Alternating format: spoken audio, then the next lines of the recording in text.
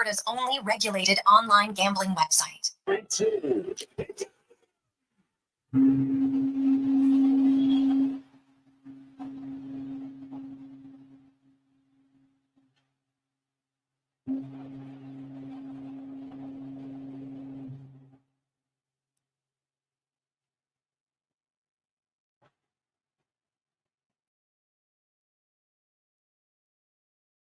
What a terrific Tuesday afternoon. How are you? And welcome to the Jason Gregor Show. Sports 1440, sports1440.ca. Say hello to you on YouTube, Facebook, X, and Instagram, where you're watching the show. Be sure to say hi to Deckman and hit the subscribe button. Numbers keep climbing. We very much appreciate it. I'd have a contest one day just to see. Maybe we'll give away some order tickets, eh? Can you hit the subscribe button for this time? Boom, we'll give you some free tickets. Probably be doing that very soon. So hit it beforehand, then we know you subscribed. It's pretty simple. It's pretty nice. And get there easily at Sports 1440, YouTube, Facebook, X, and Instagram. The Gregor Show is always brought to you by PlayAlberta.ca, where you can get in the game. It's Lotto Max tonight. $25 million. Good luck. PlayAlberta.ca, where the Oilers are on the road tonight in Ottawa. And if there was ever a time to pick the over, because the Oilers haven't hit the over very much, it's 5.5. Think about it. I don't know when the last time an Oiler game had the line of 5.5. But just tells you, when you can't score, that's what happens. But God, it's the Ottawa Senators. They're averaging 5 goals against per game. There got to be at least 6 goals in this game tonight, doesn't there? Like, it's got to be. You would think. But we'll see. That's why they play the games. It's fun. It's unpredictable. You never know. So get there. Speaking of unpredictable and fun. Connor Halley, what did I say yesterday? I had a goal. I didn't want to watch the game. I didn't want to know the score. Now, when I got to the rink, one of my assistant coaches had the game on his phone. So I'm like, that's fine. Well, the boys are getting dressed. So I watched up until the point that Rodriguez hit the home run in the third inning. So I knew everything that happened up until that point, which was fine. Then, I had to start doing warm-up and focusing on the kids, get everything ready for the game plan. So I didn't watch anything else. When the game was over, I said, hey, I don't want to know, so please, no one tell me. I had left my phone in my car. I got home, did not know the score of the game. Went downstairs, got on the PVR, allowed my son to stay up, watch it. We watched the game. And when George Springer hit a home run, needless to say, pretty excited. Now, it was live for me. That's the wonders of technology in 2025. You could never do that years ago. Right? You either had to see it or you missed out on it. That's just how it was. Right? Like if I was, if you're at your kid's sporting event back in 1985, the last time the Jays were in a game 7, how would you see it? You'd have to watch the highlights. That's it. So it's pretty cool to do it. And what a game it was. You're a little bit nervous, but when Barger got a walk, I remember saying, hey man, this Barger's on, they got to do something. Then IKF again, Kiner Falefa, IKF, all the guy does is extend rallies, gets things going. And then a great bunt. What a bunt. Like the small ball by the Jays that led to that. I know that Springer's going to get all the accolades, as he should. It's a huge hit. No question. Probably the second biggest home run in Jays history after Joe Carter. I can't think of a bigger one. Like it goes ahead of Jose Bautista now, because Bautista, the game was tied at the time. And also it was game 5 and not going to the World Series. So I would put George Springer, you're behind. This puts you in front. 3-run shot. It's huge. The energy in the crowd, probably the same, but I think in folklore of the Jays, that's number 2 behind Joe Carter. But when you look at Barger, then you look at IKF and Jimenez, that bunt to get those guys in position. Now, I know you say, well, Gregor, if you didn't lay down the bunt and just got an out, doesn't matter. It's still a 3-run home run. Yeah, sure. But the point is to get a rally going, and now you've got momentum. Now they got to change pitchers. And George Springer, who has a reputation for coming up big when it matters.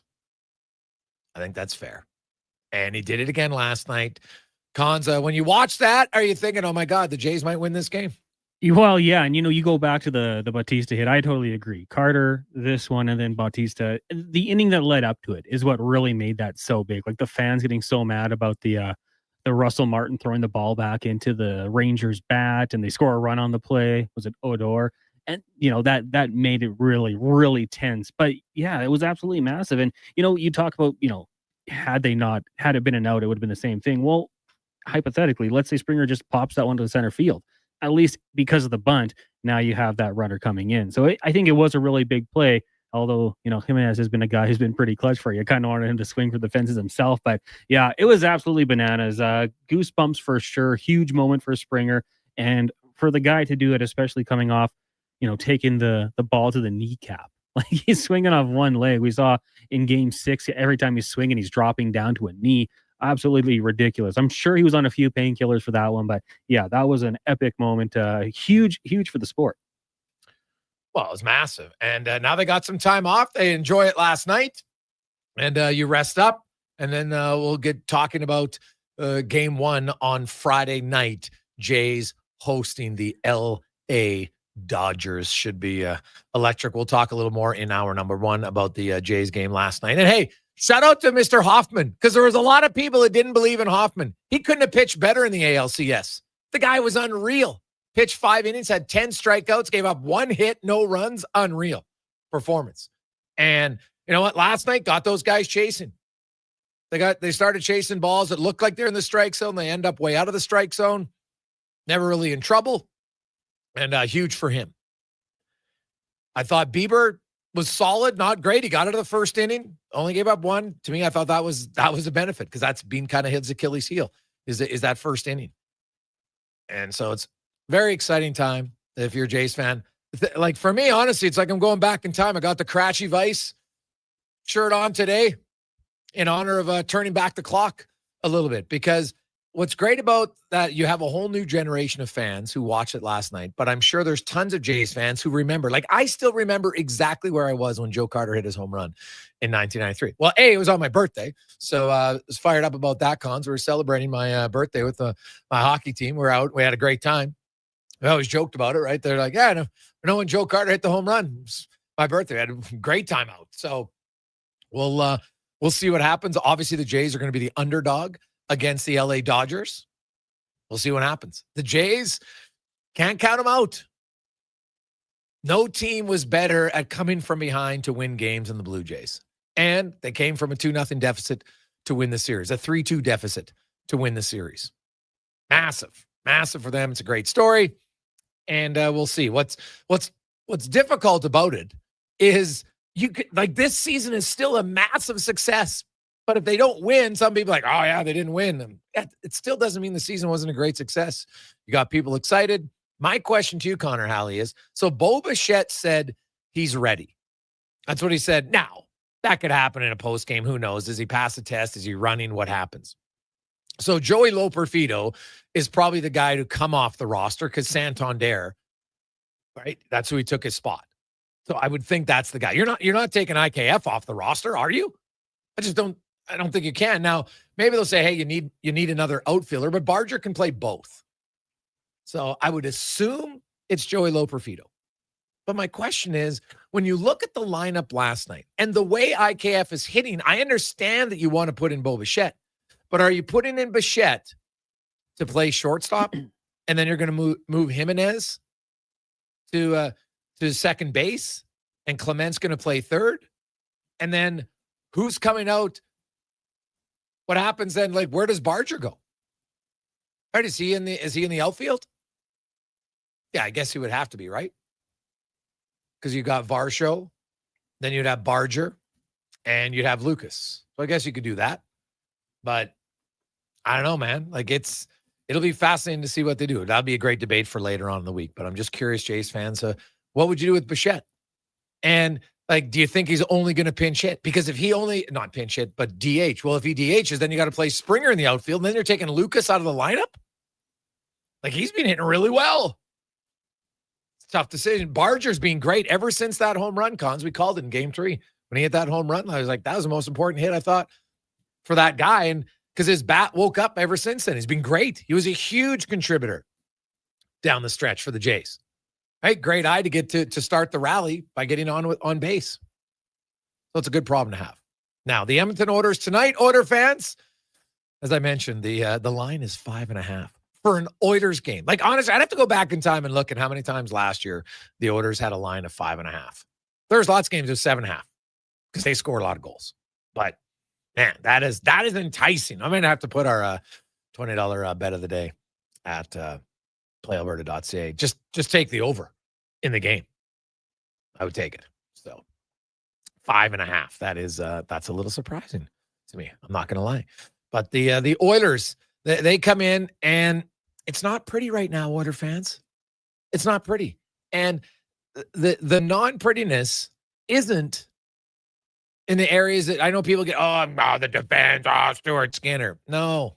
I'll just read you some numbers on why Oilers fans, when you watch the game tonight, there's some clear, obvious areas they have to improve, right? They're not creating enough offense overall. Let's just start there, right? If you look at it, the Edmonton Oilers, like, here's a small stat, but it's very important. So you can generate a rebound. That's one thing.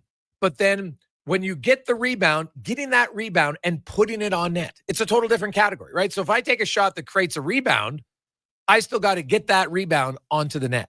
The Edmonton Oilers are dead last in the NHL at half a goal expected per game on getting rebound shot. That's it. They're not generating any. Now, I know they miss Hyman, so that's a big factor, but they're dead last.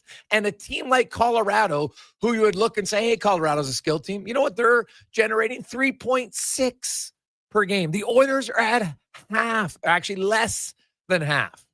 It's 0.42. Brutal. Not good at all. Even lucky bounces, they're ranking 23rd, where, goes off a leg, off a stick, off a butt, whatever. And when you have guys in front, that can happen. In front of the net, their net front ozone, guess where they rank? 29th.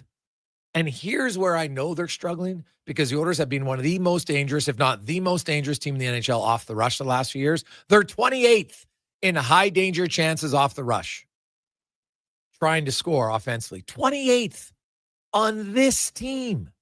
So that's when you know things aren't going very well offensively. And coach decides, you know what? He's loading up McDavid and Draisaitl. I don't have a problem with it. Neither one of them, I think, is filled with a boatload of confidence right now. Leon Draisaitl was very honest, and it's like, man, I'm just not seeing him, not feeling it. So put the two of them together. See if, because you need them to get off the schneid. You just do.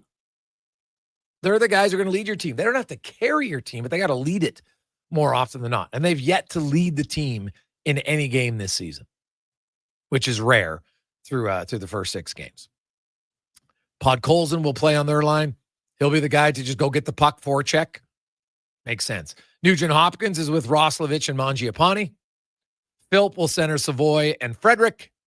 Henrique in game 1,000 will be centering David Tomasic, who comes back in the lineup, as well as Ike Howard. On the back end, Ekholm and Bouchard. Nurse will play with Jake Wallman. He'll make his season debut. That should be a big boost on the back end for the Oilers.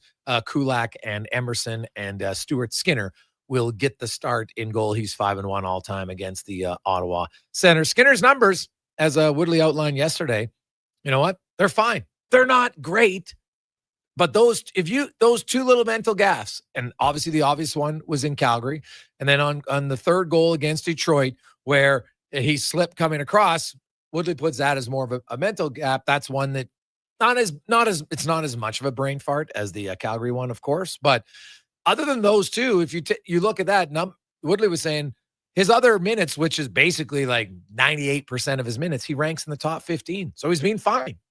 He just removed those big ones, and he's been great, really, is how you'd look at it. So he's not great because of those, but the majority of his time, he's been pretty good. Meanwhile, the Senators, no Brady Tkachuk. He's out for another 3 weeks at least. They got the red-hot Shane Pinto, who leads the NHL in even-strength goals with 7 and is tied for the league lead with goals overall, 7. He'll center Amadio and Giroux. Dylan Cousins with Batherson and Stützle. Greg centers Perron and Cousins. Eller between Zetterlund and Lixell. Sanderson and Zub, local guy. Sanderson, of course.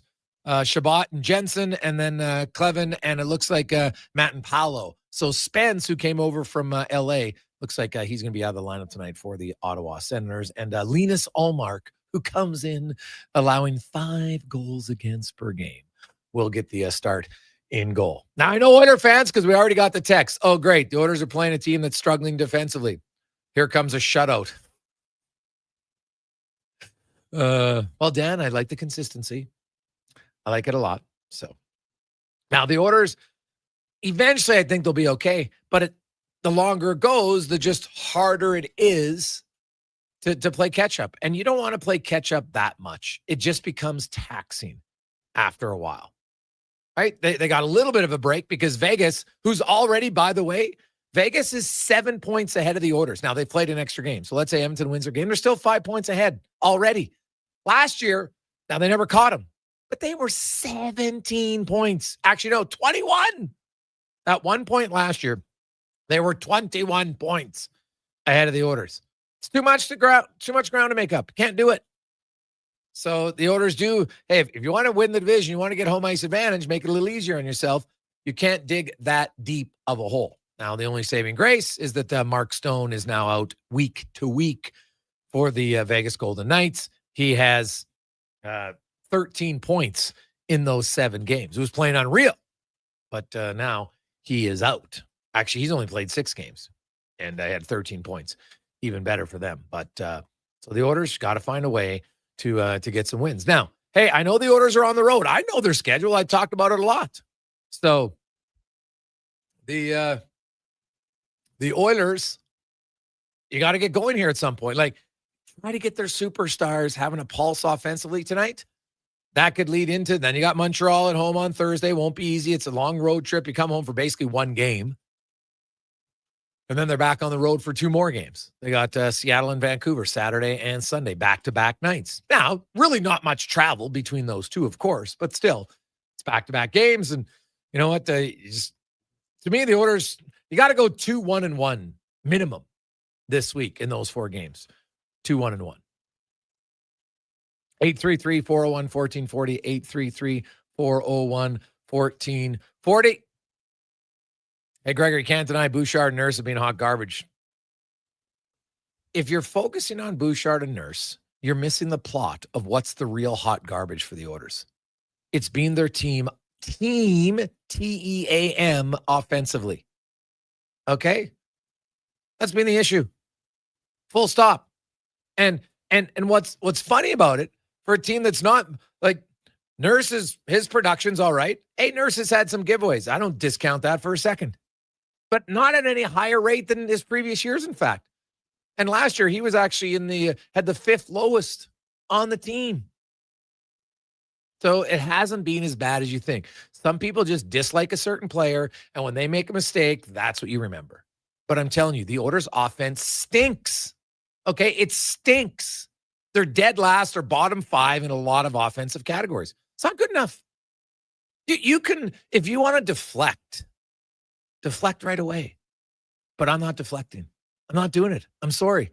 You're wrong if your focus is, wow, Nurse and Bouchard, let me scream at them. No, that's not their main focus right now. Can they play better? Sure. But if they play better, are they going to suddenly carry the offense? No, that's the main problem, is the Oilers' offense. It's the main number 1 problem. Okay? Full stop. As much as you don't like, well, Bouchard and Nurse are giving away 2. Do you know where the Oilers rank in goals against? They're 12th in the NHL. 12th. Goals against aren't killing them. Goals for is killing them. Or a lack of, I should say. That's what's killing them. Take a quick break. When we return, we'll go into Ottawa. The Senators, no Kachuk. They're not off to a good start. They've been leaking chances. You know where they've been leaking? Off the rush, which is normally where the Oilers crush teams. So this might be the perfect mix for the Oilers to find a little mojo offensively. We'll talk about it with Dean Brown. We got Thomas Hall. Struddy will be by in the 3 o'clock hour. We got Speck. We got Landon Ferraro. Andrew Walkers will get some pregame show, the 2-minute warning with Cam Tate and Terry Ryan and more on the Gregor Show, presented by PlayAlberta.ca. Whoa, who turned off all the lights? Experience the new charcoal menu at Booster Juice. Charcoal menu? Introducing the Eclipse Smoothie, Blackout Booster Mixer, and Midnight Booster Ball. Where's that voice coming from? Dark and delicious, made with activated charcoal. Can we please turn the lights back on? Sorry, I'm just excited about the new charcoal menu. Wow, that is good. Right? Available now, only at Booster Juice. You've got a go-to coffee spot, a trusted barber, even a lucky game day jersey. But when it's about looking your absolute best, there's only one name you need. Mr. Dirk. Family run since 1939. We're experts in crafting impeccable tailor-made suits and offering a wide variety of on-site elevates ropes, no game. Visit our Edmonton store. Works with Mr. For big fun style with Mr. Dirk. Car you're ready to part with. Find easy and Go Auto. $1,000 trade-in. Rocking that new car smell. Just a few clicks, and boom, you've got your value. Text value to 780-777-7777 to start. That's value to 780 all sevens. Why guess what it's worth? Let Go Auto show you the money. It's a new season, Edmonton, which means it's time for new offers. Play Alberta is offering odds boosts on every Oilers game all season long. This is your chance to score big. And for a limited time only, our listeners can get an exclusive $50 free bet when they deposit $50 using code Gregor50. That's code Gregor50 for an exclusive $50 free bet. Alberta wins with Play Alberta. Must be 18 plus to play. If you gamble, please use your game sense. PlayAlberta.ca. Island Rides is one of Alberta's premier specialty charter companies. With our luxury motor coaches, we provide our customers with the safest and most reliable ground transportation services.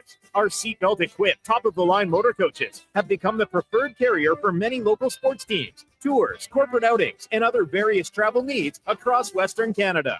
For more information and to request a quote, contact sales at 877-748-0991 or visit silentrides.ca. The job won't wait. Why should you? At AWS Welding Supplies and Repairs, conveniently located in Nisku, we've got everything you need to get it done. From product sales to servicing and calibrating machines, we're your one-stop shop. We're a proud, locally owned and operated business, committed to serving our community with a proven track record of customer service. Don't let a broken tool slow you down. We offer fast repairs and free same-day delivery of in-stock items to Leduc, Nisku, and South Edmonton. AWS Welding. We make it happen. Looking at the Alberta weather forecast, wild, unpredictable, brutally tough. When the weather turns tough, Titan Supply doesn't back down. Titan Supply has been protecting workers from conditions like this for 50 years. We stand tall with you against the elements with the industry's best rigging, hauling, and lifting products to get you home safe. Tire chains, wire rope, round slings, chain slings, and a whole lot more. Titan Supply in Edmonton, Grand Prairie, Red Deer, and Calgary. Online at titansupply.ca. Lift, dig, haul. Groceries, mortgage payments, family holidays, a new car. That's what profit shares look like for Vision Credit Union members. Each year, we return about 75% of our profits, $35 million last year, to the people who bank with us. Because at Vision Credit Union, when you're an owner, you get your share. Why not get yours? Learn how at whatsyourshare.ca. That's whatsyourshare.ca. Canadian Tire's biggest tire sale is here. Save up to 25% on quality tire brands like Bridgestone, Continental, Michelin, and Motomaster until November 12th. Conditions apply. Details online.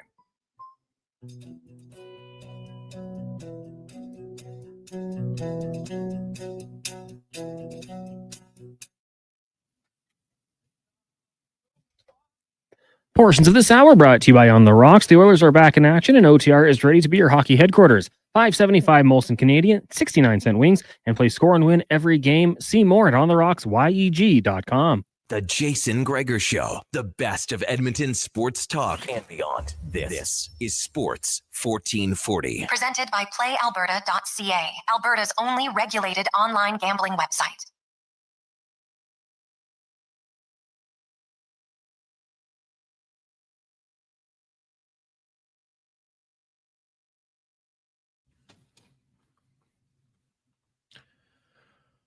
225.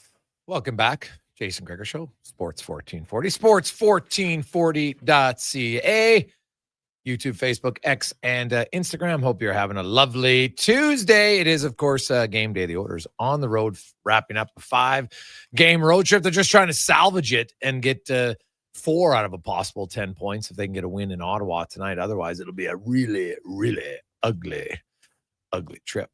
Now, let's go around the NHL, brought to you by McDonald's and their Fan Day deals. Every Tuesday, Thursday, and Sunday, you can get a Big Mac, a McChicken, or a filet of fish for only $4.49. Whew.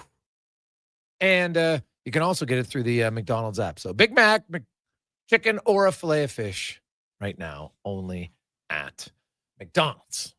As we welcome in from Ottawa, Dean Brown joins us once again. Dean, welcome back to the show, man. How you doing? I'm doing well, thanks. Well, Dean, quickly before were you a Jays fan growing up? Are you a Jays fan now? Are you into baseball at all? Where's your thoughts on the Jays for the first time in over 3 decades going back to the World Series? Well, I think it's a great thing. It's ignited the country as far as baseball goes and united the country. It is the only Canadian team. Growing up, I was I grew up in the prairies, so I was less into Major League Baseball and more into the baseball that I grew up around in my little town. So the senior men's team in Warren, Manitoba was of more interest to me, to be honest with you, than any Major League team. So because my heroes were playing in those games. So growing up in a little town, the best guys in your town end up being your heroes. So, but I think it's great for baseball. I played competitive baseball when I was a kid, and I think it's a fabulous thing that has ignited the interest, and it is something truly that I think people connect with coast to coast. Dean, did you ever hit a game-tying, game-winning home run in your illustrious career as a kid? No. Of the things I did in baseball, hitting big runs was not a part of it. I was not a very good hitter. I primarily played third base and pitched, and I was not very good at the plate. As a matter of fact, at our Junior A dinner at the end of the year, the award I won had a bat with a hole drilled in it. So that was.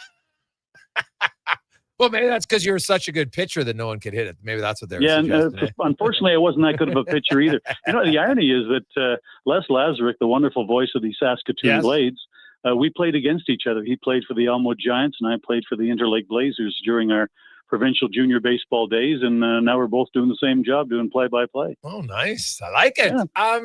Speaking of play-by-play, let's look at the Senators. You look at their numbers. And, the defensive environment hasn't been great. They've been giving up too many chances off the rush. And then their goaltender, Kevin Woodley, we had on yesterday, says, hey, it's not a great environment for the goalie, but even he's still below expected. So it's like a double whammy. Your goalie's not playing as well as you would like, and your defensive structure definitely isn't where they want it to be early on. What's the coaching staff saying? Are these easy fixes, do you think? Is it just big blunders? What's gone wrong early for the Senators defensively? Well, I think right off the top, it's actually a triple whammy because a big part of the bad defense has been how horribly the penalty kill is. They just got out of 32nd place, and now they're 31st in the league as far as penalty kill goes. Their penalty kill has been terrible. The goaltending has been good at times, but not enough of the time.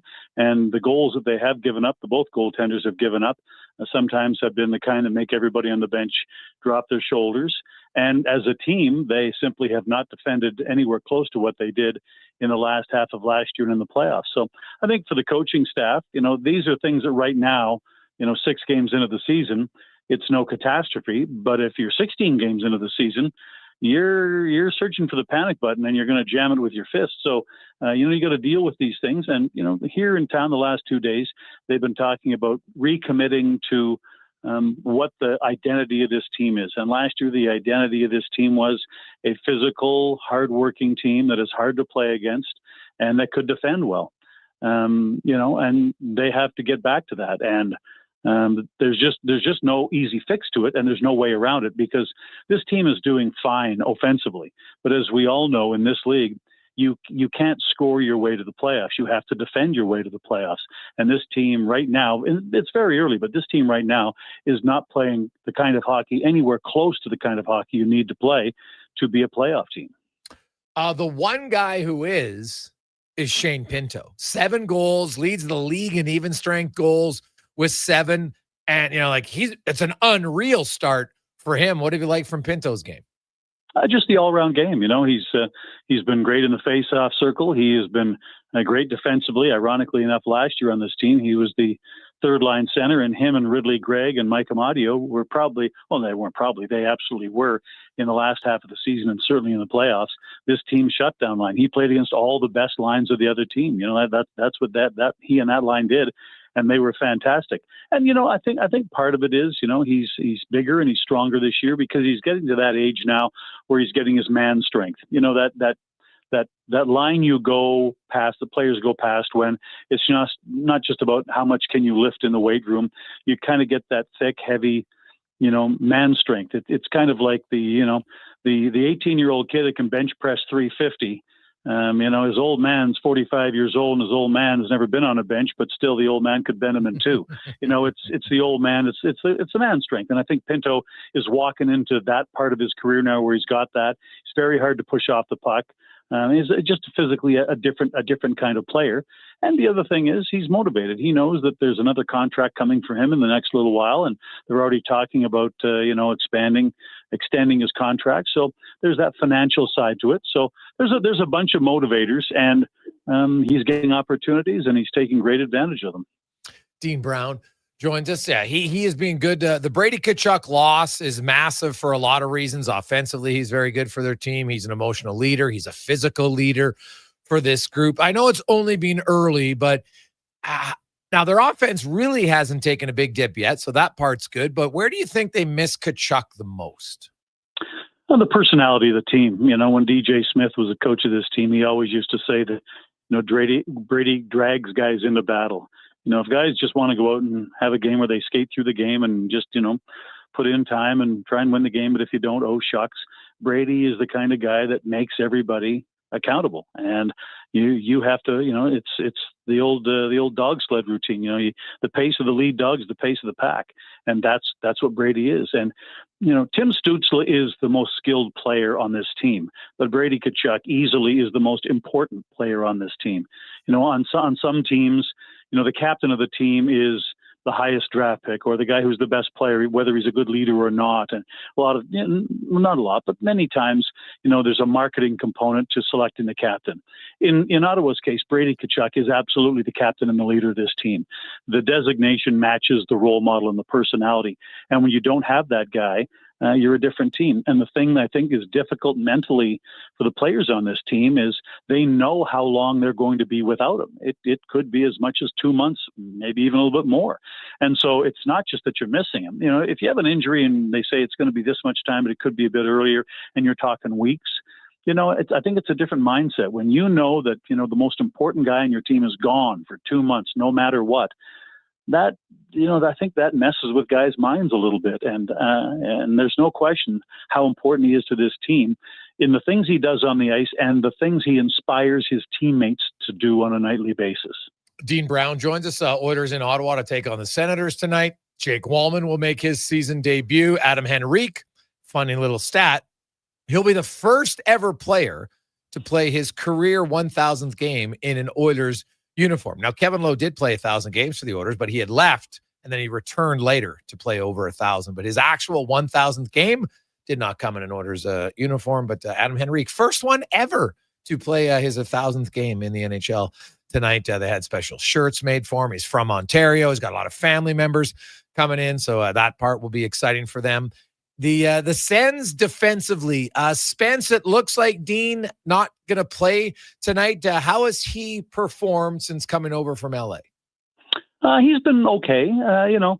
He's been when he's been in, he's done some good things that are that people like, that the coaches like. And in the last game, he coughed up the puck that ended up being the game-winning goal. So coaches like that less.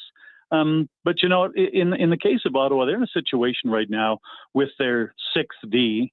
Where the coach has the luxury of being able to select the options, in that the two guys that are that 6th defenseman or would be that 6th defenseman are two very different players. Spence is a lot smaller, but a far better skater and puck handler. And Nicholas Matenpalo is far larger and more of a stay-at-home, plant and be physical kind of defenseman. And so it's given Travis Green the opportunity when they're playing a team that is more, speed, smaller forward, technical, quick kind of game. He's opted for the Spence option. When they're playing bigger, more physical teams like he played against, Tampa and he played against Florida, then Matenpalo goes in. So teams with bigger forwards and more likely to play a bit more of a physical game, Matenpalo is often the option. But it gives the coach, for the first time for this coach actually, it gives them a distinct difference in his choices about who he dresses for that final defensive spot. What about the matchups? Is it automatically Sanderson that's going to get the McDavid Draisaitl at 5-on-5 tonight? Is that what you'd expect? Oh yeah, I don't see there being any question about that, and there's no question that Sanderson is the only guy that can skate with McDavid. If anybody can skate with him, it would be Sanderson, and I don't know in a flat-out race if Sanderson could beat him, but they're in the same time zone, whereas so many people in this league aren't in McDavid's time zone. He's he's a different guy. So Jay can skate well enough that he can shut down some kind of gap. But in this league, the reality is that no one can shut down gap if he gets ahead of steam. So Sanderson is going to be dependent. His ability to have any kind of impact on McDavid is going to have direct links to how successful Ottawa is in slowing McDavid down before he gets to his blue line, because you've seen it a billion times. If he's at full speed by the time he hits his blue line, there is no one in this league that can contain that speed. So Sanderson will be the designated guy, but he's going to need help just like every other defenseman in the league. I don't think there is a defenseman that can take him on by himself. You need a forward to slow him down. You need a centerman to be able to box and contain him a little bit to keep him in, normal human speed. Because if he gets that step and he gets to full speed by his own blue line, you're just rolling the dice. Yeah. No, the thing is that the Oilers right now, they're big guns by their standards have been rather pedestrian, to be honest. Leon, and I know Leon Draisaitl has 4 goals, but even Leon says, man, like I'm struggling to find it. I'm struggling to feel it. McDavid doesn't have a goal yet and continually is in the slot and is passing up shots. I'm not sure why, but obviously there's some lack of confidence there. And so, Ottawa's a team that struggled defensively. Edmonton's a team that struggled offensively. And we'll kind of see what gives tonight, Dean. Which one can, get that part of their game going? Can Edmonton's offense wake up, or can Ottawa's defense wake up? And probably whichever one does is going to win the game. Yeah, I think that's probably true. And I don't have a crystal ball. I don't know. But I know in Ottawa, amongst the fans, some of them are looking at saying, wow, they've lost 3 straight games. They're in a slump. But most people are saying, oh, my God, the Oilers are due. You don't want to be the team that plays them when they're due. And, Ottawa's that team tonight. So we'll see what happens. But, it's a game that somebody's going to – both these teams walk in with various levels of funk going on in their game, and somebody's going to edge their way out of their funk. It won't be completely – neither team will completely solve their funk tonight, but someone's going to take a big step out of the ditch, and I just don't know who. It's very well said. Dino, always great to talk to you, man. I appreciate it. Enjoy the call tonight. Anytime, my friend. There you go. That is Dean Brown, a longtime voice of the Ottawa Senators, former junior baseball player. I like it. 833-401-1440.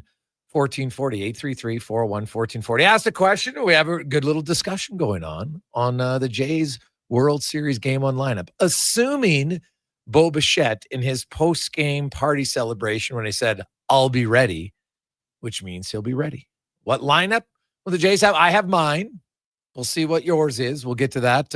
We'll discuss it next. We'll go to Toronto and talk about a magical night last night for the Jays to get to the World Series for the first time in 32 seasons. Obviously, the city will be ramped up. Jays fans across the country will be ramped up. You can listen to the game right here, Sports 1440, Friday night when the Blue Jays host the LA Dodgers, because, of course, the Jays had one more win than LA, and they will have home field advantage in the World Series.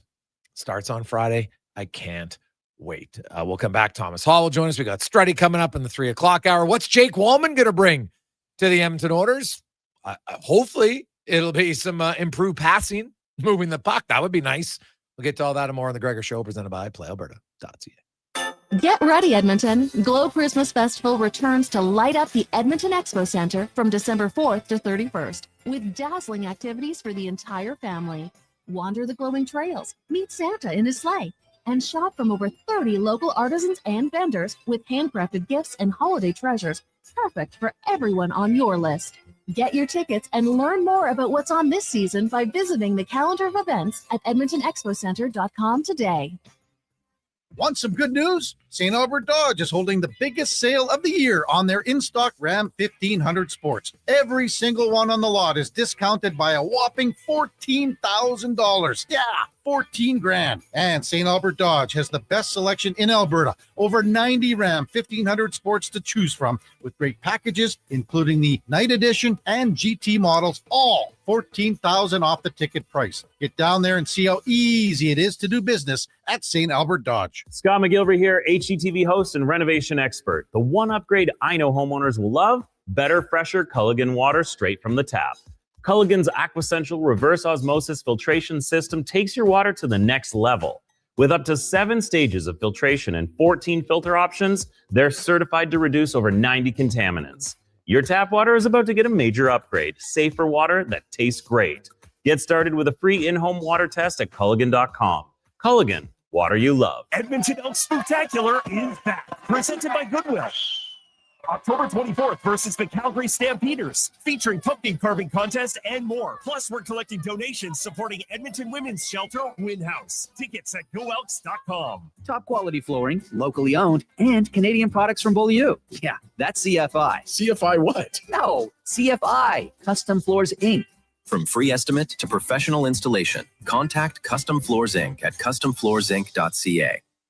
Wow, get ready for a silly hockey fans. Your partner in power just skated onto the ice. EWEL.ca, the new e-commerce website for electrical wholesalers Edmonton, is ready for the power play 24/7, 365. UL skates to where the puck will be in 5 years. Now that's forward thinking. Killer selection, slamming products from the best brands, and legendary service. Don't sit on the bench. Get your account today at ewell.ca and win that project. Plug into your partner in power. Get an EWEL.ca account today. Sure, your couch is comfortable, but watching the game is always better and on the rocks. With crystal clear TVs, you won't miss a single play, and the specials are a major league win. Pre-game warm-up starts with specials 30 minutes before the puck drops. Get 69-cent wings and $5.75 Molson Canadian and Coors Light drafts, and play score and win every game for your chance to win big. Be part of the action this hockey season. See the menu online at ontherocksyeg.com. You've got a go-to coffee spot, a trusted barber, even a lucky game day jersey. But when it's about looking your absolute best, there's only one name you need: Mr. Dirk. Family run since 1939, we're experts in crafting impeccable tailor-made suits and offering a wide variety of everyday styles. Pair that with personalized one-on-one fittings and the convenience of on-site tailoring. Mr. Dirk elevates your style game. Visit our Edmonton store or explore MrDirk.com. Score big on style with Mr. Dirk. Mr. Rooter meets a ghost. 1 plunge, 2, and 3. A toilet clogged with a ghost? Man, I love plumbing. You're free now. I will never find peace. The clog is fixed, yes, but I have never trusted the sump pump. No problemo. I can fix that. Now go to the light, you little scamp. Thank you, Mr. Rooter. To resolve your unfinished plumbing business, trust one plumber, Mr. Rooter. I'm Colin Livingston, president of Cantork. Since 2016, we've been at the forefront of hydraulic torque wrenches in Canada. I'm delighted to share our latest venture, in-house production for quicker turnaround, superior quality, and heightened versatility. Experience excellence at Cantork.com.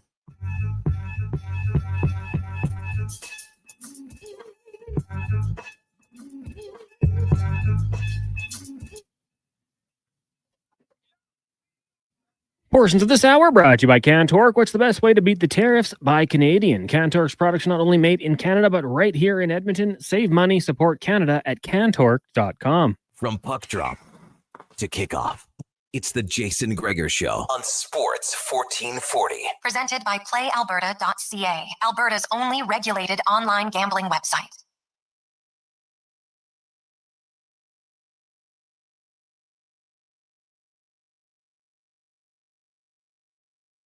Welcome back, Jason Gregor, Connor Halley. It's game day on Sports 1440, sports1440.ca, as well as our YouTube, Facebook, X, Instagram page. Also, thanks to those watching on Oilers Nation YouTube, Facebook as well. We very much appreciate it. Oilers in Ottawa, two teams going in the same direction, but with struggles at the other end of the ice. Well, I guess in this way, it'd be at the same end. Sens defense, the Oilers offense. Neither one's been up to par so far. We'll find out. Can the Oilers get off the schneid tonight? My goodness, they're going to score a few power play goals. Wouldn't you think it would come against the penalty kill of the Senators? 60.9%. Remember how brutal the Oilers penalty kill was of the first 15 games last year? It's basically what the Senators are right now. So we'll see if the Oilers power play, A, generate some chances by getting some power plays, and then B, burying them. That would be good. Help their cause a little bit. And they need something going offensively 5-on-5. For sure. Now, speaking of offense, defense, pitching, man, they had it all. It was a hell of a series. As we get to our MLB report, brought to you by Legacy Heating and Cooling, home of the no interest, no payments for 1 year on your furnace. Stay warm all winter at legacyheating.ca. And last night, the Toronto Blue Jays, a huge victory. Who doesn't love a Game 7? Man, it had everything. Seattle takes the lead. Toronto ties it. Seattle takes the lead again. Then they extend it to 3-1.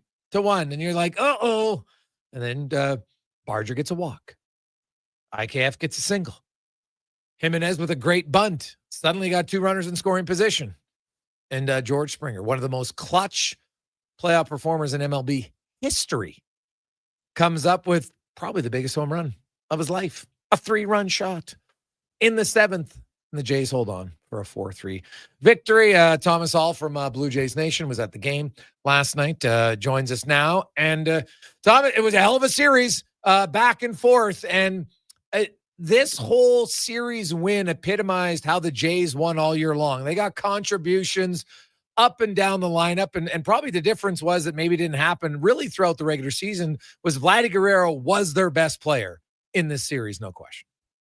Without a doubt. Yeah, he certainly put his superhero cape on and helped lead the Blue Jays to victory here. He's been doing it all postseason long. He's been having the, coming out party that, everyone sort of dreamed of when the Blue Jays signed him as a 16-year-old 10 years ago. And, there was a ton of bumps along the way, right? You had the inconsistencies in the regular season throughout the 22-23 seasons, and the playoff failures that this franchise has had in years past too. And for it all to end up in this position where the Blue Jays are just 4 wins away from winning their first World Series title in 32 years, and to have Vladdy as the face of the franchise, being a big part of it is very fitting for this team.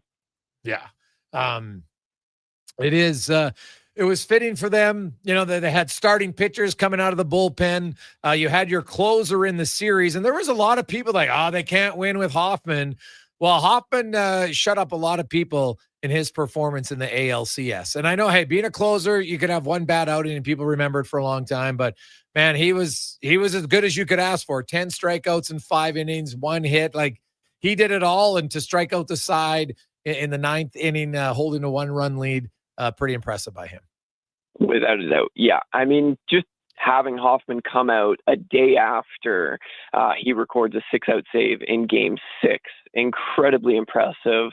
It's a lot to ask of your closer this time of year, right? But this is exactly the situation that the Blue Jays signed Jeff Hoffman to a lucrative deal for. They envisioned him being in these types of moments, coming through when it matters most in October. And say what you want about him during the regular season, the ups and downs, the roller coaster ride that was.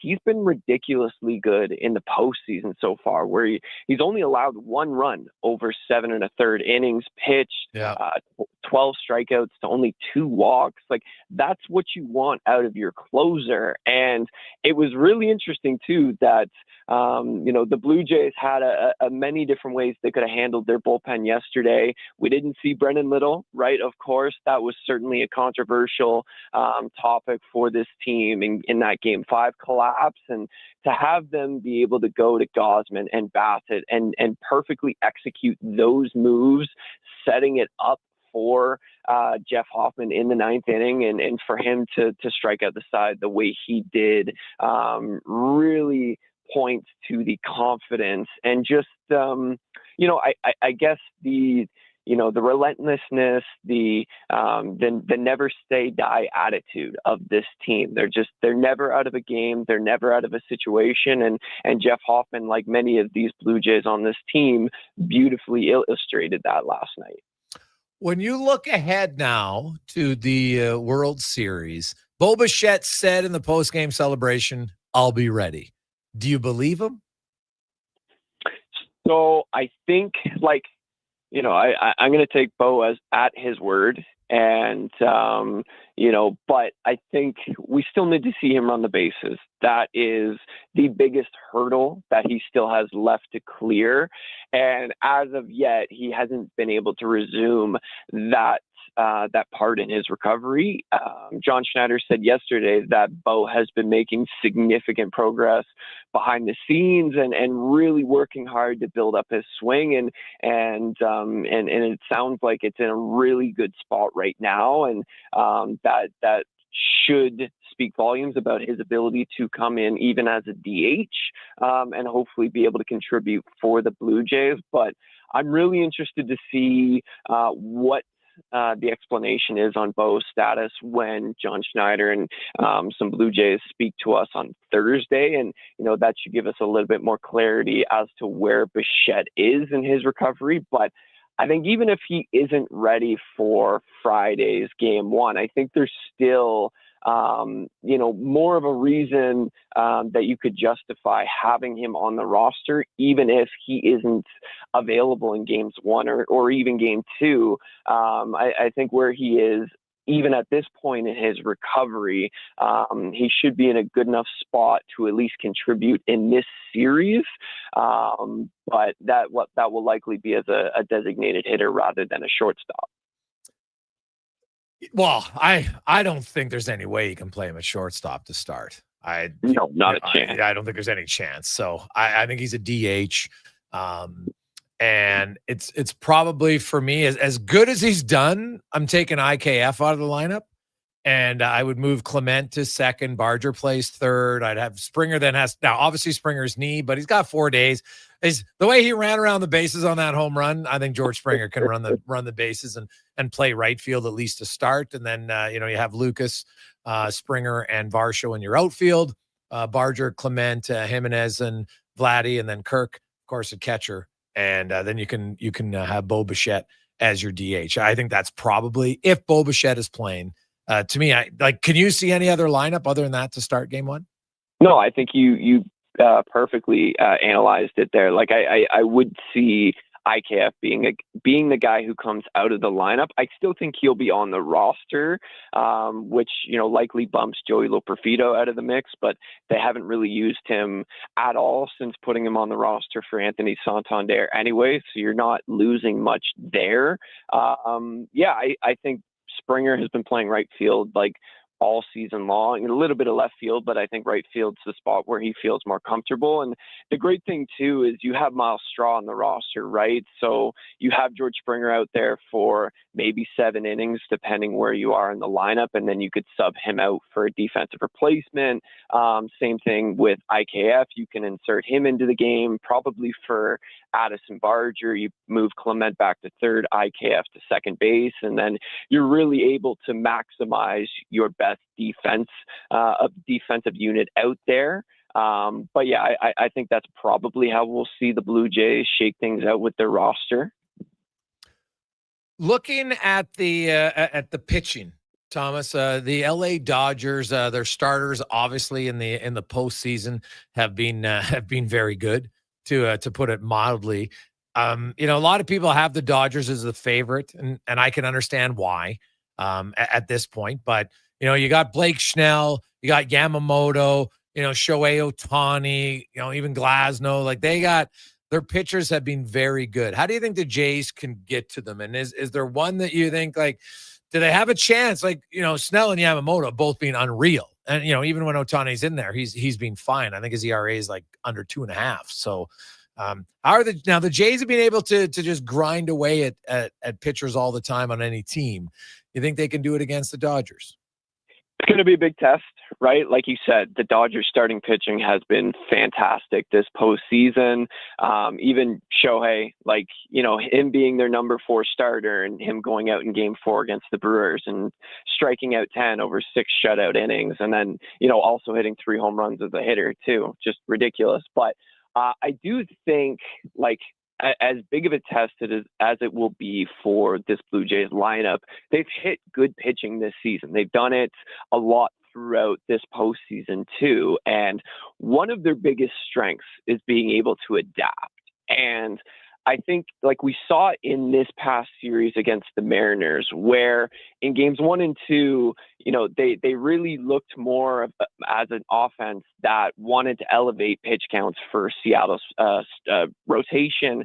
And Seattle starters they don't operate like that. They pound the strike zone really well. They don't nickel and dime you, right? They're not looking to get hitters to chase. And so once the Blue Jays adapted to that, they started being more aggressive early in counts. And I think, it'll be interesting to see how they balance that out against the Dodgers pitching staff that is a little bit more, catered to the Blue Jays style, where, the Dodgers pitchers, their starters in particular, try and get you to expand the strike zone more, chase pitches outside the zone. And so I think, if the Blue Jays can adjust back to that, having more of a disciplined approach, but still being able to go out and hunt pitches and get their A swings off, like they like to say, then I think they have a puncher's chance against this rotation. And, the Dodgers bullpen has been their Achilles heel all year. And, if you're able to knock out a starter early in the game,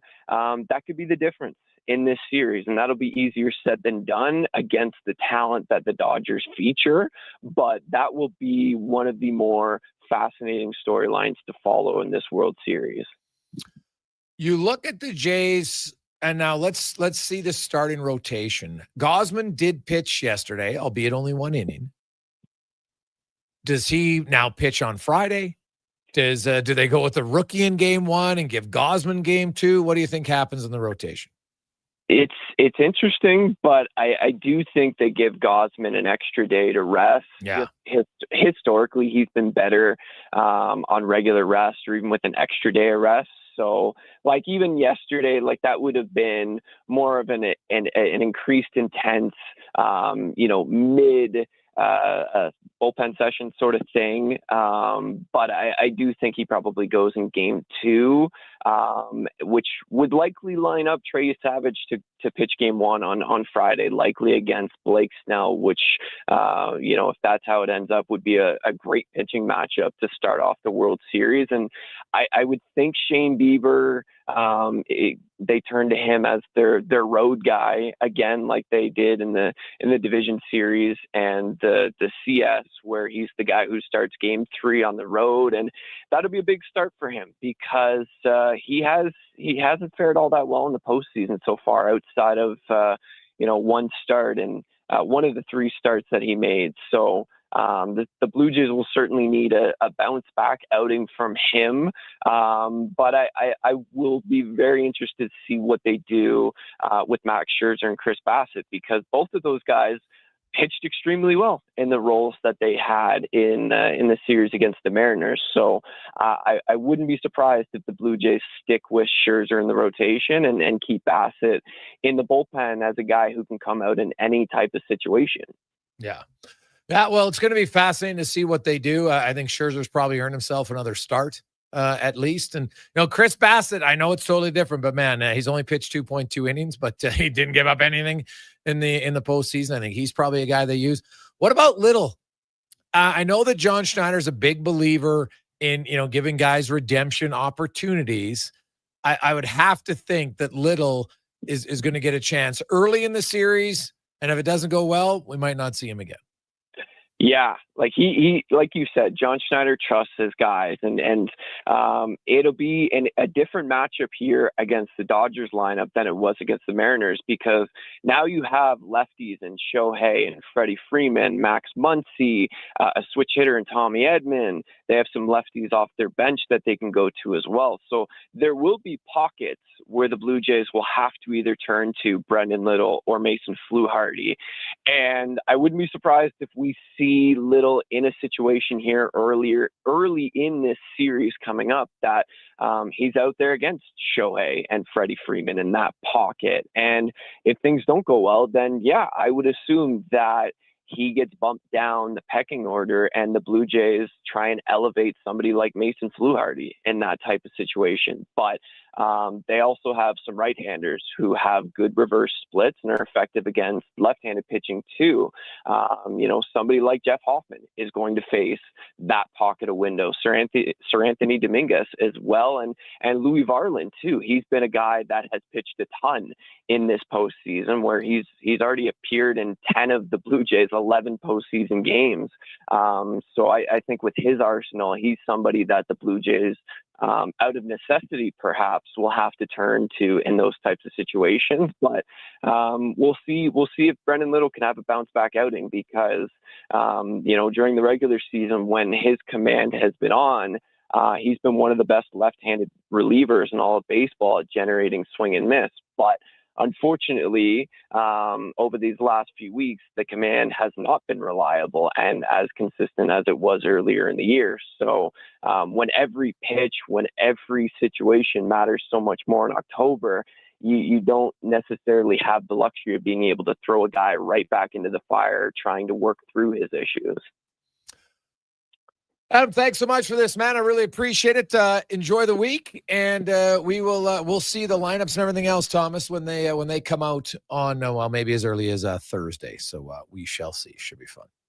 All right, thanks for having me on. Hopefully, we get to chat again soon down the line. You betcha. That's Thomas Hall from Blue Jays Nation. Jays going to the World Series.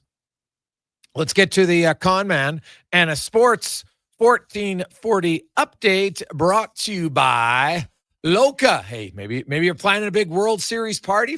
You want some food, baby. And guess what? They got it all. They're a butcher, a baker, a cafe, a deli, rotisserie, pizzeria, all under one roof. 2 locations, Sherwood Park and Edmonton. All the party food and a lot of healthy food. Loca.ca.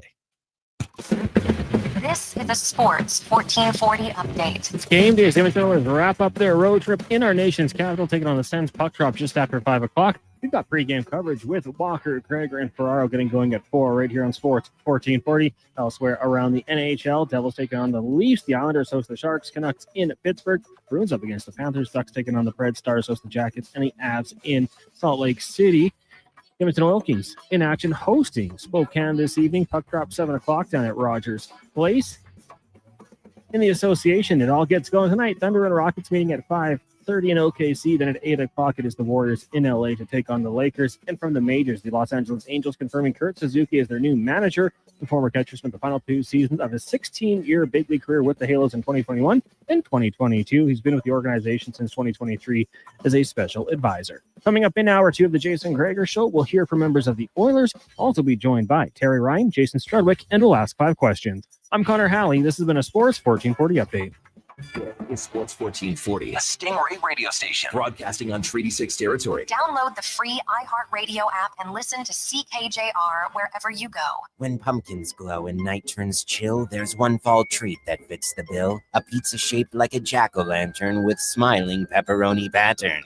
Thin golden crust, so cheesy and tasty. Get yours now. Better. Afternoon. It's how are you? And time for a spooktacular price, $17.99. Better ingredients, better pizza. Yes, it's true. Papa Welcome John's back. Jack-o'-lantern Pizza is coming for you. Spookily and proudly locally owned and operated. Gregor. Planning your next event? Let Loca Quality Market cater. From made-to-order meals to gourmet platters to full chef tasting experiences, they make entertaining effortless. Visit loca.ca to start planning today. The savings at Wolf GMC Buick. For a very limited time, get 0% on every 2025 Buick and GMC, including the all-new Buick Envista, the Encore, Envision, and Enclave. For the GMCs, 0% on 2025s like the Sierra Half-Ton, Sierra HD, even the Yukons. Get 0% on all 2025s. Plus, get up to 84 months on the GMC Sierra Half-Ton Crew Cab. But like the leaves, these deals won't last long. Get into Wolf GMC Buick now. Wolf GMC Buick. We're making it easy. At Leading Edge Physiotherapy, we believe that life shouldn't hurt. Now, that doesn't mean that we don't know that sometimes it really hurts. I mean, we've seen people at their worst moments in life, when they feel they have nowhere to turn, or at a time when they felt like their problem just wouldn't ever go away. We've also seen people who thought to themselves, it'll just go away on its own, or this is no big deal. I don't want to bother anyone about this. Don't know where to turn to, or think it's no big deal. Either way, we have the technology, techniques, and skills to help you get back to it, whatever your it may be. Life shouldn't hurt. LeadingEdgePhysio.com. Monopoly Double Play is back at McDonald's. So let's practice winning. You just won 25 grand. And go. Yes. I said 25 grand. That's what I'm talking about. Yeah. Much better. Okay, now you just won a brand new Chevrolet Corvette. I think you just fainted. Impressive. Feel like a winner on pack and in-app. Monopoly Double Play is back. While supplies last, 1 in 5 chances to win game piece prizes at outset. Chances to win draw prizes depend on number of entries in each draw. Cash prizes payable by e-transfer. See rules in-app. At the Nissan All-In Clearout, there's nothing more chill than financing an award-winning Nissan for just 0%. Enjoy the soothing relaxation of zero stress, zero worries, zero indecision. During the Nissan All-In Clearout, get 0% financing plus up to $500 bonus on some of our best-selling models. You have zero reasons to wait. Conditions apply. See your local Nissan dealer today. Visit your local Edmonton and area Nissan dealer for more information. Game day sauce. Buddy, quit rolling up to the bar and looking like it's grade 9 grad and you're wearing your dad's old work suit. Do yourself a favor and call Game Day Suits. Game Day Suits is Alberta-based and makes fully customizable, made-to-order suits. Perfect for hockey teams, wedding parties, or even the office crew. Book your free consultation at GameDaySuits.ca. I'm rocking one right now. I look deadly. You know they can't see you, right? Okay, Mr. Announcer, you want to go, tough guy? Game Day Suits! If you're looking for non-stop sports coverage, tune into Sports 1440, Edmonton's only sports radio station. 24/7 coverage comes at you with expert commentary, in-depth analysis, and so much more. We are Sports 1440.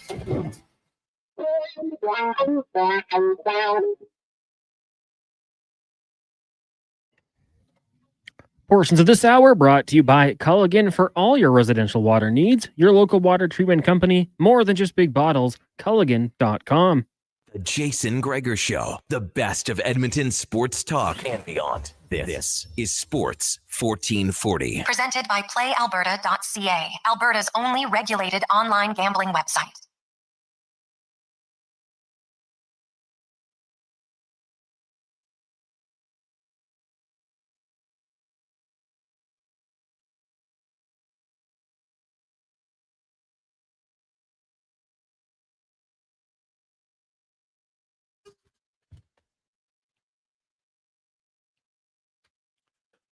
Just after 3 o'clock on a lovely Tuesday afternoon. Welcome back. It is the Jason Gregor Show, as always, brought to you by PlayAlberta.ca, where you can get in the game. Remember our Play Alberta wager of the day. We're going with the over, man. 5.5. Oilers, Senators. Something's got to give. The Sens are giving up 5 goals a game themselves. Like, at some point, the Oilers got to score 3 goals, don't they? At some point, you got to think so. So 5.5 line to PlayAlberta.ca. Got to take it. See anything else you like there? But if I was going on an outright win, and I know the odds aren't great, but the Washington Capitals, Seattle Kraken are playing their 5th game in 8 days. They're on the road again. So I want to look at that one. Maybe in the Caps by 2. Just a thought. Check it out at PlayAlberta.ca. Jason Strudwick is going to join us in a bit. Also, TR will be by. But let's get to the oil report brought to you by Go Auto, man. They got a lot of selection for you. 69 locations. Nice.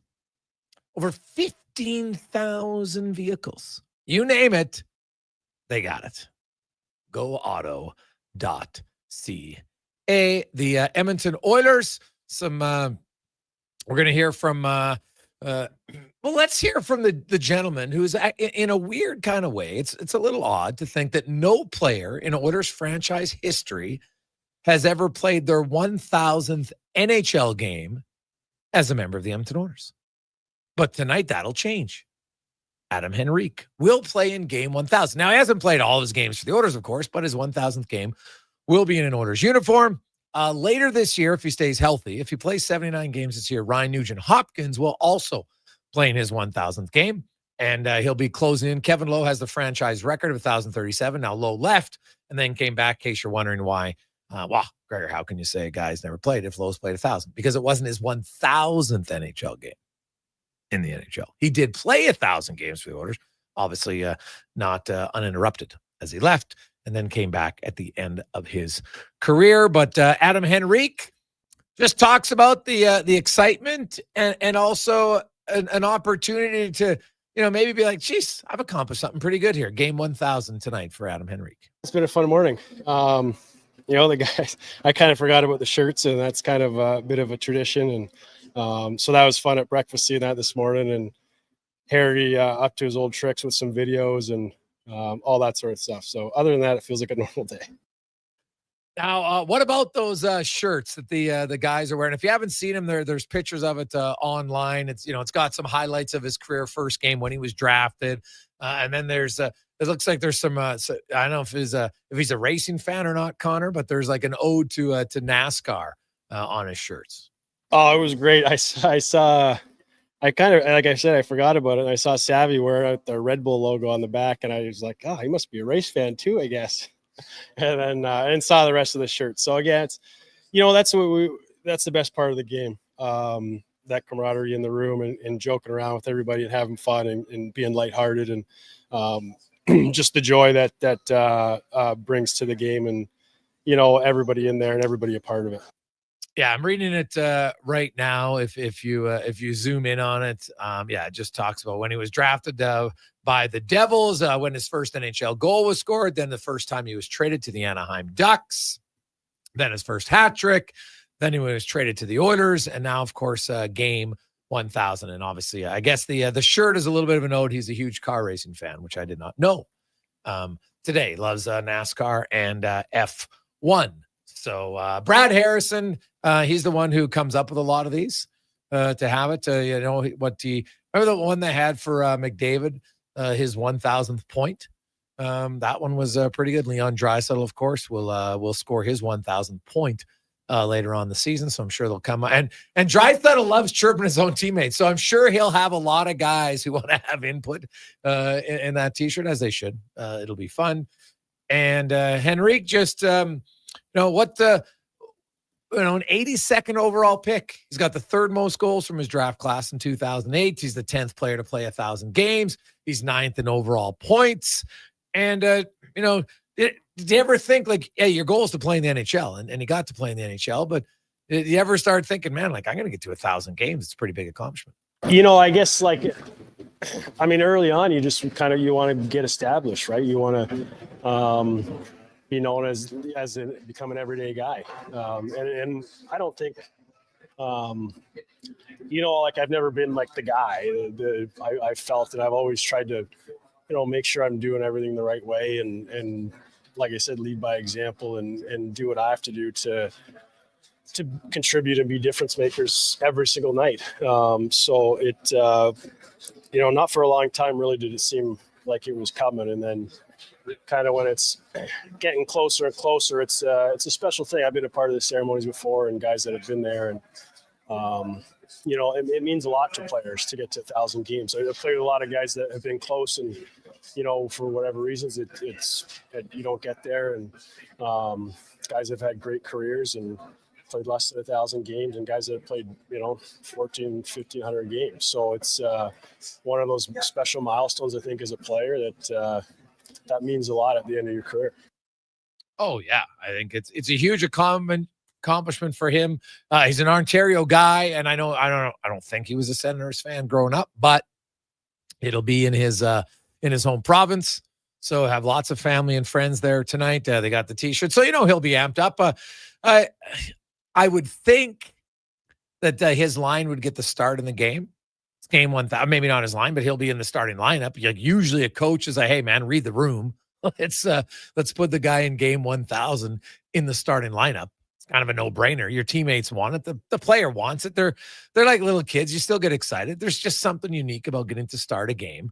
So he it wouldn't be surprising to me if he does it. Now we'll hear from head coach Chris Knobloch. It's game 1,000 for Henrique, but it's game 1 of the season for Jake Wallman, and a much-needed addition on the back end. And Knobloch talks about Wallman returning and what he'll add. But I think we've been having difficulties just transporting the puck up ice, and that's just not on our defense or forwards, but I think he'll be able to help with that, whether it's making a first pass or skating it out. So yeah, it's nice having Jake back. Oh gosh, yes. And what about the boost that your team can get not only from Wallman's return, but also coinciding with Henrique's 1,000th game? Yeah, it's very exciting having moments in the season where you can celebrate. Right now, we need a little bit of excitement, and this being a remarkable day for Adam Henrique and being able to be part of it. Adam's been, for him to play 1,000 games, not many players get to do that, and hopefully that we can, make it memorable for him. Well, yeah, they would like that. And his thoughts on Stützle. What's as an opposing coach, you watch a player, obviously with Brady Tkachuk out now, Shane Pinto is red hot. He has 7 goals on the season, but Stützle is probably their most skilled player. Knobloch shares his thoughts on Stützle. Very dynamic player. Very fast, powerful, dynamic with the puck. Difficult to check whether you put speed on him. I believe he's strong enough that he can outmuscle a guy. Put a stronger guy on him, he's going to use his speed and beat him that way. So I think he's very difficult to check, and just because of his versatility. And his team and their ability to bounce back. It's been 3 games, and it's really been 3 games where they haven't played very well. And I would argue even 4 games. Stuart Skinner stole him the win in New York. These first 4 games of the road trip have not been good. How confident is the coach that his team can bounce back? I think, my time here, and just a lot of respect for our players, our team, how they've been able to just let things go. Obviously, when you're losing games, it's never fun. But they've always been able to bounce back and not get too caught up in the moment. I expect us to continue that theme. We've got a lot of new players with our team, but obviously our veterans are leading the way and kind of setting the vibe for the team.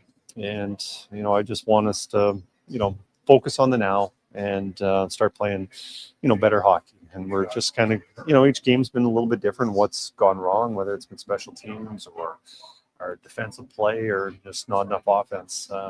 But we just got to, simplify it, and things will work out when you just work or make sure the things that are important to get done well. And lastly, as a coach who coached him in junior, I don't know if he's ever seen him in this much of a, and I know he's got points. So people say, Greg, he's not in a funk. I don't know. I think anybody who watches McDavid in these first 6 games, it might be the least dangerous I think I've seen McDavid in a 6-game stretch in a long, long time, where I really haven't seen him, get the defense on their heels very much off of the rush, which is normally his bread and butter. So as a coach who knows him well, how can you tell when or if a breakout is coming for McDavid? Yes, I assume it'll be sooner than later. But Connor's had a lot of chances, and whether goalies have made good saves or just, have maybe more of a pass first mentality. We'd like him to shoot because obviously he can score goals with the amount of goals that he's scored in his career. I think just with our team in general, we need to simplify. And part of that is just having a shot first mentality. Well, yeah, shot first mentality. We'll see. Is 97 going to shoot the puck? It would be nice if he did it, especially if he finds himself in the slot with some time. Shoot la rondelle. That's what I would be saying. Mix it up a little French and English for him. Get him thinking. Away you go. That's what I'd be doing if I was. No, I know it's odd to say. It's like Connor McDavid, best player in the world. But guess what? He's not the best goal scorer in the world. He's had one great season of scoring goals. And guess what happened that year? He shot the puck a lot. So, keep it simple. In the slot, open look, shoot the puck. Stop passing to Troy Stetcher. Like, I've seen 3 guys pass off good chances. Troy freaking Stetcher. I know he's really, popular in the room. Guys love him. Scrappy guy. But I'm sorry. Troy Stetcher's not the guy I'm passing up a great opportunity to. Now, if I'm in the slot and, you know what? If all of a sudden it's Austin Matthews or Leon Draisaitl, all right, okay, I can see why you maybe are giving it to him. But it's Troy Stetcher. Oh, Troy Stetcher's probably himself saying, what the hell are you doing passing to me? Shoot the puck. We'll come back. Jason Strudwick will join us. What's Wallman going to add? Find out next on the Gregor Show, presented by PlayAlberta.ca. Sure, your couch is comfortable, but watching the game is always better at On the Rocks. With crystal clear TVs, you won't miss a single play, and the specials are a major league win. Pre-game warm-up starts with specials 30 minutes before the puck drops. Get 69-cent wings and $5.75 Molson Canadian and Coors Light drafts, and play score and win every game for your chance to win big. Be part of the action this hockey season. See the menu online at ontherocksyeg.com. Edmonton Elks Spectacular is back, presented by Goodwill. October 24th versus the Calgary Stampeders, featuring pumpkin carving contest and more. Plus, we're collecting donations supporting Edmonton Women's Shelter Win House. Tickets at goelks.com. Legacy Heating and Cooling is the #1 furnace replacement company for zombie hunters. Those who know their old decrepit furnace passed away years ago. Its decaying husk shuffling around now as the furnace. Legacy Heating will send your undead furnace to its grave, replacing it with no payments and no interest for 1 year. Protect your legacy from the beast in the basement. It's time to destroy the furnace of the dead. Legacy Heating and Cooling. When you have lifting and material handling needs, Northwest Crane delivers. Western Canada's Sani dealer, backed by the industry's toughest one. 3 years, 3,000 hours, no compromises. They service all crane makes and models with skilled technicians and deep industry expertise. Alberta owned with locations in Leduc and Grand Prairie and fully equipped service trucks. Northwest Crane keeps your operation lifting. For more information on sales or service, visit northwestcrane.com or call today. Day or night, tasting just the right. You can order oodle noodle at oodlenoodle.ca, delivering you the news almost right away. Remember, you can order oodle noodle at oodlenoodle.ca. So stay on your couch all day and order oodlenoodle.ca. Oodle noodle. The job isn't done until the last load is hauled, and having a semi-trailer out of commission is not an option. Whether replacing or adding to your convoy, Edmonton Trailer has a huge inventory of new and used semi-trailers, trusted by the gravel, logging, oil field, fluids, and freight industries. Find a trailer right for you online or at one of their 3 locations. For sales, service, parts, rental, and finance, when you're in it for the long haul, Edmonton Trailer. Bring in the new year with a Canadian country legend. December 31st, in concert at the Silent Ice Center in Nisku. Brett Kissel. She drives me crazy. Multiple CCMA and Juno Award winner, platinum-selling recording artist, and top 10 hitmaker. Celebrate the new year in Alberta, country style. Bring your friends, your cowboy boots, and your party spirit for a night full of hits, celebration, and unforgettable memories. The countdown to 2026 starts with Brett Kissel live on stage. Get your tickets now at silenticecenter.com/events. Carve out for a cause at the Jason Gregor Pizza Pig Out, presented by GS Construction. Thursday, November 6th at the Canadian Ice House, indulge in unlimited pizza from amazing local pizzerias while you help raise some dough for Kids 4. Then vote for your favorite slice to help crown the People's Choice Award winners. Tickets to join Edmonton's biggest and best adult pizza party are just $30. Head to jasongregorpizzapigout.com for more details and to buy tickets. Wondering what you can afford? Let Go Auto do the math with our free car loan calculator. No pressure, no awkward convos, just quick answers on your budget and payments. Bad credit? No credit? We got you. Text CHECK to 780-777-7777. That's CHECK to 780-all-7. Find out what you qualify for and start shopping with confidence. Go Auto. Drive what you love with payments that make sense. Looking for the perfect gift? Give the gift of great taste with a Loca Quality Market gift card. Redeemable at any Loca Quality Market or Loca operated restaurant. It's a treat for food lovers. Ready anytime. Grab yours today at loca.ca.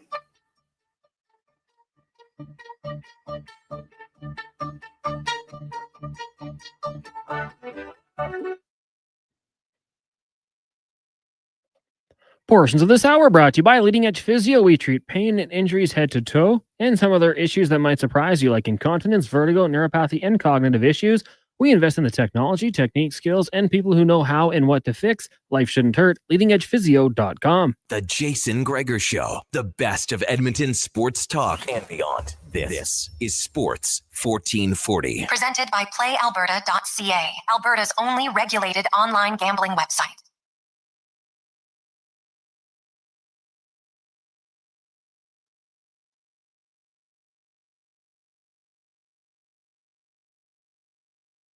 Go again.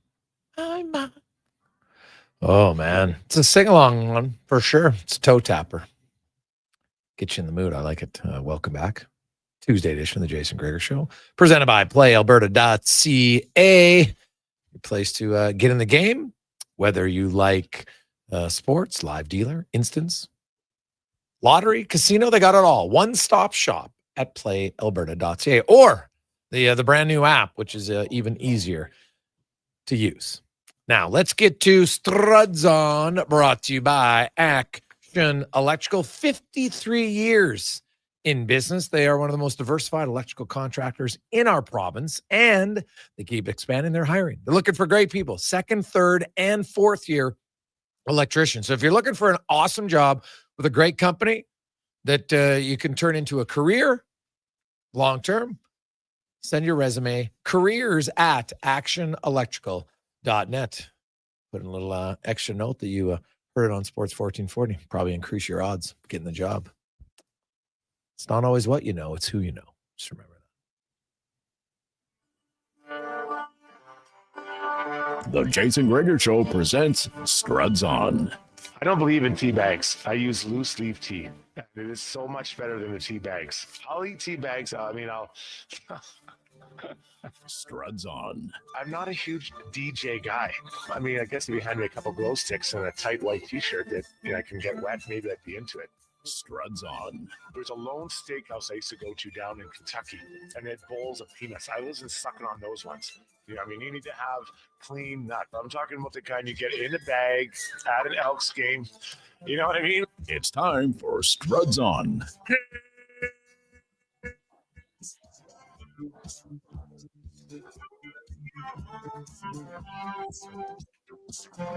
Struddy, how you doing?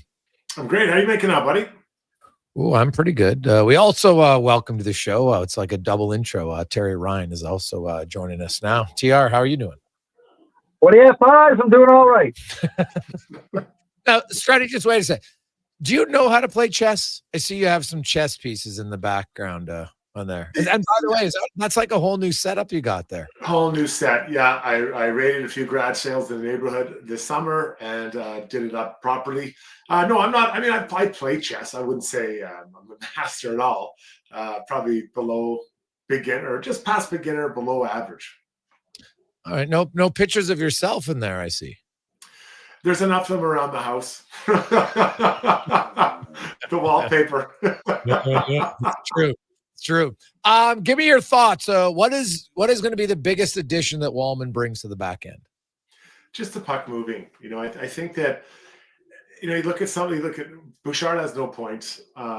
What's his name? Ekholm has 1. And I think Kulak has 2. Those guys both got their points, I think, last game. So they had 3 guys without any points. And I always felt that when you can transition that puck up, whether it's neutral zone or your own zone, quickly up to your forwards, that fuels their attack. That fuels their ability to get going. And one of the things we've seen, especially the last couple of games, is just, especially the Oilers' top guys, they're not playing so much north-south. They're trying to go east-west. They get over the blue line. They're trying to force a pass in the middle, and the Red Wings are all there. You're not challenging them with speed, not using what it's just north-south hockey. I'm not talking about unskilled hockey, but if you look at Leon Draisaitl's goal, Gregor, at the end there, Kulak comes with speed over the blue line, chips it in the corner, gets the puck back, chips it to McDavid, up to, I think it was Ekholm, over back to Kulak, backdoor Draisaitl. That happens so fast, and it's just so quick because you're in the offensive zone. So Wallman is going to help fuel that transition up the puck, up with the ice going up quickly, and get their offense going better. The Oilers' offense has not been good, Struddy. I outlined it in the first hour. They rank in that bottom 5 of pretty much every offensive category, really, at this point, from actual goals to expected goals, high danger chances off the rush, which is normally their bread and butter. They're not getting any second chances on rebounds. They're actually dead last in that department. And without Hyman, I guess I understand it, but that doesn't mean he's the only guy that can get a rebound. What do you make of the offensive woes? And is it just too easy to say, well, eventually McDavid and Draisaitl will get going? They got to do something to get going. They do. And I just, you can say the right thing and want to have a good start, but I can only imagine what it's like to lose the Stanley Cup and come in and just be, thinking, man, we've got a long ways to go back. And now this is the 3rd year in a row where we've seen this from the team. And so, best of intentions, okay, we're going to be better. And yeah, I get it. But the reality, there's very little urgency in anyone's game when you look across the Oilers. Let's look at their top players. I think Bouchard, his urgency hasn't been there. I don't know that Connor Leon has it. I think Nugent's had some of that. Hyman's out right now. Nurse, Ekholm, again, the level of urgency just isn't there. And I think they're coming off a summer that they didn't get what they want. So it's going to take a little bit of time to get them going, but I think getting back to just quick, smart hockey is the quickest pathway forward. And those outline some things I talked about. Get the puck up, get into their zone, play in their zone, move quickly, try to make quick plays, trying to be fancy. And to use Brett Kulak's comments, to paraphrase, he said, we're kind of trying to be cute and going side to side. That's East-West hockey. That doesn't work. That's not what the Oilers are built on, at least not to start the games, not to push teams back. Brody, just curious, taking a little left turn here. What did you think of the Tom Wilson hit? Did you think it was late? I didn't mind it at all. I watched the broadcast, and right away, that's a headshot. That was their first reaction. And I get in real time, you can see that. But if you look at it, it was shoulder to chest, and he absolutely rocked him. Absolutely rocked him. Now, what's late? 1 Mississippi, 2. It was pretty damn close to 1 Mississippi, and he let him have it. So no problem with that hit. That's the hit I do want to see in hockey, because there was nothing to the head at all in that moment, boys. I agree. Anthony Stolar, did you see anything wrong with his comments after the game? Or Julia? I mean, obviously they were a little bit out there, but what did you think of them? I mean, there's 2 sets too, right? At first, talking about getting run, and then he's talking about, I think, specifically Willie Nylander and back checking in overtime. What did you think of it? Well, he didn't call Willie out, but he said, if you're going to be out there in overtime, you better work hard to get back up. And it's clear, Willie Nylander got beat up the ice by Josh Mahura, and that should never happen. And I get it, it does happen, but he could have been there. He could have made a play on the puck, and he didn't. So you call him out. I don't love that he called him out in that moment. It's just a few games in. And I wonder, did he say anything in the dressing room immediately after? Did he walk in and snap and say, hey, really, you got to back check more? Because it took 10 minutes, and he was saying it to the reporters. So if you're going to say it to the reporters, I think you better have the courtesy to say to the face, have it out if that's required. If not, at least let the player know what you're thinking and feeling before you go and dress it to the nation. Yeah, I'd like to think that he said something privately first. Otherwise, that will not go over overly well, unless it was something that was built up a long time coming. I have no problem. Teams got to stand up for each other. I think that's kind of a no-brainer. I don't. There's certain rules of thumb that if something happens, it's like closest guy. I don't care. Guess what? You go in there. That's just a rule. And when it's your turn, maybe on the receiving end, someone else comes in for you. I think good teams have that. Florida's always had a pack mentality. Edmonton's had it a little bit last year. This year, I don't even know, like we joked about it yesterday, Struddy. Sean Brown said, he goes, I don't even know if you need linesmen in the order games because there hasn't been a scrum. Like they got to get some emotion going right now. Yeah, they could. I mean, we saw the hit that Regula got by Kane, and I think it was it Philip and Kulak jumped in there just to get it going. But you're right, there hasn't been a lot of emotion in these games. And I can kind of see it a little bit from the guys that have been here, but Mangiapane he's known for a little bit of that. Could he not maybe spark something up? You're looking at a guy like Trent Frederick. Sure, he was there for last year, but could he play a little bit heavier and kind of get things going and make other teams retaliate to him and get some energy going? Because I think right now it feels like the Oilers are stuck in like third, fourth gear as a group. And the young guys, Matt Savoy could score or Howard or Tomashek, but these guys combined have 5 games in the NHL, and you're asking them to be the leaders offensively. So I think that, there are guys on this team that can play heavy and they can get teams looking at them and just create emotion in the game. Because as a player, when your team's flat, and you could tell, and, I'll try to go get in a fight or get something going, and it's easier. It's, not everyone wants to do that. And now there aren't many people that want to do that or are able to they're interested in it. But there are other ways, driving the net, stopping in front of the blue paint, just for no reason, just getting after someone, making them having a bad day, get some emotion going, because there's not a lot out there. Brownie is 100% right. Yeah. Looking at Struddy, the Kapanen is out now 6 weeks. So that will, that I guess he'll go on the IR eventually. And so that allows the Oilers more time. They don't have to send anybody else down or anything like that. When Hyman comes on board, that's when some decisions will have to be made. So there's basically still like a 6-game tryout for some of these guys to maintain their spot on the roster in 6 games. There are, and I think there's one that's clear. I think Ike Howard, he needs to go play in the minors, and I have no problem whether it happens tomorrow when they get home tomorrow before the Canadiens game, or if you want to wait till you have to make the choice with Hyman, because he's learning here, he's seen what the NHL is like, and that's all part of development, right? This isn't a guy that was played 30 games with the Oilers last year. This is a guy that was in college last year. They want him, and he wants to see probably what it looks like to travel around, to be with the NHL team. But I think he's the one that should go down to help grow his game. After that, there's a big dogfight. And, Tomashek, there's a lot of things I like about his game. I just worry, can he get around quick enough? He's smart and he makes plays. But when Hyman comes back, does he get on the power play anymore? Are you going to take a guy who scored 54 goals in the NHL off for a guy that doesn't have a goal yet in this opportunity he's got? So, he may be a guy that's fighting for his life in there. Philip, I'd like to see him get more regular opportunities because I think they need that guy to develop and grow. They need players to come in and develop. So I think one is very clear and the other is still TBD, but I'm starting to get my feel about where guys should end up.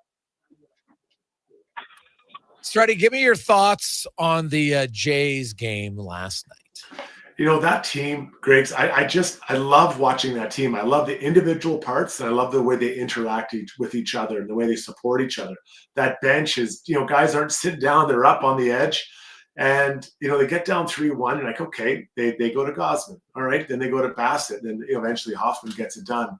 But George Springer, we'd all written him off. He had a bad year. He's on his way out where he's barely going to finish the year. Well, he just hit, this probably the second most important hit of Blue Jays history last night and blew the lid off that place, and we could hear it thundering here in Alberta. So I love the way they play for each other, the way they support each other, and it shows. So yeah, is it a big fight against the Dodgers? Sure it is. The Dodgers are a really good team. They're massive favorites, I would say, in this one. But the Blue Jays, I think they have a puncher's chance because they are such a team-first mentality. They don't care who gets it done. They just want someone to win. TR, what about you? What did I think of the game? Oh, yeah. Oh, God. I mean, I loved it. I'm really into it. I brought back memories when the first time they they won. I was in Vernon playing Tier 2. I'll never forget. Do you remember where you were, Strutty? And how about you, Greg? Oh yeah, it was my 20 when Joe Carter hit his home run. It was actually my 21st birthday. And, we had a real big we had a party plan with all my buddies I was playing hockey with. So that was we were all watching the game at TC's house, and then we went out afterwards, had a hell of a time. So yeah, it made it a little bit more special for sure. I'll never forget it. Struts? Yeah, I don't really remember. I think I was at my buddy Cam Tidsvall's house probably. But I just remember the reaction of Joe Carter. And like those moments are so few and far between where you are the reason that your team wins. And one I keep thinking about all the time because I watched it was when Jason Arnott scored the overtime goal for the Devils to win. Another was Patrick Kane against Philadelphia Flyers. Now I recognize those ended the game. This one, did end the game eventually, but was in that moment. But as an athlete to have that moment in your city and you're immortalized forever, like Springer's name it is tattooed now forever on every Blue Jays fan's lips, just like it is Joe Carter's. Well, what's interesting about the game, guys, my young son had a pretty astute point. So where this morning he's talking about, Dad, baseball's longer and it seems at times it's slower, but there's bigger moments in baseball game. And it's true because he goes like George Springer hits that home run. He goes, when someone scores a goal in the second period, yeah, it's nice, but you can only ever get one goal, right? Like if you're trailing by 2, you can't hit a 3-run goal. You just can't, right? So it's different. And that's every sport has different things that makes it exciting, but that definitely is what kind of makes it unique in baseball. It's a 3-1 game to start the inning. You get a walk, you get a single, you get a sacrifice bunt, and then Springer a 3-run bomb, and suddenly you go from nervousness and people biting their nails to going crazy and hugging strangers and chugging beers in literally a matter of 5 minutes. Like it's wild. It's funny too, over the last time it happened, I only remember I know exactly where I was. I was in a hotel room with the Vernon Lakers, but it's funny. There's only so many things, usually hockey, but not always. And it's like I'm wondering why only certain things stand out. But the great thing about last night is, I'm down on social media a lot, but I mean, there's a lot it's good for. It really did feel like a together moment when you're on there kind of watching your social media, watching it with buddies from all over, for me, not only the province, or the country, but the world. And you're experiencing together. It felt like a great moment for Canada. Yeah. And I think we can overlook the contribution of Hoffman the last 2 games. I mean, there is a lot of angst when he goes to any one of those games. People are pretty nervous, but I mean, the last 3 innings he's pitched were incredible. And that last 3, I mean, to go in there and to play or to pitch like he did aggressively and go after the batters, it's really, really confident. So I think that's important for him moving into the next series as well. Well, really, if you look at his whole 6 games in the playoffs, he's only allowed 1 run in his 6 games. He has been actually outstanding. He's got a 1.23 ERA and 12 strikeouts in 7 1/3 innings. Like, I know obviously the in this ALCS was good, but it wasn't like he was really that bad. It's funny. I think Hoffman to me is what Bouchard is to some people. When he walked a guy, gave up the hit. Oh, he's terrible. I can't do anything. Meanwhile, he's got a lot of saves, and in the postseason, he's been excellent for the Jays. Yeah, and they're going to need it. I mean, they're going to need. You're looking at this matchup. I think both teams, you could say their Achilles heels would be their bullpens, and that's probably most teams. They go far, but the Blue Jays got to get past the starters for the Dodgers. They've got good starters. If you can get to their bullpen, I mean, against Seattle, what was the deepest guy? Maybe 4 or 5 innings that the pitcher went for Mariners. So they have to try to do the same against the Dodgers. Get to their bullpen, and then let the depth of the Blue Jays hitters, take their toll on those guys. Strutty, what do you think, Oilers tonight? Can their offense? Geez, if you can't score against the worst defensive team in the league, maybe the offense is really bad. Like sometimes, this might be the alignment for the Oilers to get off the schneid offensively. Yeah, it is true, and I think that we'll see a very direct type of hockey from this team today. Speed, tempo, take it deep, get in there, crash and low to high, east to west, all those types of things. I think that when the Oilers are at their best, they do. So I'm looking forward to this game tonight because coming back 1-4 would be pretty tough one. Then you're looking at it Thursday. You've got a high-octane team in Montreal Canadiens. So I'm not saying that's not a winnable game, but you win tonight, then you come home, you're feeling good about yourself, take care of business Thursday. It will be a really, really energetic game at home. Awesome. Thanks for your time, buddy. We will chat with you next week. See you, boys. There you go. That's Jason Strudwick.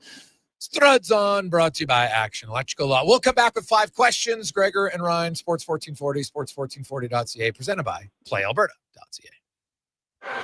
It's a new season, Edmonton, which means it's time for new offers. Play Alberta is offering odds boosts on every Oilers game all season long. This is your chance to score big. And for a limited time only, our listeners can get an exclusive $50 free bet when they deposit $50 using code Gregor50. That's code Gregor50 for an exclusive $50 free bet. Alberta wins with Play Alberta. Must be 18 plus to play. If you gamble, please use your game sense. PlayAlberta.ca. Day or night, tasting just so right. You can order noodle at oodlenoodle.ca, delivering you the news almost right away. Remember, you can order oodle at oodlenoodle.ca. So stay on your couch all day and order oodlenoodle.ca. Oodle noodle. Performance by Action Electrical today. Their projects team kicks things off, designing and building with unmatched skill. Then the service team swoops in for those crucial repairs and maintenance. And don't forget the testing team, ensuring everything's safe and sound before the solar team scores with sustainable energy. A complete team effort. Have Action Electrical bring home a win for you and your project. Visit actionelectrical.net. The madness continues at the Brick. Get your home ready to host. Save up to $1,200 on made in Canada sofas and sectionals, up to 30% off coffee tables and nightstands, and up to 25% off bedroom and dining. Buy more, save more, up to $1,000 off. Hockey season is here, and so are big savings on big screen TVs. Save up to $800, plus get free local delivery on screens over 50 inches. The Brick, saving you more. Bringing every project to life requires the right team. By joining the Japa Machinery Group service or sales teams, you can be part of setting a new industry standard. Celebrating a legacy of excellence with Japa. Learn more at japamachinery.com.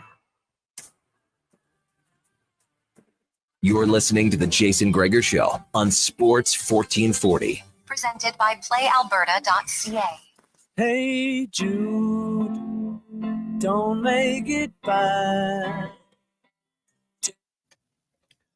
Portions of this hour brought to you by Northwest Crane, available for all your lifting and equipment needs, specializing in selling and servicing cranes. Get lifting at northwestcrane.com.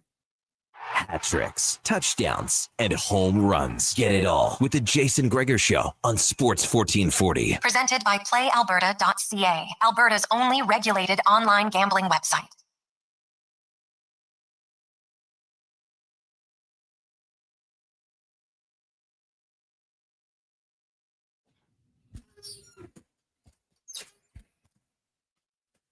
.347, Gregor, Ryan, Connor Halley, Sports 1440, presented by playalberta.ca. It is Oiler game day. They are in Ottawa later on tonight to take on the Senators. Stuart Skinner will start. Kapanen is out 6 weeks, but Jake Wallman returns to the lineup. Troy Stetcher comes out. Wallman will play with Nurse. David Tomasek's back in for Kapanen. He'll play on a line with Henrique and Savoy. Draisaitl is going to play with McDavid and Podkolzin tonight, and Adam Henrique will play his 1,000th NHL game. First player ever to play his 1,000th game as a member of the Edmonton Oilers, which is kind of unique. So they'll have some fun with that tonight. And if everything goes to plan and he stays healthy, Ryan Nugent-Hopkins, his 1,000th game would be on New Year's Eve at home against the Boston Bruins. So keep that. Could be a big ticket on a New Year's Eve night for those of you who like to plan ahead. We'll see how it goes. Let's get to 5 questions now, brought to you by The Brick, saving you more on furniture, mattresses, appliances, and big screen TVs. It's The Brick and thebrick.com.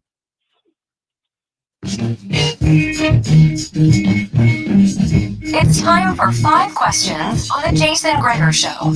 All right, guys, as per tradition, let's get your prediction for the Oilers and Sens night, and you can throw in a bold prediction as well. I'm going to say 5-2 Oilers. McDavid gets 3, including an empty netter. Woo! I think I have the Oilers finally getting a win on the road. I think I had 4-3. Bold prediction. Well, Noah Philp came out. Actually, Curtis Lazar came out of the press box, scored in Ottawa. Noah Philp came out of the press box, scored in Detroit. So David Tomasic comes out of the press box and scores in Ottawa. Question number 2. As a whole, what have you thought of the Oilers' the offseason acquisitions so far this season? It's a good question. It's hard when none one on the team has really stood out by any stretch of the imagination. None of them have been poor. Mangiapane, hey, had 2 goals in the first 2 games, but guess what? He has no shots. He's only had 2 shots all year, and they both went in. And for a team that can't score, and for a guy who's played a lot of its minutes in the top 6, how the hell do you only have 2 shots on goal? So that one, Noah Philp's probably been the best newcomer, although technically he was here last year, so I don't even know if he would count. Tomasic, I like parts of his game for sure. He's been all right. Like Curtis Lazar scored a goal in his 1 game. Granted, it was 3 seconds left in a 5-3 loss. Roslovic, he's been all right. I like the speed of Savoy. Howard's been okay, but neither one of them have really done a lot. So I don't know if anybody's jumped out at me. What about you, TR? Nah, like you just said, peppered. Each player that you just mentioned, their play is peppered with ups and downs. More ups probably, but nothing that stands out enough to call it out on that question. I think they're going in the right direction, but there's just too early of a sample size for me. Question number 3 for you guys. If you are ranking the top 5 players participating in the World Series, so both Dodgers and Jays roster, what would it look like 1 through 5? 1 through 5. Oh, God. Well, I'd probably put Guerrero at number 1, even though Ohtani had that big game. I don't think before that, but whatever, 1 and 2. Guerrero, Ohtani,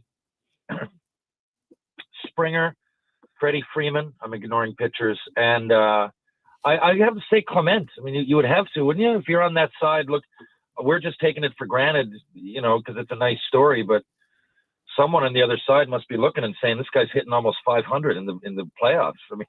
So I'm putting him there with an asterisk, I suppose.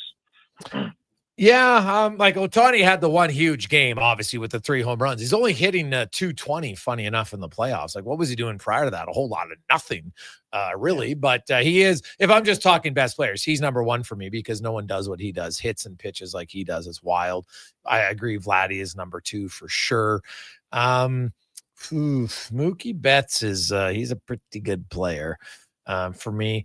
It's kind of hard to overlook the pitchers, and I will, the Dodgers might have the 3 best pitchers if you go from starters to closers combined. I know that Trey Savage is a great story. Don't get me wrong, but he doesn't have the resume of a Blake Snell. So I got to put Snell in there right now. And Yamamoto's had a ridiculous season. Same as Suzuki. So yeah, I probably would, maybe I'll put it as a tie for Yamamoto and Suzuki as the number 5 guy. Question number 4. NBA season officially gets going tonight with 2 games on the schedule. Who's your pick to meet in the finals this year? I'm sticking with OKC. I don't see any reason not to like them. They're young. Their team is very good. I think the East, that's the great question. The East is wide open, like absolutely wide open with the injuries that the Pacers have, their best guys out like that. I think that ruins any chance of them to get back. Obviously the Celtics are still the Celtics. So I think they're a legit team. I'm going to go Detroit as a shocker to get to the final. I'm going to go New York Knicks and OKC. The Knickerbockers. Man, I don't mind that pick, actually. I don't mind that pick at all. Cons, what about you? Yeah, hard to go away from OKC. I kind of like TR's pick with the Knicks. I mean, Tatum, the Halliburton, like there's a lot of injuries, like you said, Greg, all those Achilles popping. So I'll go Knicks and OKC. Probably not the most original one. Final question for you guys today. It is Judy Shineland's birthday today, otherwise known as Judge Judy. So my question for you guys, because this is a program I could never get into. I just felt like they were arguing all the time, along with all those shows. But are you a fan of Judge Judy or The People's Court, Judge Joe Brown, Judge Mathis, any of those shows? I got to be honest, they're up there in my frontal lobe somewhere. There's memories because over the course of my life, daytime TV, I guess, whether it's at a billet's house or my parents, my mom's into it. I'm not into any of it whatsoever. I don't care. It's going on all day long in every city. I don't watch reality TV for that reason, very few and far between. So I really just don't care. Now, if I am going to give a judge shout out to a judge TV show, it will be Mock Trial with Judge Reinhold in the Arrested Development Season 3 series, in the Arrested Development series. Season 3, Mock Trial with Jay Reinhold. There you go. That's that is a good judge. one. Oh, yeah. Cons, I am a fan of none of them. I've never watched People's Court. I've never watched Joe Brown or Judge Mathis at all. The only court, like if I have to go with my favorite, I would have to go with Night Court, right? Way back when in the 80s was a huge fan of the original, not the one that came back in like 20 with John Larroquette and like that second one. No, I'm talking the original 1994 Judge Harold T. Stone. So that would be my judge of choice. That's why I got into Mel Torme. He was a big Mel Torme fan. I said, what's this all about? And I still got a few records there. Oh, there you go. I like it. That is nice. TR, what's your thoughts on the Oilers tonight? And will their offense wake up? Yeah, I think it will. Honestly, it really didn't look to be clicking. I'm wondering about the ice on that eastern seaboard. I don't know. Because did it not seem like the puck was blowing up all over the place on people's blades? I mean, I don't know what else to attribute it to early in the season, but it really, to me, the Jersey game was the worst. It was off the boards. It wasn't just the Oilers. It was both teams. But regardless, it's early. The things that the Oilers aren't doing very well are all things that I know is going to come. So I'm not really worried at all. I think it's just early season jitters. All right. Well, TR, have yourself a lovely Tuesday. We will we'll talk Oilers and we'll talk your favorite team, your original team, the Montreal Canadiens, when they come to town on Thursday. Copy that. Thank you, Jason. Thank you, Connor. Thank you, Edmonton, and we'll chat in a couple of days.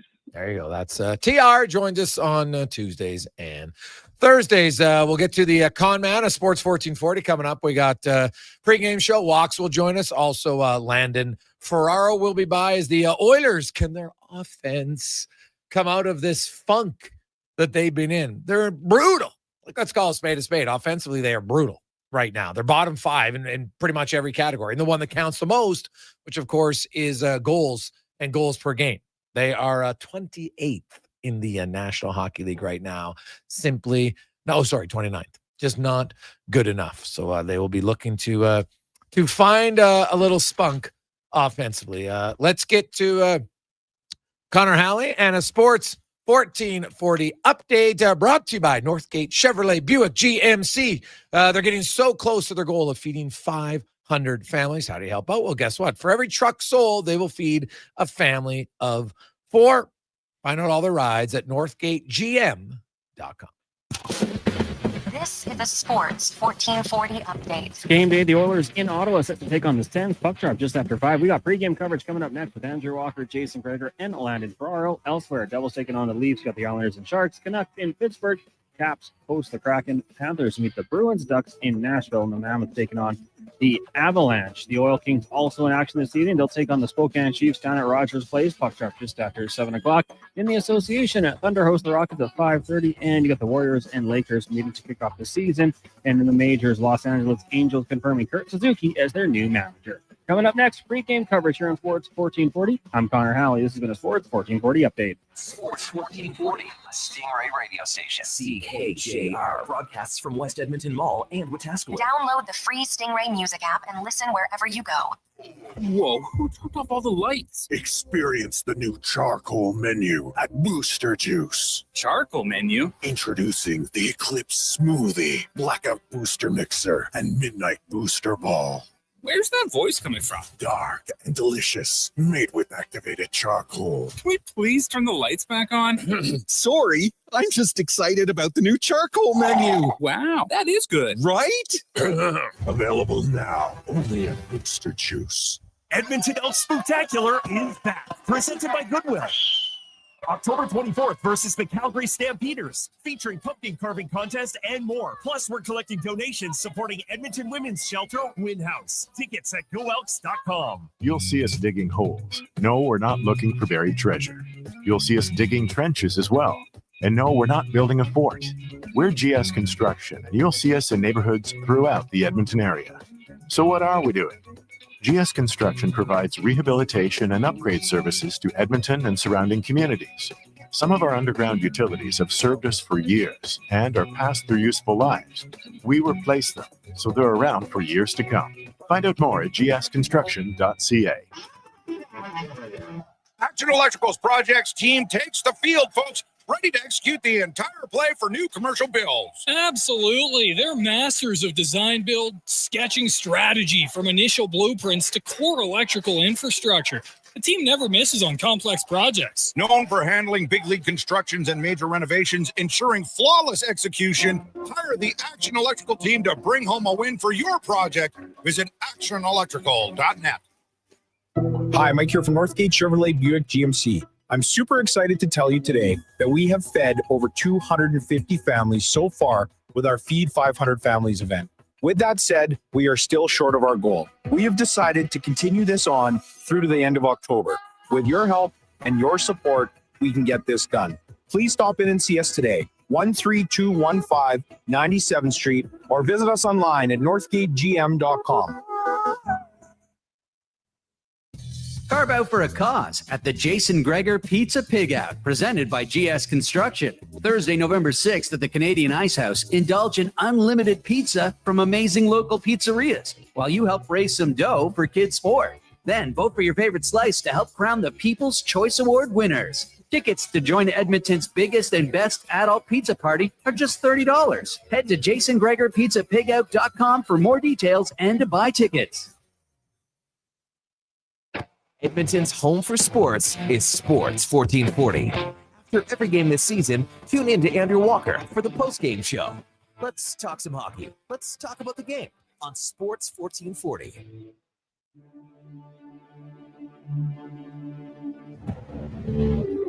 Portions of this hour brought to you by Papa John's. It's Turf Tuesday. Get 40% off any regular priced pizza when you use the code word 40Tuesday at the start of each pizza order at papajohns.ca or on the Papa John's app. It's the pregame show with Andrew Walker on Edmonton's only 24/7 sports station, Sports 1440.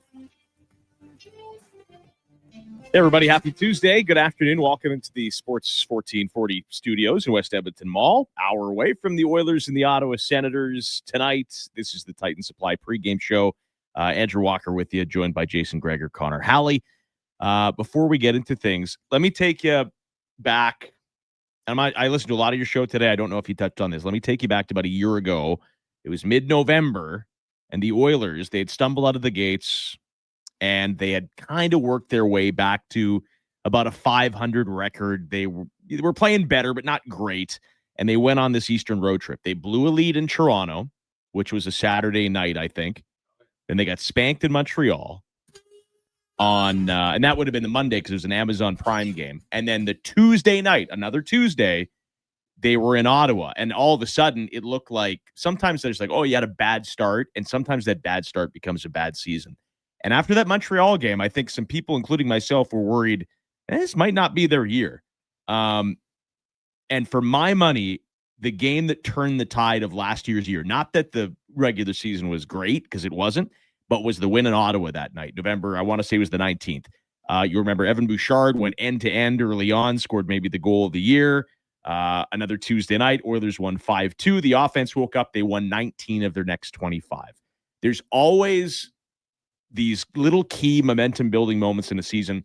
That was one for me. So it just so happens it's the same spot. There's a lot of Ontario guys. Who knows what it is? Henrique's 1,000th game. You got plenty of motivation. No goals for McDavid. Oilers will need another one of those games tonight. So, or at some point, maybe it comes tonight. That was the Evan Bouchard goal. Yes, end to end. Yeah, first period, right eight minutes in. Yeah. So, well, they you know what the Senators are one of the worst teams in the NHL at giving chances up off the rush, which would normally be frothing at the mouth for the Oilers. But oddly enough, the Oilers can't even generate high danger chances off the rush. It's not like the Red Wings and the Devils play some lockdown style, no, right? Well, it illustrates why the Oilers offense is struggling. Because now, if you want to say net front isn't great and Hyman's not there, you're like, okay, but why can't they go off the rush? I saw that, stats guys are putting out, hey, McDavid's had the most offensive zone possession time. Yeah, but it's not resulting in he's passing up shot after shot after shot in the slot. It's the only way to defend McDavid.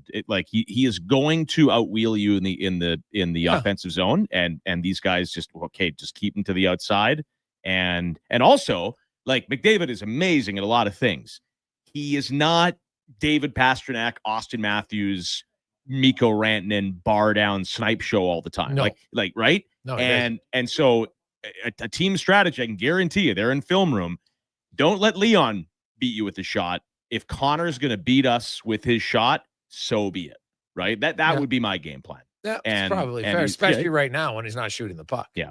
Welcome to the Titan Supply pregame show, 1440 Sports 1440. Titan Supply, your only source for rigging, lifting, and hauling products. Visit titansupply.ca.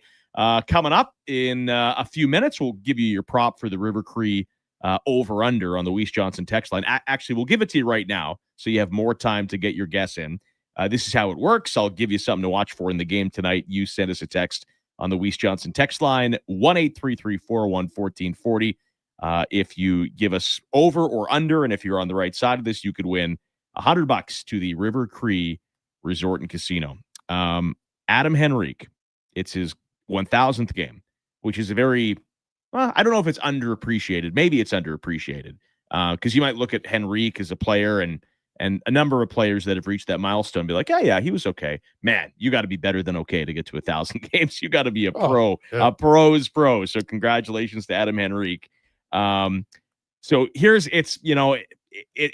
going to be playing on the fourth line. Doesn't see a lot of power play time, everything like that. So we're going to say, can Adam Henrique in game number 1,000 can he get on the score sheet? So it's a goal, it's an assist, or it's a penalty minute. Can he get his name on the score sheet for game number 1,000? Under for no, over for yes.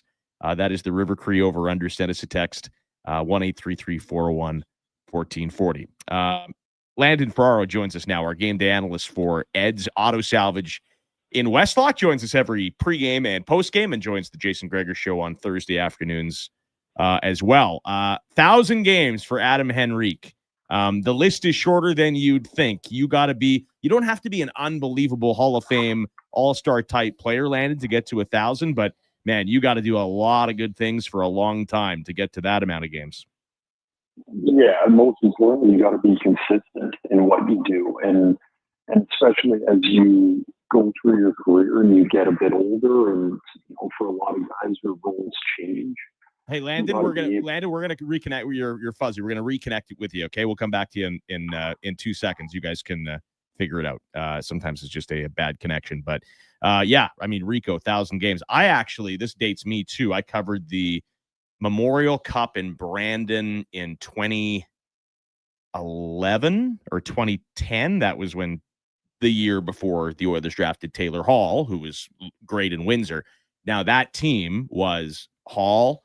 Zach Cassian was on that team. Adam Henrique was on that team, but he was an afterthought, right? Everyone looked at Hall. Cam Fowler was on that team. Philip Grubauer was the defenseman.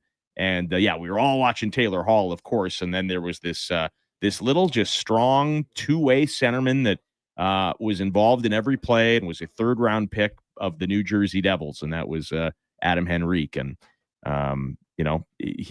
Taylor Hall will play 1,000 games, I believe, if he hasn't already. And Adam Henrique will play 1,000 games from that team. And Cam Fowler just played 1,000 games, I want to say. Yeah. So, man, not many junior teams have 3,000 game NHLers on it. Yeah. Hall's well, probably next year, I think, is when he'll get it because he's at like 915 because he missed a few games due to injury. But yeah, you're right. He's had the longest career, but he's had the most injuries, probably. Yeah. Well, Cam Fowler, did he come in the same year? Because Cam Fowler I think he did. It was the no, he was drafted a different year. Oh, Cam Fowler was drafted 3rd overall. No, he was 12 overall, same year as Hall. Hall, Sagan, Fowler? Yeah. Oh, no, Fowler went 12th. He dropped. Right, that's right. Yeah, that's right. But he was rated 3rd for a long time, and then he dropped to Anaheim. Like, I'm pretty sure. Actually, you know who's played the most games in that draft class? I'm 99% certain. Hang on. Hall, Sagan, Fowler was in. Who went 3rd? Niederreiter? No, the big defenseman Gabranson went 3rd. Oh, Gabranson went 3rd. Johansson went 4. Yeah. Dal Cole was a bust. It went 5. I don't know who played the most games. Give me a Jeff Skinner went 7th. He played as an 18-year-old. Yeah, many games. Yeah. I saw. I don't even got to bring this up. I just was seeing some discourse because Skinner has a few points for San Jose, and people are flaming. You're not bringing Skinner back. I'm like, what are we doing here? He's got 3. Yeah, he's got 3 goals. Good for him. Right. No, he's right in the situation he wants to be. Getting minutes on a bad team. Yes. That's his bread and butter. Always has been. Yeah. So no, but he's had a really good career, man. So there'll be 4 guys probably. Also, Tyler Sagan's going to play 1,000 games. Yep. Justin Falk's going to play 1,000 games. Nino Niederreiter, Charlie Coyle. There's actually quite a few guys in that draft class that will get to 1,000 games. Mm-hmm. Yep, definitely. Yeah. We got Landon back. Is he connected? Okay, Landon Farrar joins us for Ed's Auto Salvage in Westlock, the used parts experts, province-wide shipping, daily delivery to Edmonton. Visit edsautosalvage.com. Yeah, listen, it's an accomplishment to play 1 game. So to get to 1,000, that's pretty awesome. Yeah, and what I was trying to say before was, and it honestly kind of works out perfect because my connection was not consistent at all, and that's one of the biggest things you need to get to 1,000 games. You need to be consistent, and as your career goes on, your role changes for most guys, and you got to be able to adapt and be a good teammate and find new ways to contribute. And Henrique is, I mean, just look at his time with Edmonton. Like he, for the most part, is in the bottom 6, but he jumps around when there's injuries, and he can kind of do it all still, and still make himself not just useful but a big part of the team. And it's a huge accomplishment. And I got the 600 pro games, and that felt like 1 million. I couldn't imagine playing 400 more all in the NHL. Like it's unbelievable. That was including Europe, only 600. Yeah, a lot of injuries in there. Yeah, injuries and seasons are shorter there. Yep. Yeah, so I mean, if you tag on an extra 40 or 50 for every surgery, I'm right up around there. Do you keeping a lot of doctors in business? How old were you? Do you remember your dad's 1,000th game? Because I got a story about that too. It was in LA. Yeah, I remember it was. Yeah, he was playing for LA, but it was in Dallas. I remember watching it on TV, and I want to say it was a 1-0 game, and he got scored on the first shift. So he got on the score sheet. It did not go his way. So, Greg's, this gives you a little insight into what just such a great, understated guy Ray is, and people know him from his TV personality. But I've known Ray for a long time, since covering Landon and Junior, and I had a connection through a friend that they were raising money for his little niece who was going through some big health problems, and they had this fundraiser. And so I asked Ray if he had any memorabilia. This is years and years ago. And that game, so his 1,000th game, he had 3 jerseys, 1 for every period, and sent me one of them. Wow. Where it was engraved with not engraved, but stitched in, game number 1,000. He wore it for one of the periods, and I gave it to these guys for their charity auction. But that's pretty cool. Like that is you can't duplicate that memorabilia. But interesting that he wore 3 or 4. He might have had one for warm-ups too, but there's a whole schwack of jerseys. Maybe Henrique has the same tonight. Oh, that's classic. I remember Dad got scored on his first shift in game 1,000. That's awesome. He's just lucky you guys weren't texting each other back then, because that would have been a couple nice texts. Yeah. Be all over. Do you remember when when you were little, like when did you realize that, like dads, like you actually understood that your dad was an NHL player? Like where you're just like, okay, this is kind of unique. I mean, probably when it really clicked was in LA. He was there 4 seasons, and in that second or third year when you're talking, and we moved a ton and changed schools, so you're always meeting trying to meet new friends and everything. And what does your dad do? And when I'd say hockey, everyone would get excited, and then you started to realize not everyone's parent does that. And I always loved being around the rink. I was lucky enough that my dad played as long as he did, and I was 10 when he retired. I worked in the dressing room in Atlanta, filling up water bottles and cleaning visors on the weekend games, and getting to do that. So I got to remember and be around for half his career, which was really lucky. Most guys are having their kids a bit later, and they don't get to be around as much. And what I like about those stories too, because when you finally realize that what your dad does, and again, you played in the National Hockey League, so all that being around the dressing room that helped you. But then years later, so one of Ray's longtime number one line mates was Andrew Brunette, and Landon played against Brunette in the NHL, and then and then Ray, for years, Ray would talk about the worst coach he ever had was Kurt Fraser, and then he ended up being Landon's coach in the American League as well. I love that stuff. Yeah, one of my dad's last ones, and Kurt was my first coach in Grand Rapids. Right. And, he was everything I remembered. I mean, Kurt's one of the best guys in hockey, just an awesome guy. You could debate whether, his head coaching skills, but just a great guy. But, I wasn't a very big guy. And I always remember one time getting my sticks ready in Grand Rapids before a game. I had my shirt off and just wearing a pair of shorts around the room, and the other team was walking in, and Kurt stepped out of his office and was like, Landon, put a shirt on. Like, no one's going to be afraid of us looking at you walking by. I'm like, yeah, I know, Kurt. Put a big hoodie on. And you played against Bruno, right? When he would have been in Chicago, or how did that work? Yeah, when he was in Chicago, it was my first preseason game, actually. And I'm I obviously knew he was on the other team. But your first warm up, I'm just trying to kind of get my feet underneath me. And all of a sudden, I just get a puck rifled into the back of my legs. And I look over, it's him dying laughing. And then he must have retired like 7 minutes later. He's like, man, I'm too old if I'm playing against Landon. Pretty close. Yeah. He didn't say anything, but it was Sean O'Donnell, who my dad played with in LA. Me and my brother named our family dog after him, Odie, because he had the big eyebrows. And I line up next to him, and he looked at me. He's like, I need to get out of this league.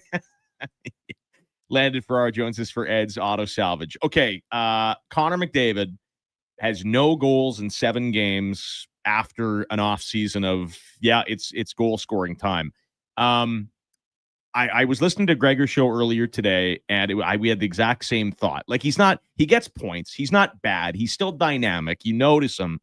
But in terms of just the overall McDavid impact and dominance, Jay, I think you said, I don't know if I've seen a 6-game stretch where it was this milquetoast. And I completely agree. Like, right now, he's he's an above average player, barely. Are you seeing anything, Landon, just out of the ordinary with Connor? I mean, I would say that it was like some points of last year where when he gets the puck and he starts to move, sometimes he looks, what's the right way to, a lot more determined in knowing what his next play is going to be. And others where he kind of just lets his feet take him around the outside and trying to find that pocket in, instead of that, just desire to, I'm going through the middle. I'm going to cut into the guts of the ice and make something happen. I was excited when I was seeing all of his quotes talking about how much more he wanted to shoot this year and score and kind of start getting his stats back up that way. But, he's still looking for that pass. I mean, he's such a good player. He finds lanes that a majority of guys don't. Yet, we've we were talking about it on the last pregame walks of like the more McDavid starts to shoot, the more it'll open up everything else. But like he needs to take charge of that, and just waiting for him to kind of just click. I think a big part of it too is the fact that he's played a lot of hockey over the last few seasons. Even though he is the best player in the world and he's an unbelievable skater and just skill through the roof, it doesn't take away the amount that he's played over the last couple of years and the hard hockey that he's been involved in. Like, it might take him a little bit more to get going, which is weird to say about him because he is who he is. And even while saying this, he still has the puck on his tape the majority of the game and still moving around. But for him to get to where we're all so used to seeing him of what normal is, it might take a little bit, which is just something different. But at the same time, you can't fight the amount of work that he's had to put into it. Yeah, Landon Ferraro joins us. I think it's actually smart by Knobloch to put Draisaitl and McDavid together tonight, because the best chance you have of those guys getting going is playing them together. Yeah, one gets going, they both get going, and they both need it right now. Like, I loved Leon's honesty. He was just like, and Leon has 4 goals in 6 games, but he feels like he's not playing very well, and especially 5-on-5. Like, neither one has really, like I said, I can't recall a time all year yet that McDavid has really put the defense on their heels, where guys are, it's like they're skating on cement and they're flopping all around and they're just like, oh my God, here he comes and I'm out of position. And that just really hasn't happened. And usually, even if you're not scoring, McDavid's threatening. And, him and Draisaitl's passes have hit skates and hit sticks in the opposing team at a much higher rate than you're used to. And so Leon just said, hey man, you're just like, and we got to get there. Like, everything he said was so accurate and so on point after the last loss. Hey, flat out, our best guy's got to be better. Started with himself, and I'm not really feeling it, so you got to fight through it. And there's no magic wand that even confidence can wane, I think, or frustration can increase for the best players in the world. Yeah, I totally agree. Like, if anything, it can get to a bigger state because they know what their potential is and they know how important their play is to their team. If you have a 3rd, 4th liner that's having a tough stretch, you're going to notice it a little bit, but it doesn't go to the same magnitude as when those two aren't producing and playing to the level that they want to be at. I think McDavid, we all know, like, he holds himself to such a high standard that he wants to be perfect basically every single time he's on the ice. Like, it's impossible, even though we've, essentially have seen it over a number of years. But you're going to have these stretches, and I agree with you, Greg, like putting them back together, and especially like linking them with Podkolzin, who's just, like the most meat and bones player on their team. Like, just a very simple north. He's going to go get pucks and he's going to get to the front of the net. He knows his job really well. Like, it's definitely a way to get them kind of kick-started. And once these, especially McDavid, but once those two find their rhythm and get going, like, there's no looking back at that point. They're off to the races, but it needs a little jump start. Landon Ferraro joins us for Ed's Auto Salvage after getting injured in the preseason and signing his big ticket. Jake Wallman finally comes back in tonight. Wallman is not a guy, he's not going to turn a team scoring 2 goals a night into a team that scores 4 goals a night, but he's a pretty important player on this club. What kind of lift does that give the group? Oh, it's another solid top 4 defenseman coming back into your lineup, and he's back paired with Nurse, and they've had some good minutes together since Wallman came over, and it's another person that can deliver a puck exiting his own end and getting it into the hands of the forwards in a quick manner and on the tape. He has been off for a while, so he's gonna, and Knobloch talked about it too. Like, it's gonna take a little for him to get back up to his full speed, but at the same time, like, he's mobile. He's, it's not like he's going out and crushing guys, but he is physical. He's hard in front of the net. He can make plays.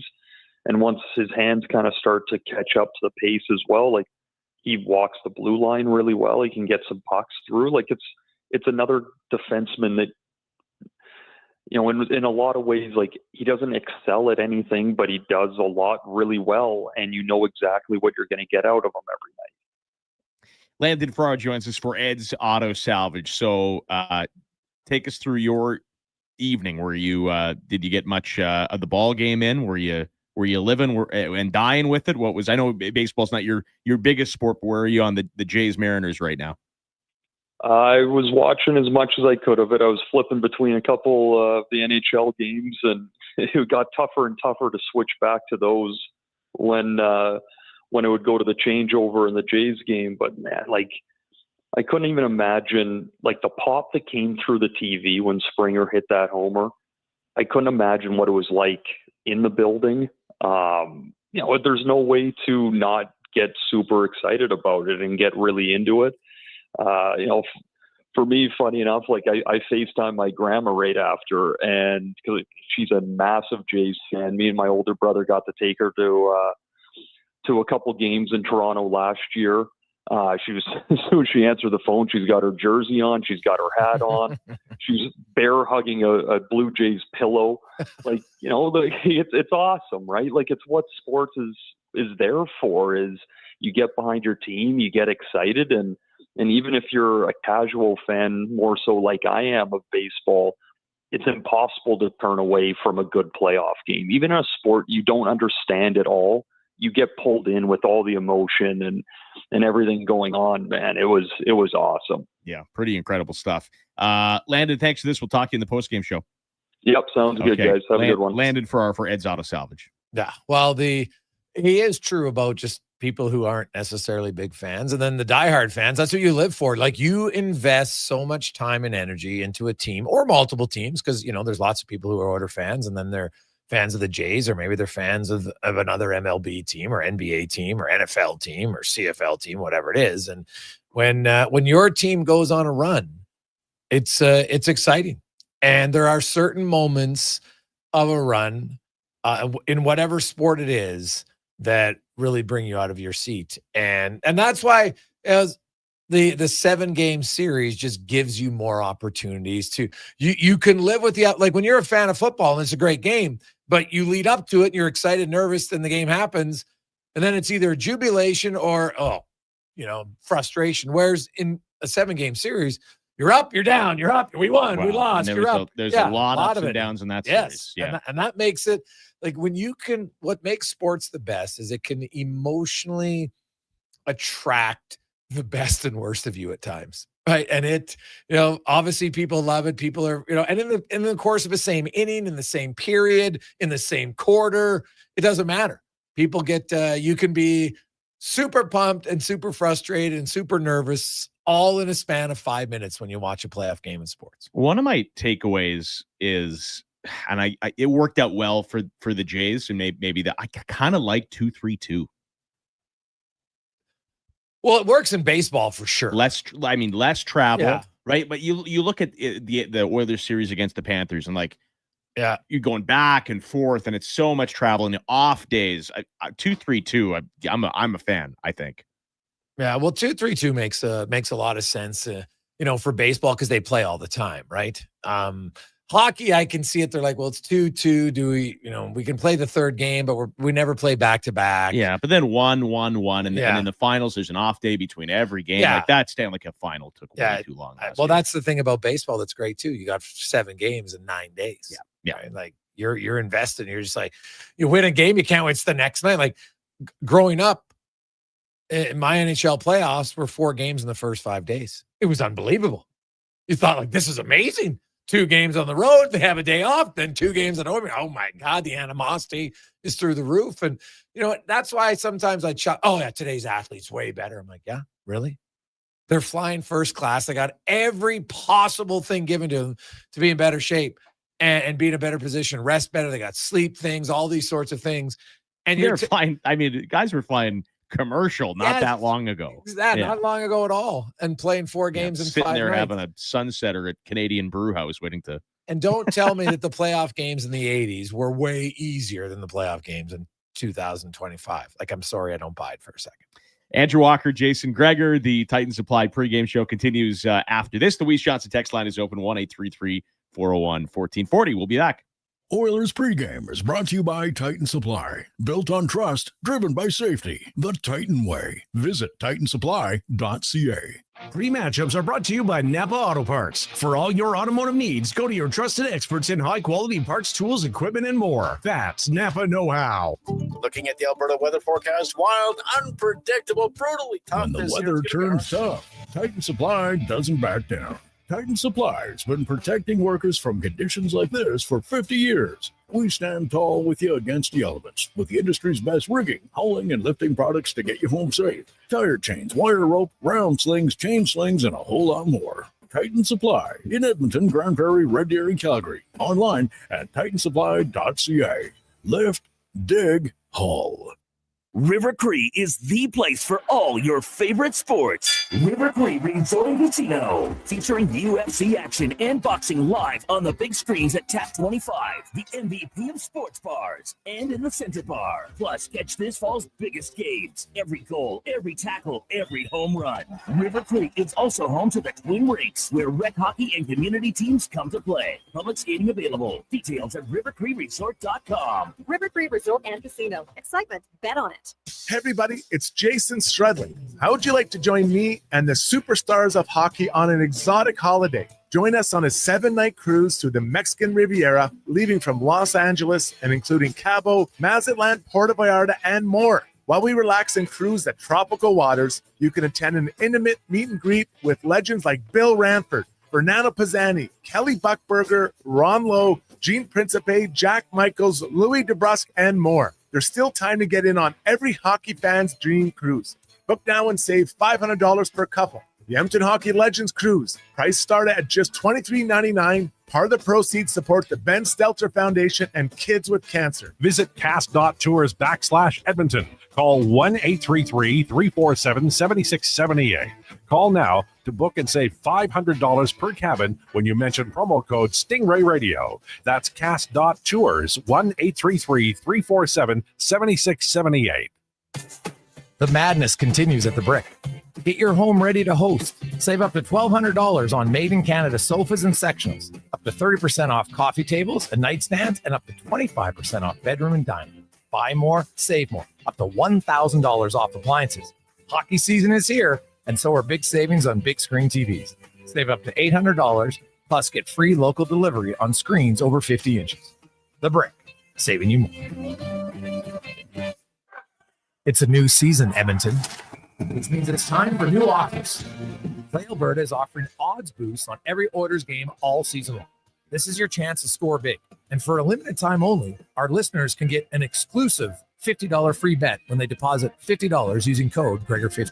That's code Gregor50 for an exclusive $50 free bet. Alberta wins with Play Alberta. Must be 18 plus to play. If you gamble, please use your game sense. PlayAlberta.ca. Oilers pregame is brought to you by Titan Supply. Built on trust, driven by safety. The Titan way. Visit titansupply.ca.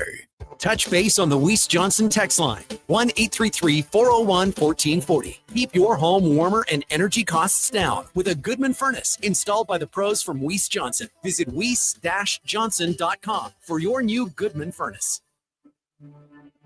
Portions of this hour brought to you by Japa Machinery. Did you know that Japa offers in-house and on-site heavy equipment service? Rain or shine, Japa's service department is here for you. Visit japamachinery.com for all the details. Sports 1440 and the pregame show with Andrew Walker. We are Edmonton's sports leader. Welcome back. It is the Titan Supply pregame show here on Sports 1440, about a half an hour away from the Oilers and Ottawa Senators. And at the top of the hour, we'll go back to the final hour of the Jason Gregor Show. The River Cree over-under. When we gave you the clue last segment, here's another look at it. For the River Cree Resort and Casino, catch all your favorite sports, including UFC, boxing, Blue Jays World Series. That begins on Friday. Live on the big screens at Tap 25 and in the Center Bar. Visit rivercreeresort.com. Game number 1,000 for Adam Henrique. So the over-under question, will he get on the score sheet? That would be a goal, an assist, or even a minor penalty? Is he going to be on the score sheet of his 1,000th give game? The penalty score sheet. Well, sure. Yeah, be involved, right? Be involved. Yeah, Okay. Yeah. So we'll see. I feel like the it's everyone loves the overs. I get that, but an Adam Henrique point might be leaning towards under because nobody's scoring for the Oilers, let alone the fourth line. But well, Tomasik's they're looking for 3 games in a row where a player comes out of the press box to score a goal. That's right. Philp and Lazar. Yeah. And Tomasik. We'll see. Or Jake Wallman. I guess he was technically in the press box, but more to an injury. Right. Gotcha. What is Jake Wallman going to bring to the Well, mix? I think there's a few things he brings. He can bring a little bit of edge, which I don't think there's a ton of on this team. He can verbally spar with guys and, can add some energy to a team that at time has been a little bit lackluster this season. Obviously he brings a lot of skating. He can transport the puck, which I think Edmonton has struggled at this year. He can move the puck well, so he'll help out. And obviously he's a threat in the offensive zone. So he brings a lot of things for the Edmonton Oilers. I think getting him back in the lineup should be a big boost to the team because what it does now is, you have, whether it's the Bouchard pairing or the Nurse-Wallman pairing out with McDavid, you got a better chance of getting some rush chances from your back end, moving the puck up quickly. Weiss Johnson text line is open as well. Edmonton's go-to for all your heating, air conditioning, and hot water tank needs. Visit weiss-johnson.com. Andrew Walker joined by Jason Gregor. Titan Supply, your only source for rigging, lifting, and hauling products. Visit titansupply.ca. So we talked about McDavid a little bit. Goalless through 6 games. Evan Bouchard has no points, which is hard to fathom. It really is. Yeah. And, Bouchard is always going to be a bit of a high-risk player. We know that. I know it drives some people crazy. Well, it drives a lot of people crazy. I get it. But I've always been pretty consistent with this. If you're going to score 80 points and score 30 points in the playoffs and run the NHL's best power play and win playoffs, like they don't beat LA without Evan Bouchard last year, I have a pretty high tolerance for some mistakes along the way. Yeah, it's fair. When there's no points, it's a tough watch, right? And the timing is rough because he just signed his mega deal, which I wouldn't be surprised if that has something, to do with his struggles a little bit. He wouldn't be the first guy to all of a sudden feel the pressure a little bit. But yeah, Evan Bouchard, no goals for McDavid, no points for Bouchard. That's probably even more surprising, to be honest. Yeah, it might be. Yeah, having a goose egg across the board. Like Ty Emberson has more points than Evan Bouchard. Emerson's got 2 points, tied with the goalies. Right? And so, eventually Bouchard's offense is going to come for sure. And, he had the one obviously really bad game against the Islanders, but I don't think in his other games he's really been that bad. He's just been a microcosm of their struggles offensively. Bouchard's Nobody's been dynamic. Yeah. Ekholm's had a lot of turnovers, way more than he normally does. Even so has McDavid so far this season. And, their 5-on-5 play just looks out of sync. And a lot of it just comes down to me. I've said they're puck managed. I can't believe how many passes they've missed. And I know, it's the ice. I'm like, well, the other team was playing on the same ice surface, and I didn't see them missing pass after pass after pass. And when I say missing, it's you're passing the puck, and the guy's in motion, and you're putting it behind him. That's I can't just sit there and say, wow, it's because of the ice. I think that's a little bit of a cop out. The lines for Nisku Ford. We'll get into this fit on the top line tonight. Nisku Ford all this month. Get rebates as low as 0% or choose rebates as high as $10,000. Details at niskuford.ca. McDavid, Draisaitl, and then Podkolzin on the left side. Yeah. We'll go through the lines in a second. Everything's been missed around every game. What do you make of Podkolzin getting a look with the two? Yeah, I don't have a problem with it. I think he's the grinder on the line. That's pretty obvious. Good forechecker, can get pucks, can win battles, and then ideally, if you get the puck more in the offensive zone on the sticker, Draisaitl, McDavid, theoretically, your odds of scoring will increase. So I'm going to play the odds on that one and look to say, hey, Podkolzin can help there. And he's not a finisher. He's never really been a finisher. Can he have a stretch where he scores a few goals for you? Yes, as we saw in the playoffs last year. So I don't really have a problem with it. They've got guys like Nugent Hopkins playing really well. It's probably being their best forward through 6 games. So, and I like him better as a center iceman. So I like him down the middle. Mangiapane, the fact that he only has 2 shots on goal in 6 games is kind of ridiculous to me. I know, and both of them were scored, so that part's great. But tell you what, if I had 2 shots on 2 goals, you know what I'd want to do? Shoot the puck. Yeah. So that stat really surprised me. Like, and it's not like he's been playing in your top 6 for the majority of the time. So get a shot on goal at some point. So let the puck. It doesn't always have to be a perfect area. Just get to the shooting lane. So I don't mind that they spread out the offense elsewhere and hope that it gets going. And, Tomasic, Henrique, and Howard. I know people say, oh, Howard's got to play with offensive guys. Adam Henrique's the 3rd highest goal scorer in his draft class. I think people forget Adam Henrique is an 8-time 20-goal scorer. He was a top 6 center for lots of times in his career. Tomasic just led Swedish league in scoring. These guys have some skill to them. They're more known for their offensive play than they are their defensive play. It's not like everyone's saying, oh, geez, you're playing with Henrique and Tomasic. Those guys, all they're thinking is defense first. No, they're not. When Nazem Kadri came up with the Leafs for the first time, and I was covering that team, they played him with Colton Orr and Fraser McLaren. Like, this is not that. Yeah. That could be a little bit tougher. He would have felt safe, though. I'll tell you that.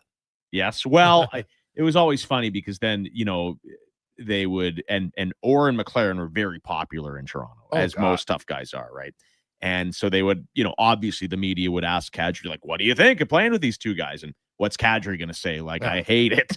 No, he was going to say, like, no, I love it. But it's like, oh, really? You love it? You can't pass to anyone. You can't take a pass. Like, but he's had a nice career. Mangiapane, Nugent Hopkins, Roslovic on that second line. Savoy, Philp, Frederick, and then, as mentioned, Howard, Henrique, and Tomasic. And on the blue line, you got Jake Wallman drawing back in. He will play with Darnell Nurse. And Kulak Amberson is your 3rd pair. Stetcher comes out. Kapanen comes out, but he is banged up, obviously. And Stuart Skinner gets the start in net. The Lions, brought to you by Nisku Ford. We were talking little Blue Jays with Landon. What was your? Were you moving around? Were you glued to your TV? What was your evening? Well, actually, I was coaching my son's hockey team. So and one of our coaches, Ryan, had the game on his phone as the boys were getting dressed. I watched up until Rodriguez hit a home run. And just then at that point, it's like 2-1. Now we got to get in the room. So I told her, I don't want to know the rest of the game because I'm recording. I want to get home. And I got home. I didn't know anything. So I walked in the house and got a snack for my son. I was like, hey, you want to watch the game? And you know what? He knew what the score was up until that point. And so we just watched the game, just basically like it was live. It was live to tape for us. And it was, it was obviously very exciting when Springer hit the home run. Obviously, there was lots of nerves for, my son's 11, so he lives and dies with every play. If they're down, oh my God, when they went up 3-1, it's like, oh, geez, Dad. I don't know. And I said, well, have the Jays come back later in games? Well, yeah, a lot. I said, it's playoffs, buddy. You never know. Like, they still had lots of outs left in this grand scheme of things. And then, you know what? Barger gets a walk. IKF continues to come up with, his hits are very important to keep rallies or start rallies. It's the biggest difference in the series was the bottom of the order on both sides. It wasn't even close. Wasn't even close. So, you know what? It was just fun there's not many games that I can get that excited in, and especially when you watch it with your son, who's a diehard. He's at that age where, he's just like, he's never seen anything like this. So we got to go to Toronto to see the Jays in late August. And so he's a diehard Jays fan. So like when he came home from hockey, got changed, he put his Jays jersey on, he's watching the game. Well, when they beat, so the first World Series, they beat Oakland, the big Alomar home run, and then they beat the Braves. Oh yeah. You would have been a little older than he is now, I suppose, right? Oh no, yeah, quite. Yeah, you would have been teenage. I was 20. Okay, yeah. And I would have been like his age, I guess. Yeah. So you remember, dude, you remember the impact. Buddy, what about the Ed Sprague home run? Are you kidding me? Ed Sprague home run was massive, home run, right? Yeah. So you look, obviously here's a hot take, but I think it's knowledgeable take. Joe Carter walk-off from home run to win the World Series is like the 8th biggest home run in Jays history. No. Yes. Why? Alomar, given the context of the situation, Alomar's was bigger, Sprague's was bigger, Bautista's was bigger. But Bautista was a tie game. The one last night was bigger. How can it be bigger than winning the World Series? Well, because they were going to win that game anyway.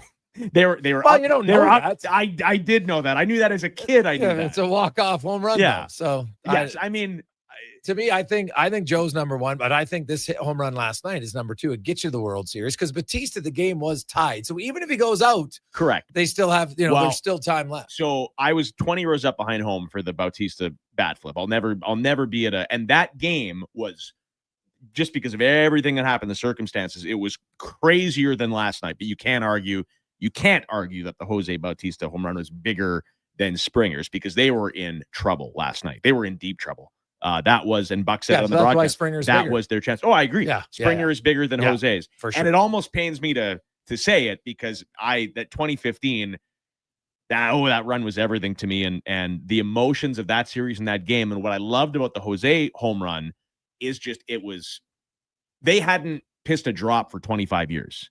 And that home run and the bat flip was just significant of, we did it. It's over. Yeah. We're going to win. Like, and it was 6 up, 6 down after that.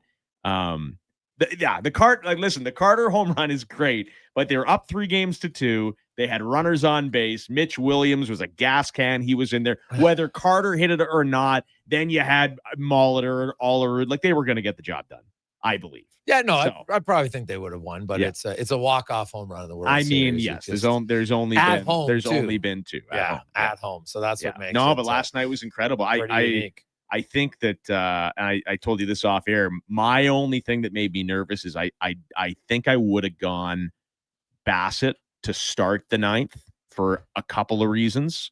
You had 8-9-1. You could always bring in Hoffman. Yeah. But, Bassett's stretched out. He's ready. I thought he threw a great inning, induced a couple of ground balls, and it wouldn't have been insane. And because Hoffman had thrown 31 pitches the night before, if Hoffman didn't have his stuff and Seattle scores a run, all of a sudden you got no Hoffman, you got no Bassett, you got no Gosman. All of a sudden you're into your lower leverage guys.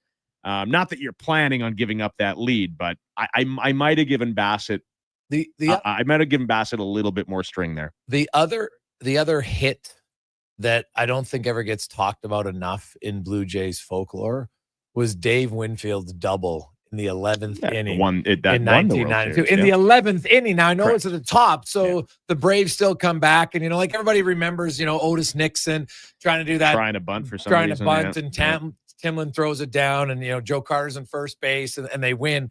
But when we're talking important hits, the Dave Winfield double in the top of the 11th was unreal. And I think it was Devon White and Roberto Alomar, if my memory's correct, who were on base. They would have been on base, So it was, and I think that was the old guy, Charlie Liebrandt, was on the mound, I think, for the Braves. And then, Edwin's home run walk-off doing the wildcard game was obviously big, but here's one that no one ever talks about. And I'm not saying this is I'd say it's top 10, though.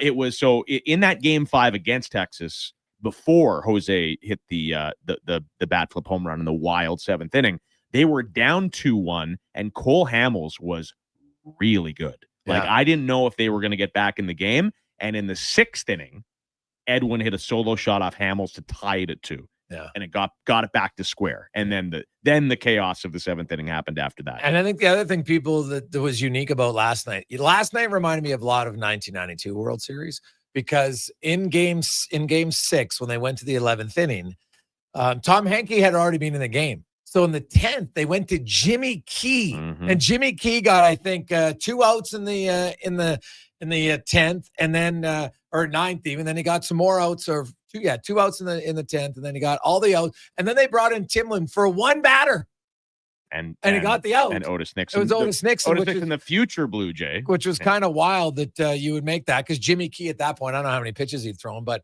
for starters to come in that situation, we've never done it. I think that's another kind of legendary. It's probably younger fans like, what are you talking about? But Jimmy Key to come in at that point of the game in the 10th inning in a World Series was pretty remarkable. It's so funny because they're all just pitchers, but watching a starter come in to relieve, it's like seeing it's like being on safari and seeing a cheetah in the wild.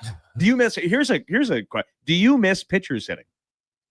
Not really. No, because there's Ohtani, and then the rest are kind of. I know, but just the strategy involved in the double switches, and all of a sudden the American League has to play, at the Dodgers, and all of a sudden you got Kevin Gosman has to hit, and when do you pull him? I always dug that, but it's good news for the Blue Jays because the best hitter in the series might be their pitcher. So anyway, Friday night World Series Game 1. It is the Titan Supply pregame show. We'll take a break. We'll finish up some business on the way back. And hear from Chris Knobloch as well for Vision Credit Union. It's on the way next. Sports 1440. Oilers pregame is brought to you by Titan Supply. Built on trust, driven by safety. The Titan way. Visit titansupply.ca. Don't let scary high prices haunt you this October. At Nisku Ford, we treat you like family, which means no tricks, just treats. Come find a frighteningly good deal on a brand new Ford. All October, finance and lease rates are as low as 0%. Or maybe you prefer rebates as high as $10,000. The Nisku Ford family will always dig deeper to find the best deal for your family. The coffee's on. Drive into Nisku Ford or visit niskuford.ca today. Above expectations. Another season is upon us. The smell of locker rooms, hockey bags, pumpkin spice lattes, and burnt oil. Don't let your vehicle get benched this season. Swing by Napa Auto Parts for top quality oils, parts, tools, and everything you need to keep your ride in winning shape for the games ahead. With over 85 locations in Alberta, visit your local Napa store today or online at napacanada.com. That's Napa know-how. Looking at the Alberta weather forecast, wild, unpredictable, brutally tough. When the this weather year. turns tough, Titan Supply doesn't back down. Titan Supply has been protecting workers from conditions like this for 50 years. We stand tall with you against the elements with the industry's best rigging, hauling, and lifting products to get you home safe. Tire chains, wire rope, round slings, chain slings, and a whole lot more. Titan Supply in Edmonton, Grand Prairie, Red Deer, and Calgary. Online at titansupply.ca. Lift, dig, haul.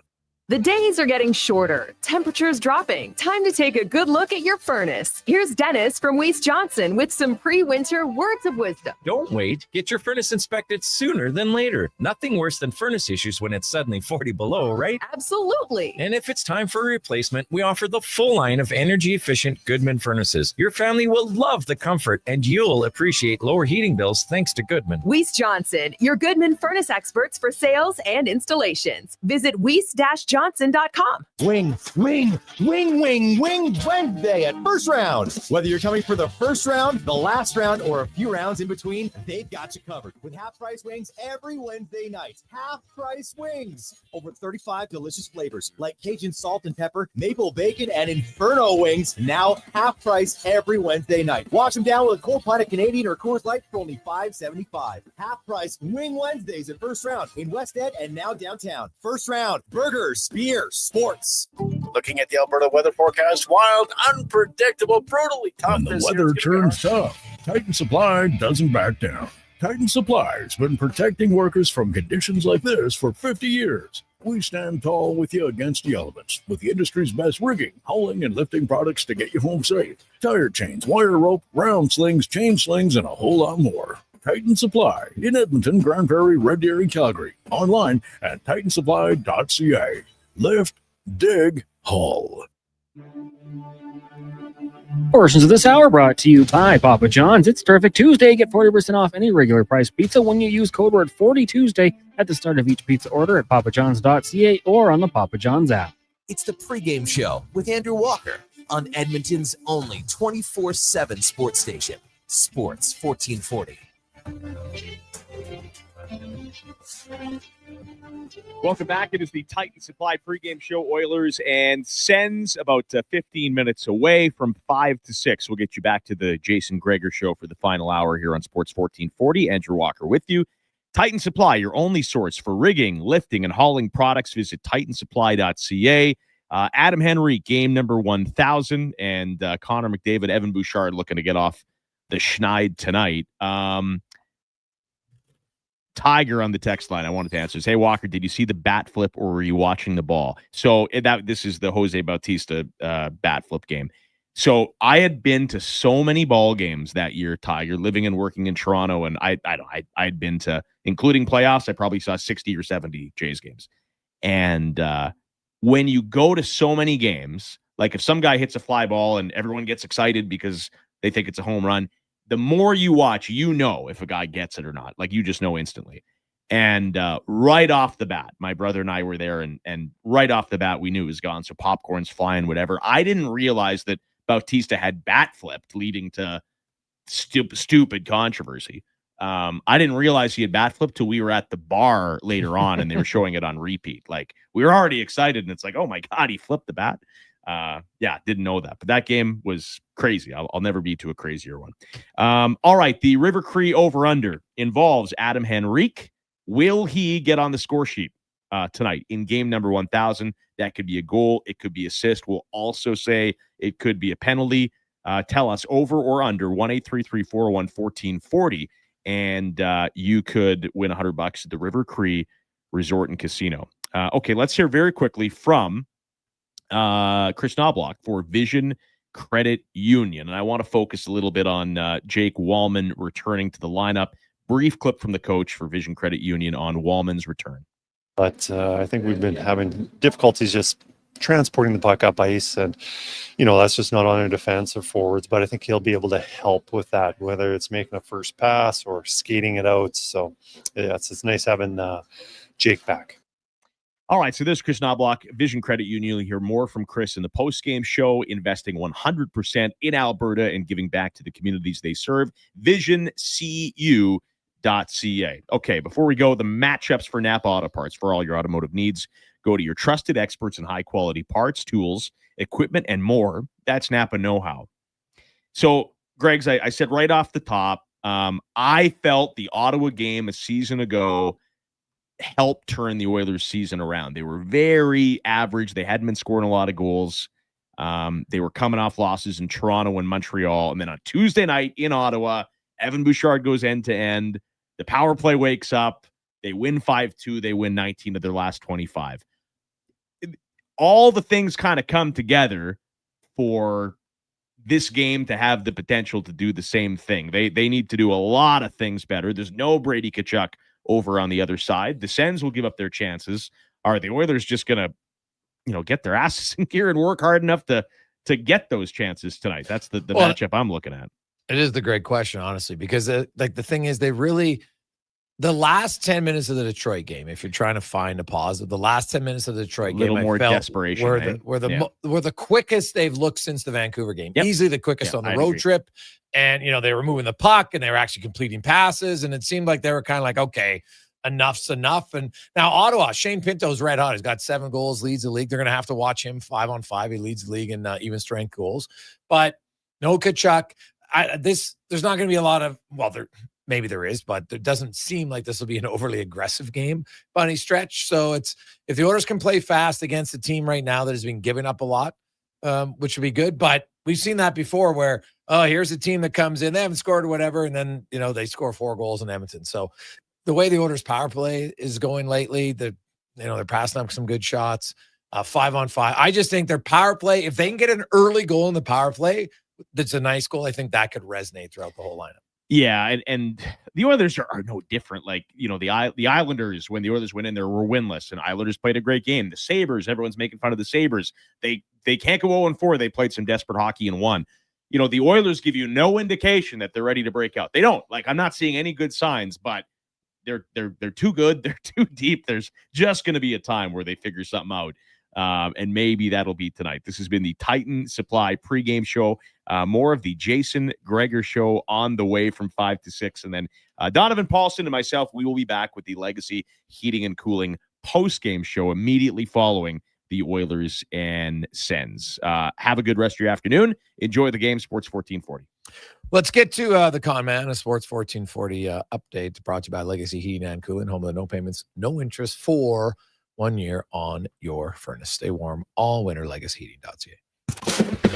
This is the Sports 1440 update. It is game day. Oilers taking on the Sens out in Ottawa. Puck drop in about 15 minutes. Once it wraps up, we've got post-game coverage with Andrew Walker, Donovan Paulson, and former NHLer Landon Ferraro. Elsewhere, Devils taking on the Leafs. Got the Islanders and the Sharks. Canucks in Pittsburgh. Caps host the Kraken. Panthers taking on the Bruins. Blues host the Kings. Ducks in Nashville. Stars meet the Blue Jackets. And Abs up against the Avalanche. The Oil Kings in action hosting the Chiefs down at Rogers Place. That one gets going at 7 o'clock in the association. The season kicks off this evening. Defending champion Thunder taking on the Rockets at 5:30. Then at 8 o'clock, the Warriors in Los Angeles will take on the Lakers. And from the majors, the Los Angeles Angels confirming Kurt Suzuki as their next manager. Coming up in hour 4 of the Jason Gregor Show, we'll be joined by Mark Spector of Rogers Sportsnet. And here another edition of Cam Tate's 2-Minute Warning. I'm Connor Halley. This has been a Sports 1440 update. Groceries, mortgage payments, family holidays, a new car. That's what profit shares look like for Vision Credit Union members. Each year, we return about 75% of our profits, $35 million last year, to the people who bank with us.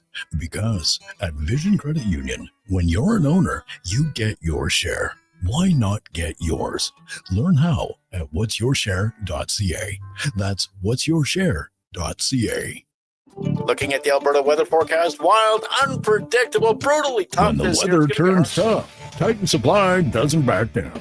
Titan Supply has been protecting workers from conditions like this for 50 years. We stand tall with you against the elements with the industry's best rigging, hauling, and lifting products to get you home safe. Tire chains, wire rope, round slings, chain slings, and a whole lot more. Titan Supply in Edmonton, Grand Prairie, Red Deer, and Calgary. Online at titansupply.ca. Lift, dig, haul. Hey everybody, it's Jason Stredley. How would you like to join me and the superstars of hockey on an exotic holiday? Join us on a 7-night cruise through the Mexican Riviera, leaving from Los Angeles and including Cabo, Mazatlan, Puerto Vallarta, and more. While we relax and cruise the tropical waters, you can attend an intimate meet and greet with legends like Bill Ranford, Fernando Pisani, Kelly Buckberger, Ron Lowe, Gene Principe, Jack Michaels, Louis DeBrusque, and more. There's still time to get in on every hockey fan's dream cruise. Book now and save $500 per couple. The Edmonton Hockey Legends Cruise. Price start at just $23.99. Part of the proceeds support the Ben Stelter Foundation and Kids with Cancer. Visit cast.tours/Edmonton. Call 1-833-347-7678. Call now to book and save $500 per cabin when you mention promo code Stingray Radio. That's cast.tours, 1-833-347-7678. Looking at the Alberta weather forecast, wild, unpredictable, brutally tough When the this year. weather It's gonna be turns tough, Titan Supply doesn't back down. Titan Supply has been protecting workers from conditions like this for 50 years. We stand tall with you against the elements with the industry's best rigging, hauling, and lifting products to get you home safe. Tire chains, wire rope, round slings, chain slings, and a whole lot more. Titan Supply in Edmonton, Grand Prairie, Red Deer, and Calgary. Online at titansupply.ca. Lift, dig, haul. Touch base on the Weiss Johnson text line, 1-833-401-1440. Keep your home warmer and energy costs down with a Goodman furnace installed by the pros from Weiss Johnson. Visit weiss-johnson.com for your new Goodman furnace. Oilers pregame is brought to you by Titan Supply. Built on trust, driven by safety. The Titan way. Visit titansupply.ca. Sports 1440 in West Edmonton Mall and Wetaskiwin. CKJR is a Stingray radio station. Download the free radio player app and listen wherever you go. Portions of this hour brought to you by Can Torque. We offer sale, rental, repair, and calibration of hydraulic, pneumatic, and battery-powered torque wrenches, stud tensioners, and flange maintenance equipment. Order today at cantorque.com. The Jason Gregor Show, the best of Edmonton sports talk and beyond. This is Sports 1440. Presented by PlayAlberta.ca, Alberta's only regulated online gambling website.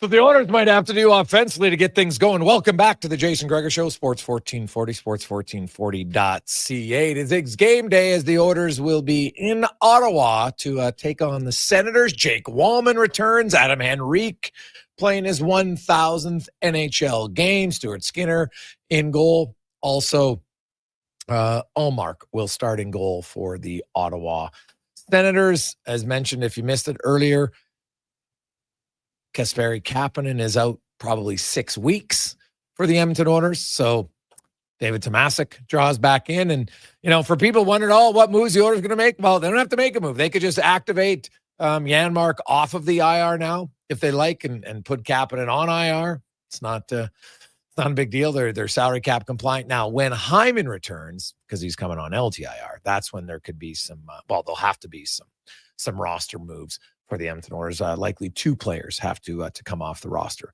at that point.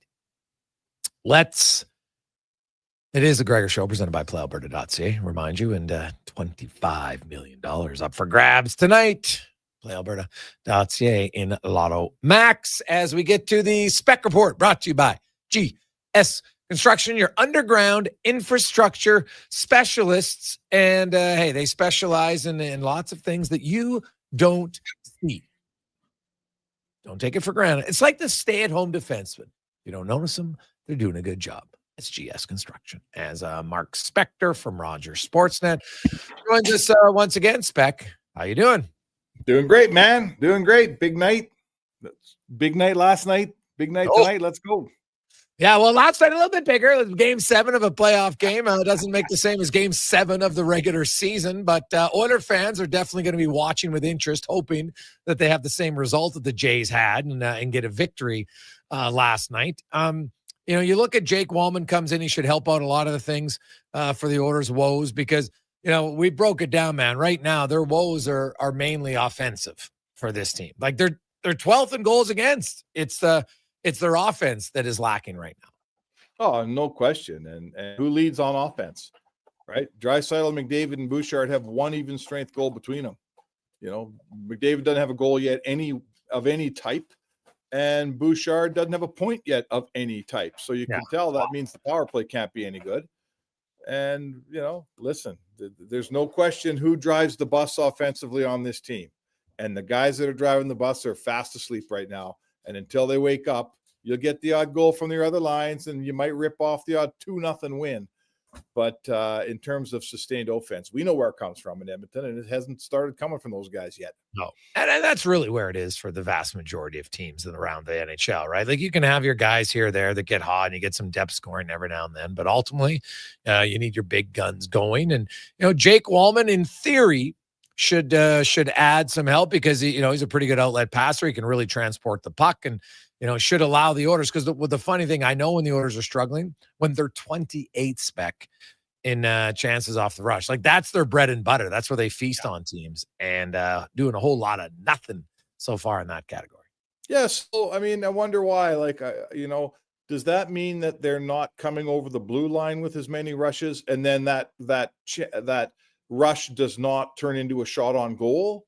I don't know. Like, obviously, if you don't get a chance, watch how many errant passes they've had when they enter the offensive zone. Yeah, that's my point. Like, you don't get registered as a chance off the rush if no one shoots a puck on the net. Yeah. It doesn't mean you're not starting up over center and over the blue line, okay, but they're overpassing. They're mishandling a ton of pucks and just not executing. But to be lacking in execution, these guys are NHL players. I think they'll figure that out. To me, it's the overpassing that this team tends to, the worse it gets, the more they pass. They talk about simplifying. They don't simplify. They make it harder. They don't, this is not a team. This is a team that tries to pass it in the net. Draisaitl's only even strength goal this year, pass. Brett Kulak makes a beautiful pass to him. He taps it in an empty net. They try to score 6 of those a night.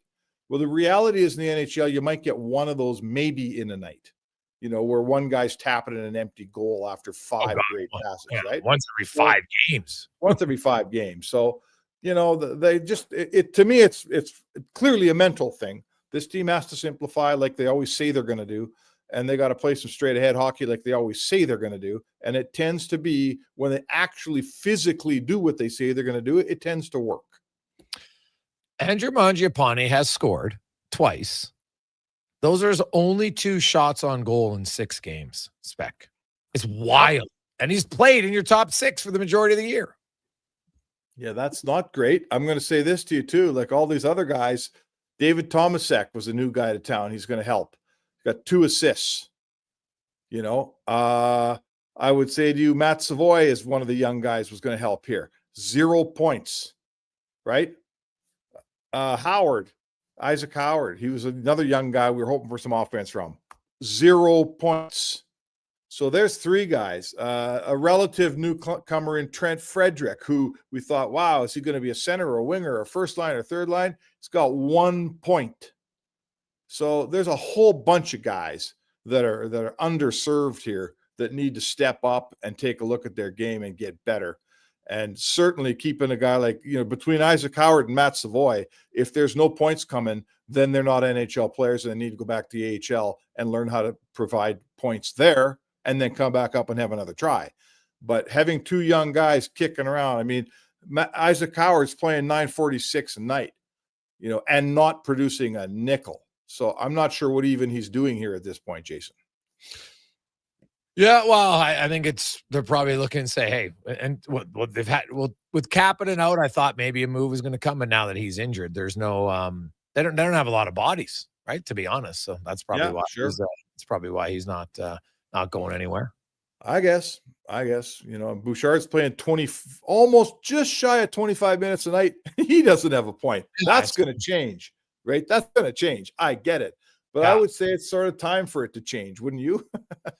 Oh yeah, no, without a doubt, they need more guys going. Mark Spector joins us. The good news, Spec, is that the Oilers, their defensive game overall, really not many areas to concern about. Like they're top 12 in goals against, and they've rarely played with a lead, right? So sometimes when you're trailing, you got to take some chances. And the one area of their game overall, I thought their defensive game. Yeah, I know they've had some giveaways. People understand it, but overall, I think their defensive game has been pretty good, especially considering how porous and just lethargic their offensive game has been. Yeah, no, they've absolutely, and their goaltending's been very good too. We're not talking about the goalie, so you got to remember too that the big giveaway, it's a bit of an outlier. The big giveaway is relatively easy to take out of your game. It's how you're playing the rest of the time. And the rest of the time, they've been really good. The big giveaways hurt this team this year. But, yeah, for sure. Defensively, they're great. The goaltending is more than good enough. There's, listen, we're not breaking any news here. There's one area of the game that's got to get moving. I would say the power play could certainly start to produce something here. This power play has been a perimeter unit that throws around the outside and doesn't get enough shots and enough chances. There's a unit there that could probably help stimulate some offense here, don't you think? Yeah. Mark Spector joins us. Spec, Adam Henrique becomes the 405th skater, 409th player, because there's 4 goalies who have played 1,000 NHL games. He is 3rd in his draft class in goals. He's 10th in games played. He's 9th in points. He's had a remarkable NHL career for a 3rd-round pick. Yeah, for a 3rd-round pick. Are you kidding me? I added up today. I think this is his 110th game as an Oiler.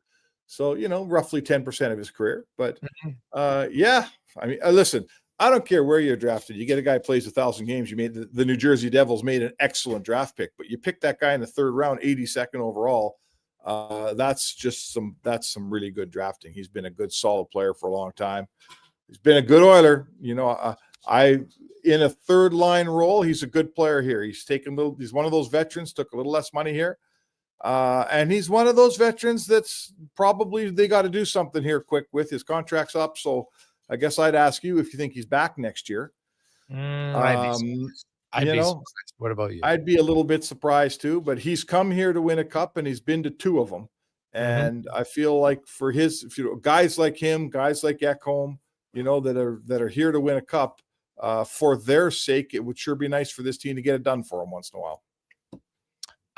Yeah. Well, hey, there's not much more they can do, I think, other than win. So we'll see kind of how it goes. But a few other guys when you wait now, hold on.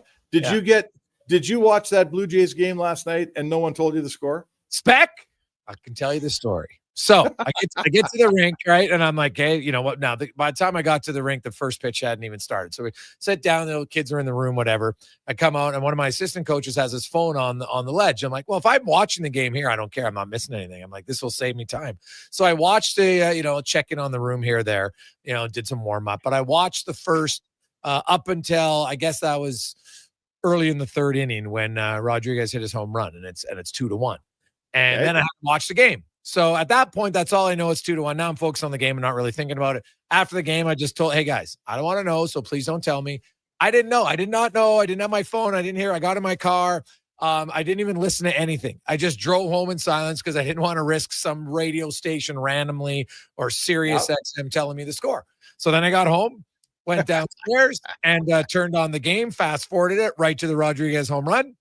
And then I started watching the game. So it was like I watched it live to tape. My son came downstairs. He's a huge Jays fan now. And we got to watch it basically like in delayed real time. So I had no idea what happened. And was I tempted to want to fast forward? Sure. But we didn't obviously fast forward through all the commercials and stuff like that. And it was awesome. And so obviously when Springer hit the home run, my son was going crazy. And so that was really fun. So it was good. It was good to see. And so I was excited. And now I can't wait to Friday night, buddy. Like Friday night's like a watch party. Like my wife, we're already talking about it. Say, this is what I'm going to do. We're going to have pizza, going to have some beers, going to watch the game. Yeah. And it was, speaking of watching the game, we got an internal email. That was the most watched baseball game in the history of Rogers. 6 million people were watching that game in Canada last night. So, it's become that. Now here we go. Friday, Saturday, World Series games playing in Toronto. That's going to be, who's not watching baseball this weekend, right? I'd ask you that. Yeah. Like there's some people, I guess, that don't like ball, and that's totally okay. But even them, I can see them being like, I'll dive into it here or there. And it is fascinating to see the difference here. Like the Blue Jays, I don't think people realize, like the Blue Jays offense was 100 points higher than the Dodgers offense so far in the playoffs. But the Dodgers pitching has been some of the best we've ever seen. So it's basically going to come down to, pitching versus hitting. Can the Jays knock the Dodgers starters out early and get some runs? Because Ohtani, I know he hit the 3 home runs in that one game spec. He's still only hitting 220, and that's with a 3 home run game. Like he had nothing going on until then. So, we'll see what goes on here. They got a lot of weapons, I know. But, the Jays, the one thing they've done all year long, so the Jays are the best team at not striking out. The Dodgers are the best team that's striking out. So this is going to come down to, can the Jays get a bat on the ball, buddy? It's an unreal matchup when you look at it that way. The best team that strikes out hitters versus the best team that doesn't strike out. I love it, man. I love it. What are you doing with Bichette? Well, I'd bring him in. If he says he's good to go, he's a DH, but I'm not playing him in the field. First of all, even when he's 100% healthy, Jimenez is a better defender. So I am going with Bo Bichette to start. Spec, I want to see him play a game as a DH first before I'm putting him in the field, right? Yeah. So that would be my plan early on. And then I'm assuming Blake Snell starts game 1. So you're probably then Barger comes out maybe, Lucas comes out maybe, and you put in Schneider and Straw, and then IKB or IKF just stays in, right, as your second baseman. But once you go to the second game, then I think IKF comes out and Barger goes back in at third and Clement goes to second, and then Lucas comes back in. And I think I'm assuming he's going to be healthy enough to play. That the way he ran around on his home run, I think Springer can play the outfield. Yeah, like remember, I know that he's coming off injury, and I don't know the state of his defensive game at this point if he's able to move well enough. When you had all these guys this year, John Schneider, the manager, thought their team was the best when it was Jimenez at second and Bichette at shortstop. That was when they were at their best this year. I'm not telling you that's when they're at their best with Bichette coming off this injury and he hasn't played for a month. But, you're right. You're probably going to DH him a game, but you know what? Like this guy has been your shortstop all season long. I don't. You say it's just coming off. I look at it this way, Spec, and I know it's to bring it into the orders. Matthias Ekholm was their top pair left defenseman in the playoffs. He really struggled coming off that injury in the Stanley Cup final. No doubt. So Bichette, you have the option to use his bat. He's the best contact hitter in the game. He led the league in hits. He missed the final 20 games or whatever, 23 games, 20 games, and he was still third in hits by like 3. So he can get the bat on the ball. To me, this is the best way to incorporate his offense and not have to worry about him really because the shortstop position is pretty darn important defense. Oh, for sure it is. Absolutely. I'm going to say you don't need him defensively, but let's see how it goes. He is, again, this guy is your A shortstop. And if he's healthy, are you the best team defensively? If he's ready to give you his A game, you might be the best team defensively going back to him and Jimenez. Jimenez at second, Bichette at short. I know someone's got to come out. I get it. It's a crowded lineup right now, but it'd be interesting to see how Schneider handles it. What would you do? Well, I'm DH'd him at first. It's sort of an unfair question. I asked you, and you're asking me now because neither of us are aware of the full state of his health, right? Like I just don't know. Is he 100%? Is he 80%? Maybe he can hit, but he can't move well enough to be the shortstop. You know, maybe for John Schneider, it's a no-brainer. Maybe the trainer's telling him you can hit this guy, but he can't play shortstop. So I just don't know. Like they're not telling us. And I don't know. If you told me that he was 1,000% healthy and ready to play shortstop, he's my shortstop. He's playing shortstop for me. I'll figure the rest out later. Yeah. I'm guessing he isn't that healthy because he wasn't even on the roster for the last series. I'm kind of guessing that too. Yeah. So it will be. What about this? What would be your? Who would be starting game one on the mound for you? Well, I mean, Gossman's still in the rotation. Like he only pitched. What did he do? 1 inning last night. And that was supposed to be his throwing day anyway. So if you're telling me, if I can believe the guys on TV, which I do, that didn't throw Gaussman off, then he's my starting pitcher in game one. Because that's how I've been doing it all playoffs. And I'm winning every series. Why am I changing that? Yeah. If I can go to Yasavich in the second game, if that's how the days turn out, then he's for sure my number 2 starter. Right? Maybe if you need another day out of Yasavich, you go with Scherzer in your second game. Listen, I know Scherzer's only had 1 good start in a row, but I'm in the World Series. I brought Scherzer in for these moments. He showed me last game he's got something left. He's going to get a start for me in my first 3 games here for sure. No?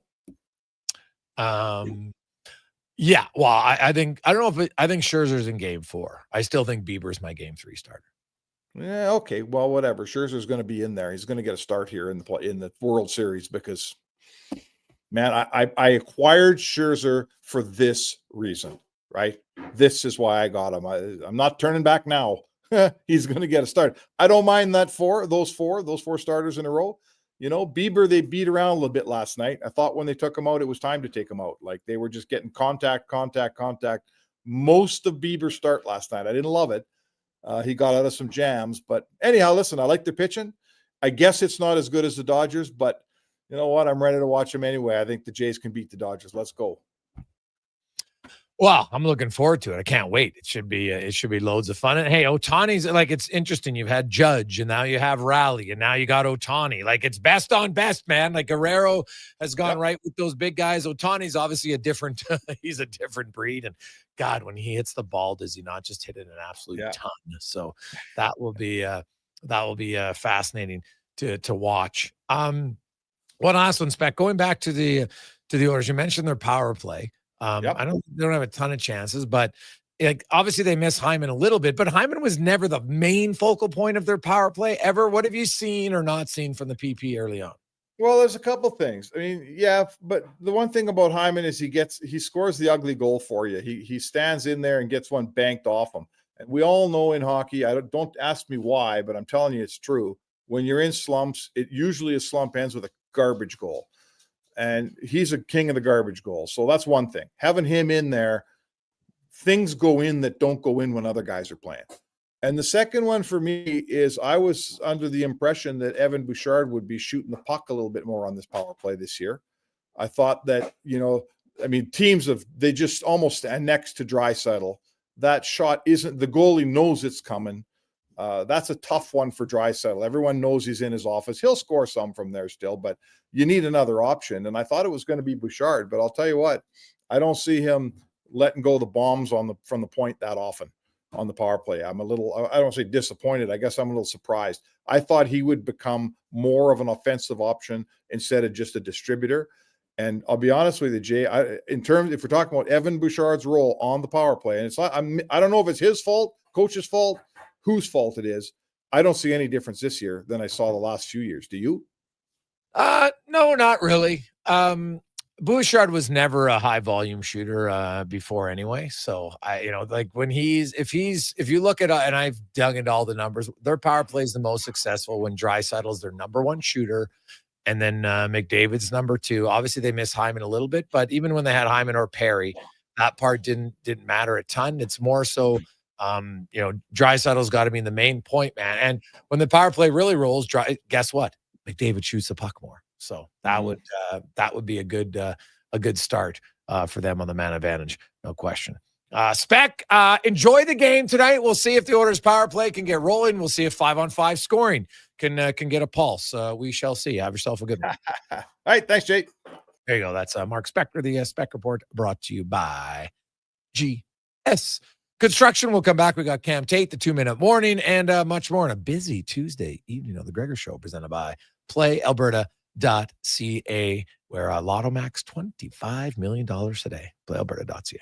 Is your company drowning in paperwork and administrative tasks? Do you need more data to make better decisions? Nectar.io is your company's all-in-one solution for fleet and materials management, safety, time cards, and GIS-based project management. Now is the time to capture and transform field, site, and shop data into boardroom-level business intelligence, all with one login. Visit Nectar.io to book a demo today. Nectar.io, your business made better. And here comes Action Electrical Service Team sprinting onto the scene. These are your first responders for any electrical emergency.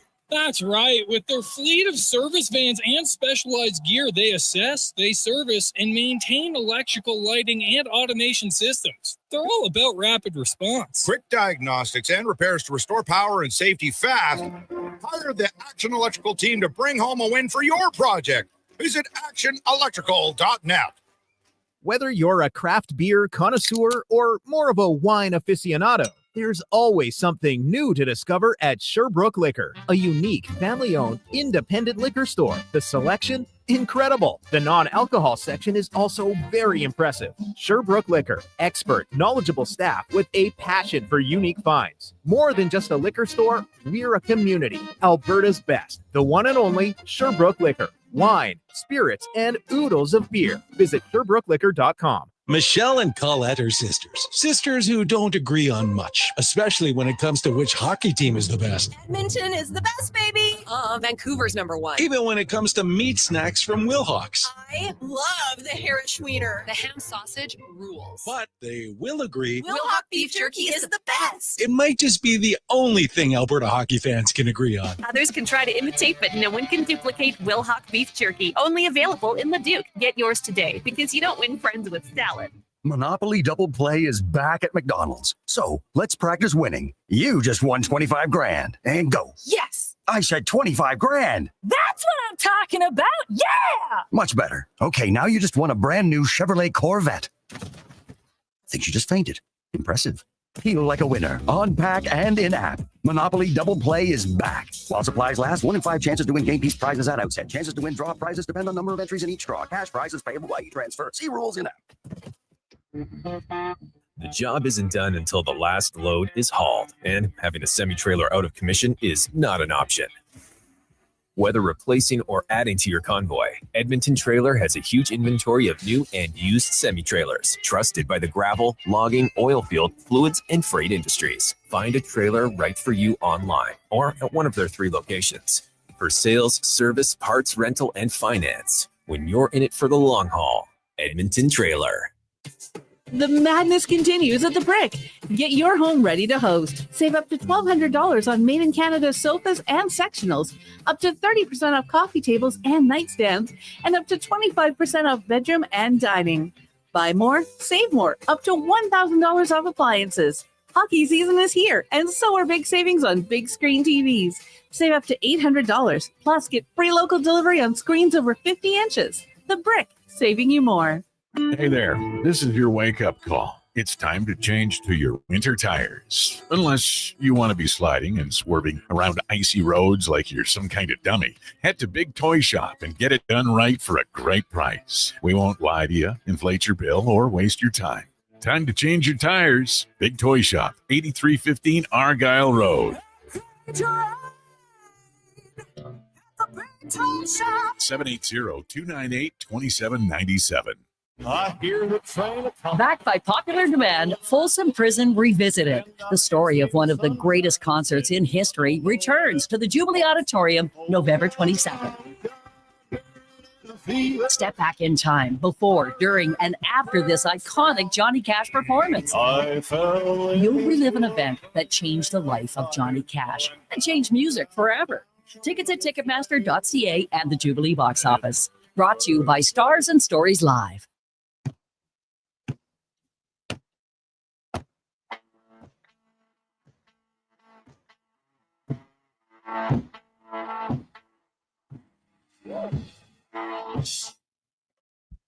Portions of this hour brought to you by Sherbrooke Liquor, the best place for wine, cocktails, and beers from all over the world. Also, a variety of excellent non-alcoholic options. See more at SherbrookeLiquor.com. Tricks, touchdowns, and home runs. Get it all with the Jason Gregor Show on Sports 1440. Presented by PlayAlberta.ca, Alberta's only regulated online gambling website.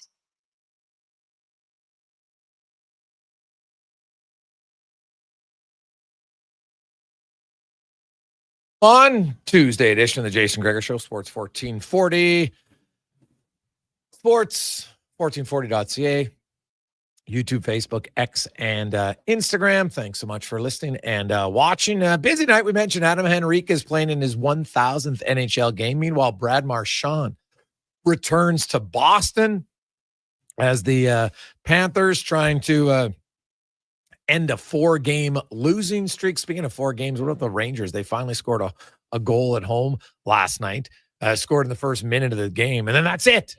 They have scored 1 goal in 4 home games. That is absolutely wild to me. Other games tonight, of course, Toronto's hosting New Jersey. The Maple Leafs actually leading 1-0. The San Jose Sharks got a lead early on the road. The Capitals, no surprise. You talked about that earlier. That was my I think they're going to beat Seattle tonight. Seattle's playing their 5th game in 8 days, and they have been traveling all over the place. Meanwhile, the Oilers taking on the Ottawa Senators tonight. Now, 833-401-1440, 833-401-1440. You can text us in our inbox, your partner in power since 1976. For all your electrical needs, think EWEL.ca.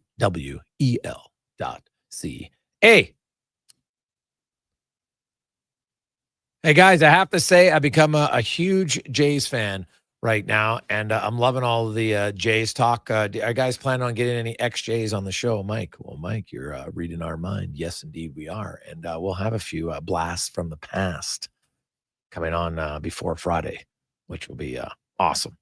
Let's get to the 2-minute warning now with Cam Tate, brought to you by Legacy Heating and Cooling. Home to no payments, no interest for 1 year on your furnace. You want to stay warm all winter? Plan ahead. You know what? Even if you don't need a new furnace, just make sure you get it serviced. It'll last longer. LegacyHeating.ca. Cam Tate, a longtime journalist in town. Cam was born with cerebral palsy and a wheelchair. And due to his disability, Cam was never on radio until now.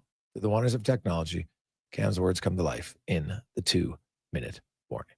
A Toronto Star staff reporter made a splendid point in his morning piece Tuesday. John Schneider, skipper of the Toronto Blue Jays, might just be Cooperstown bound. Not for his managerial wizardry, no, but for his linguistic dexterity with that infamous F word. Yes, my friend, that word. Last night in Toronto, Schneider threw it around like J.P. Crawford fouling off splitters in the 8th.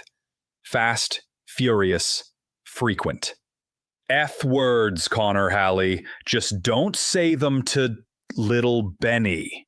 Each syllable flew off Schneider's tongue with the precision of a well-placed bunt, echoing through the dugout like an aria of outrage only baseball managers can perform. I have but 2 words. Well, 1 word and a number. Over there, Gregor. Holster that keyboard. I know you're typing while you're listening to this. Oh, yes, I do. Listen up. My word is so. My number? 2025. The year we stopped whispering the F word and started using it like punctuation. Once it earned a bar of Sunlight soap between the molars. Now it lounges in yoga studios, weather forecasts, even wedding toasts. Timothy J., professor emeritus of psychology at the Massachusetts College of Liberal Arts, says, language is just part of the whole shift to a more casual lifestyle. Listen, my good friend, the sports reporters down on that field last night after the big Blue Jays win, they were not sent there as linguistic lifeguards, blowing whistles at every forbidden syllable. No, their sacred duty was to tell us, the 6 million faithful, what was said, not what should have been sanitized. Spare us the censorship and pass the candor. I implore you, Wander over to @CamTate on X and cast your vote in our humble little poll. 2-minute warning. Gregor, Halley, Kruger. How many cups of coffee has young Declan had today? Tate. Weekdays sports. 1440. Does Deck drink a lot of coffee? Not really. I mean, one a day. And he cuts it off at like noon, I want to say. No. Then he wants decaf. So Is his mic working over there? Should get his mic on. Just like, are we going to talk to Mini Rock? Yeah, there you go. On the show today. For anybody, remember the Rock when he was wearing like the black turtleneck and then he's got the chain outside of it, and all you need is a little bit of high, little high and tight on the sides, Deck, and it could be the White Rock. Connor aptly pointed out I was a little more Denzel in training day. he's very than I was The Denzel. Rock. Look up Denzel training day with the button-up black shirt and the chain. He's one chain away from being. I don't even know his role in that movie. Needs a in Training Day. Yeah. Well, he was the trainer. Well, yeah, he was the trainer. Alonzo. He was so much more than a trainer. Yeah, well, he's kind of shady trainer for sure. Yeah, well, that was good. Hey, buddy, there's very few Denzel movies that aren't good. Like if we throw a leather jacket on deck and one more chain, oh my god, he's Alonzo. The Chain Gang. Hey, I like it. Why not? So that would be all right. So we'll see where it goes here. Looking, we got a lot of other texts to get to. 833-401-1440, 833-401-1440.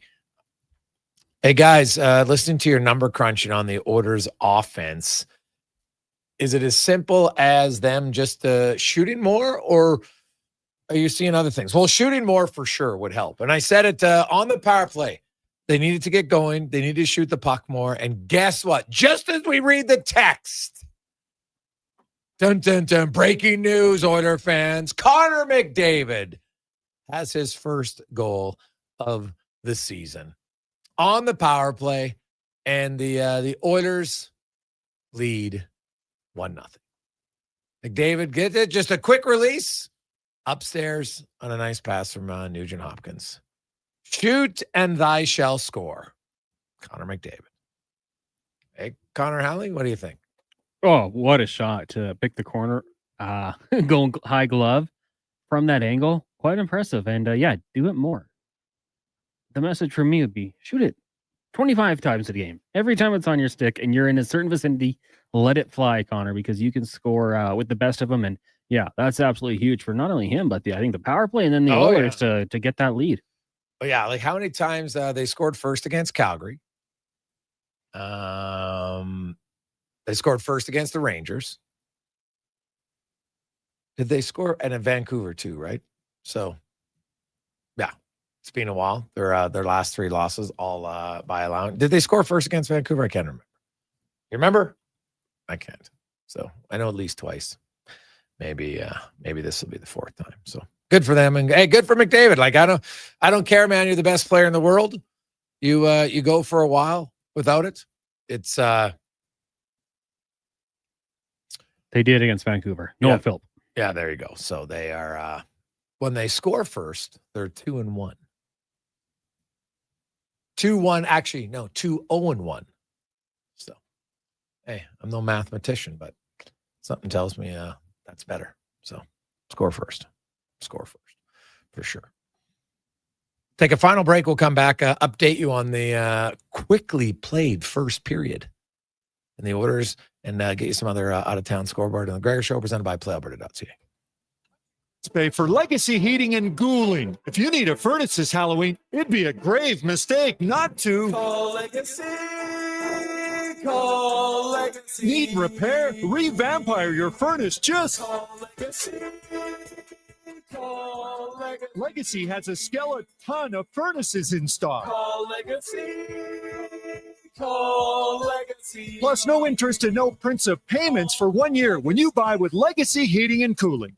When pumpkins glow and night turns chill, there's one fall treat that fits the bill. A pizza shaped like a jack-o'-lantern with smiling pepperoni pattern. Thin golden crust, so cheesy and tasty. Get yours now, better be hasty. It's only around for a limited time for a spooktacular price, $17.99. Better ingredients, better pizza, yes, it's true. Papa John's Jack-O-Lantern Pizza is coming for you. Spookily and proudly locally owned and operated. Are you looking for safe and professional transportation solutions for your group events and sports teams? Look no further than Silent Rides, Alberta's premier charter bus company. Whether your group is big or small, Silent Rides has you covered. We offer state-of-the-art motor coaches, first-class service, and affordable rates. Get your quote today. For more information and to request a quote, contact sales at 877-748-0991 or visit silentrides.ca. The madness continues at the Brick. Get your home ready to host. Save up to $1,200 on made in Canada sofas and sectionals, up to 30% off coffee tables and nightstands, and up to 25% off bedroom and dining. Buy more, save more, up to $1,000 off appliances. Hockey season is here, and so are big savings on big screen TVs. Save up to $800, plus get free local delivery on screens over 50 inches. The Brick, saving you more. It's a new season, Edmonton. This means it's time for new offers. Play Alberta is offering odds boosts on every Oilers game all season long. This is your chance to score big. And for a limited time only, our listeners can get an exclusive $50 free bet when they deposit $50 using code Gregor50. That's code Gregor50 for an exclusive $50 free bet. Alberta wins with Play Alberta. Must be 18 plus to play. If you gamble, please use your game sense. PlayAlberta.ca. Japa Machinery Group knows that XCMG may not roll off the tongue, but Japa's team will help keep your construction jobs rolling on time and on budget with heavy equipment sales and rentals. Visit japamachinery.com to find out more. Prostate cancer affects 1 in 6 men in Alberta, and this November we're fighting back. Every dollar raised fuels early detection and life-saving support. Donate today for the men in our province. Visit keepitinalberta.ca to start your fundraiser or donate today. Think your credit's not good enough for a new ride? Think again. Go Auto's car loan calculator is here to help. No commitments, no credit hits, just real answers. You tell us a few things, and we'll show you what you can afford. Text credit to 780-777-7777. That's credit to 780 all sevens. Go Auto. We do the math, so you can do the driving. Portions of this hour brought to you by Crystal Glass, your clear choice for residential windows, locally manufactured and installed. Crystal Glass provides a beautiful product and incredible customer services for all of your residential needs. Call 310 Glass or visit crystalglass.ca for a quote. The Jason Gregor Show, the best of Edmonton sports talk and beyond. This is Sports 1440. Presented by PlayAlberta.ca, Alberta's only regulated online gambling website.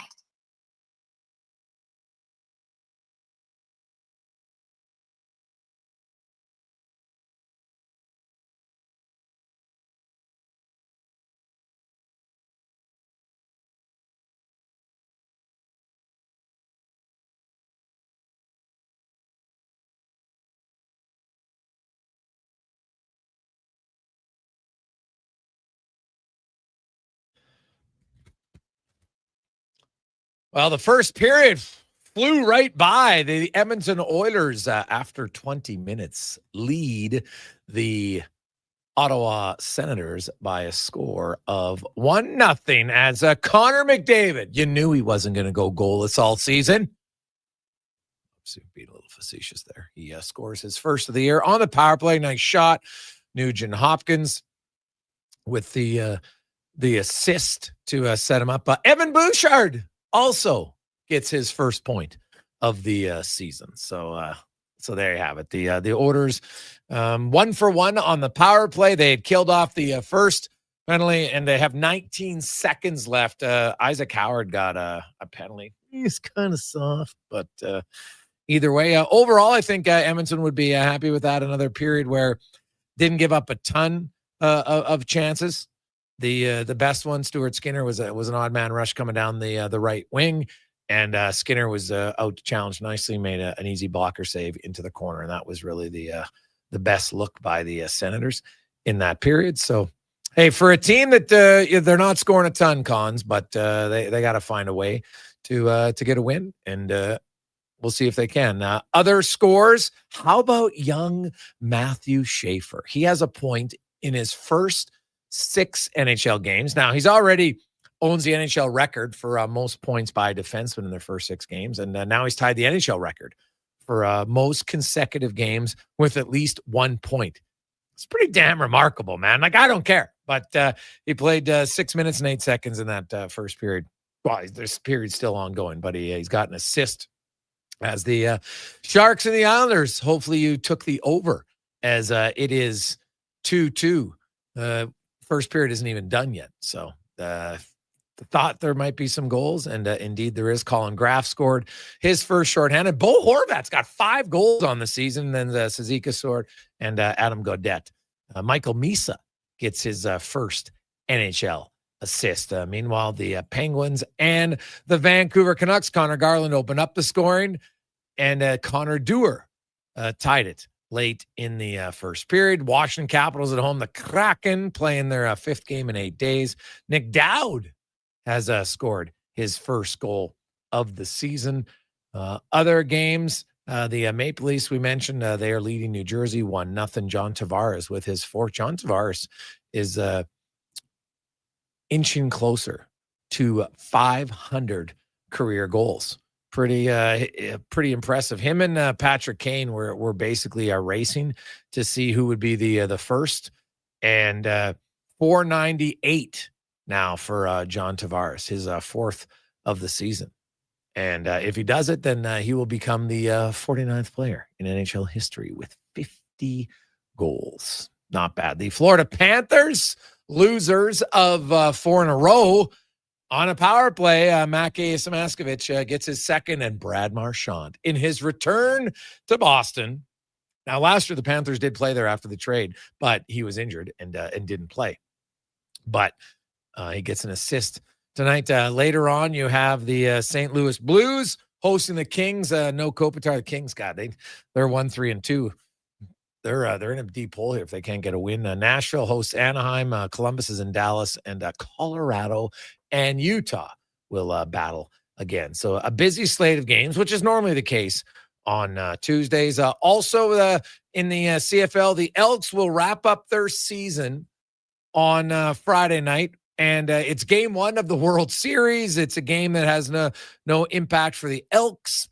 Probably not going to be the best crowd, but they can play spoiler, as the Calgary Stampeders are in a battle to finish 2nd in the West and get home field advantage in the West semi-final. They're 10-7. BC's 10-7. Winnipeg is 9-8, and Winnipeg hosts Montreal on Saturday. Meanwhile, BC's in Saskatchewan. So still some implications. Hamilton and Montreal are also tied for first right now in the East, both at 10-7. Hamilton has Ottawa, which is obviously a much easier opponent than Montreal does. I haven't looked. I think Hamilton has the tiebreaker, if I'm not mistaken. BC, I think, has the tiebreaker over Calgary, so BC would need to win. And if you're Saskatchewan, sounds like they might not play a lot of their starters again, Cons, which would be that for the 2nd week. Then they're going to have a bye week that makes it almost a month. I'm just not sure that is as kind of surprising to me if that's what they're going to do. Yeah, you think you maybe want to get them out there for a quarter or a couple series at the very least, just to keep them in that habit, keep it going there. But we'll see how it works out for them. Interesting though, Gregor, like you talked about the game on Friday night. Obviously, not much implications for the guys out there. Lots. You can want to put out good tape whenever you get the opportunity, and a lot of guys will get that opportunity. But for a game in late October, like they're going to have a high of 16 on Friday in the city. Could be a great weather actually to go out and watch some football. A little bit of a later start, but you layer up, maybe have a drink or two, hot chocolate, you should be good to go. Yeah. Hey, why not? Who does? Did you say hot chocolate? Well, I mean, not everyone has to have alcohol, you know? No, I know, but hot chocolate was your go-to non-alcoholic drink? Well, if it's cold out, yeah. What would you have at a game? Ice cold cola? Outdoors? Oh, I'd probably, hot chocolate's not bad, but I might have a tea. Yeah. Do they sell tea yet? It's a good question. I have no idea. I've never had a. Like I've ever tried to order a tea there. Yeah, you're probably right. They probably don't. But Earl Grey. Oh no, Cam, I'm going peppermint all the way. Yeah, peppermint. Come on, all the way. Hey, Greg's, I didn't see the goal. Was it a nice goal or just a lucky goal? Not that it matters. I'm just curious. Oh no, it was a nice shot. McDavid came in. He was on the left circle.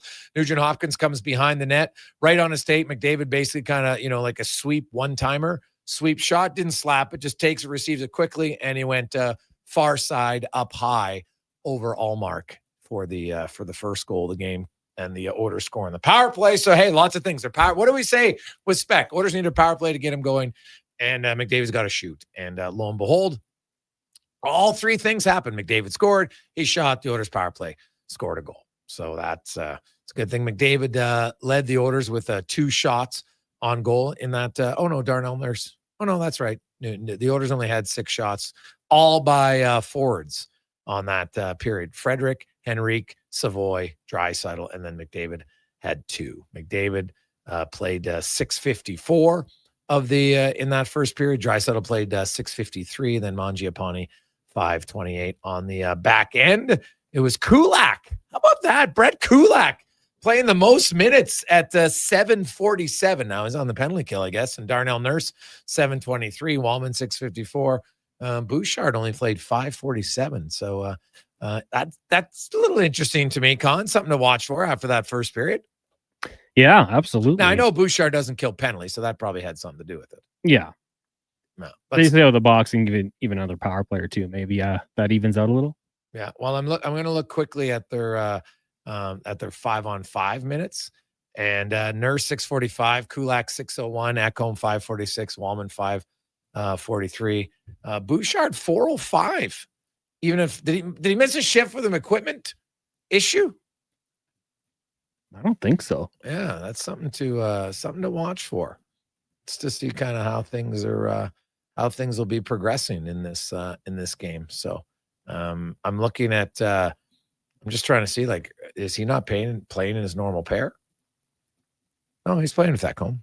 But yeah, they must have got caught out there for a shift or something. It just seems kind of weird. But hey, whatever it takes, maybe they need to win. So maybe less is more is the strategy they're going with. We'll see. Hey guys, Winnipeg minus 30 below. I still have a beer. I get it. I totally understand it. The Grey Cup. That's kind of what it's for, don't you think, Connor? Oh yeah. Hey, we used to do that. Like, one of my favorite things was the Friday night end of the season. Seems like 7:30 games always happened, 8:00. And you just have a couple of maybe before you get out there. Go warm up in the beer line under the concourse. Bathroom's going to be warm. I'm a big fan of that. Just, wear the layers. You don't have to be a macho tough guy. Throw on the gloves as well. Stay warm and be loud. I like the cold weather games. I think it's perfect for football. Yeah. Hey, nothing wrong with it, buddy. I don't mind cool temperatures for a football game. I think it's fantastic. One last one, Cons. What are your thoughts? What you saw last night in the National Football League setting up for this week. What do you make? The Detroit Lions, we still should be very high on the Detroit Lions, do we not? Oh, absolutely. And I think injuries kind of running rampant there and suspensions in the secondary, and they still looked great. Like we talked about Baker Mayfield, whether it was what you had the odds as or what the bettors had it as, Baker Mayfield is kind of a top 3 MVP candidate. They get Mike Evans back. Looks like he's going to miss the remainder of the year with a broken collarbone. The injury was brutal. Yeah. So we'll see how they respond. But the Detroit Lions, when they get going, Jahmyr Gibbs finding his stride on the ground, they didn't even really need David Montgomery in that one. Gibbs kind of did it all. And Amon-Ra St. Brown played really well in that defense. Like we said, even with the injuries, that front 7 can get after the quarterback. They look very good. Seattle Seahawks, I thought pretty solid as well. Jackson Smith-Njigba, a guy who just keeps getting better week in and week out. I have to remind Duke of that all the time because in our fantasy football league, he insisted we take scary Terry McLaurin over JSN. And I'm going to let him know that we made a mistake each and every week because it just keeps getting worse and his Texans not looking great. But yeah, the Detroit Lions, you look at the NFC right now, I think with what we've seen from the Philadelphia Eagles as of late, there's questions there. And I really like what Detroit's doing. Maybe it is their year. Well, they're a good team. They are a good team, no doubt about it. And I still, that injury to Mike Evans, that's devastating, I think, for Tampa Bay. They had a great start, but man, I don't know. Dude, like, I have to look at their schedule. Like, they're still going to be a playoff team. Don't get me wrong, but unless Mike Evans can return in the playoffs, I just don't know if I can put Tampa Bay as a legit contender. What about you? No, I don't. Even with him, I think it'd be tough to get to it. They got the Patriots, they've got the Rams, they've got the Bills. Like, there's 3 tough games in a row for them. The Saints before that, and a lot of the divisional matchups here as well. So, yeah, I mean, it certainly won't be easy for Buffalo. They had done it up to this point without him, for the Bucs without him so far. They need to make Ibuka back and healthy. Chris Godwin, another guy, if he's healthy, obviously he's going to be very big for them. They battle that injury bug just in that receiver room. It's probably been hit as hard as any positional group in the NFL right now. So Baker's been making it work, but it did not work last night. If I'd ask you right now today, 49ers, Seahawks, Rams, who's the best team? They're all 5-2. Rams. I'm going to take the Rams. I took the head coach there. Obviously, they looked good in London against the Jags. The Niners injuries are just too much. Yeah. That's a good team, but the injuries are ruining. Seahawks, man. Don't sleep on the Seahawks. I think they're pretty good. Yeah. They might have the best receiver in the game right now. JSN's been unbelievable. Yeah, it's been pretty good. I know Jamar Chase. I guess the most dangerous receiver because of his quarterback. Yeah. And you know what? Like, defense is solid. That's a defensive head coach. Yeah. We got the post-game show coming up in about an hour and a half. Oilers leading the Senators 1-0 after 20 minutes. Have yourselves a wonderful Tuesday evening. Let's get to the Con Man and a Sports 1440 update brought to you by Fountain Tire. You're looking for a deal on tires? 15% off right now. Be sure to get some winter tires at fountaintire.com. Good night.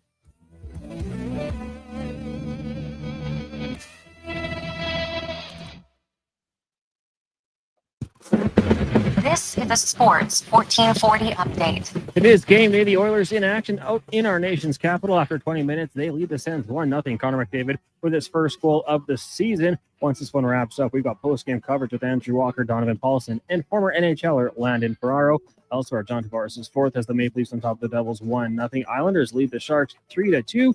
Canucks and Penguins side at 1 apiece. Caps up on the Kraken at 1-0. And midway through the first, the Panthers lead the Bruins 1-0.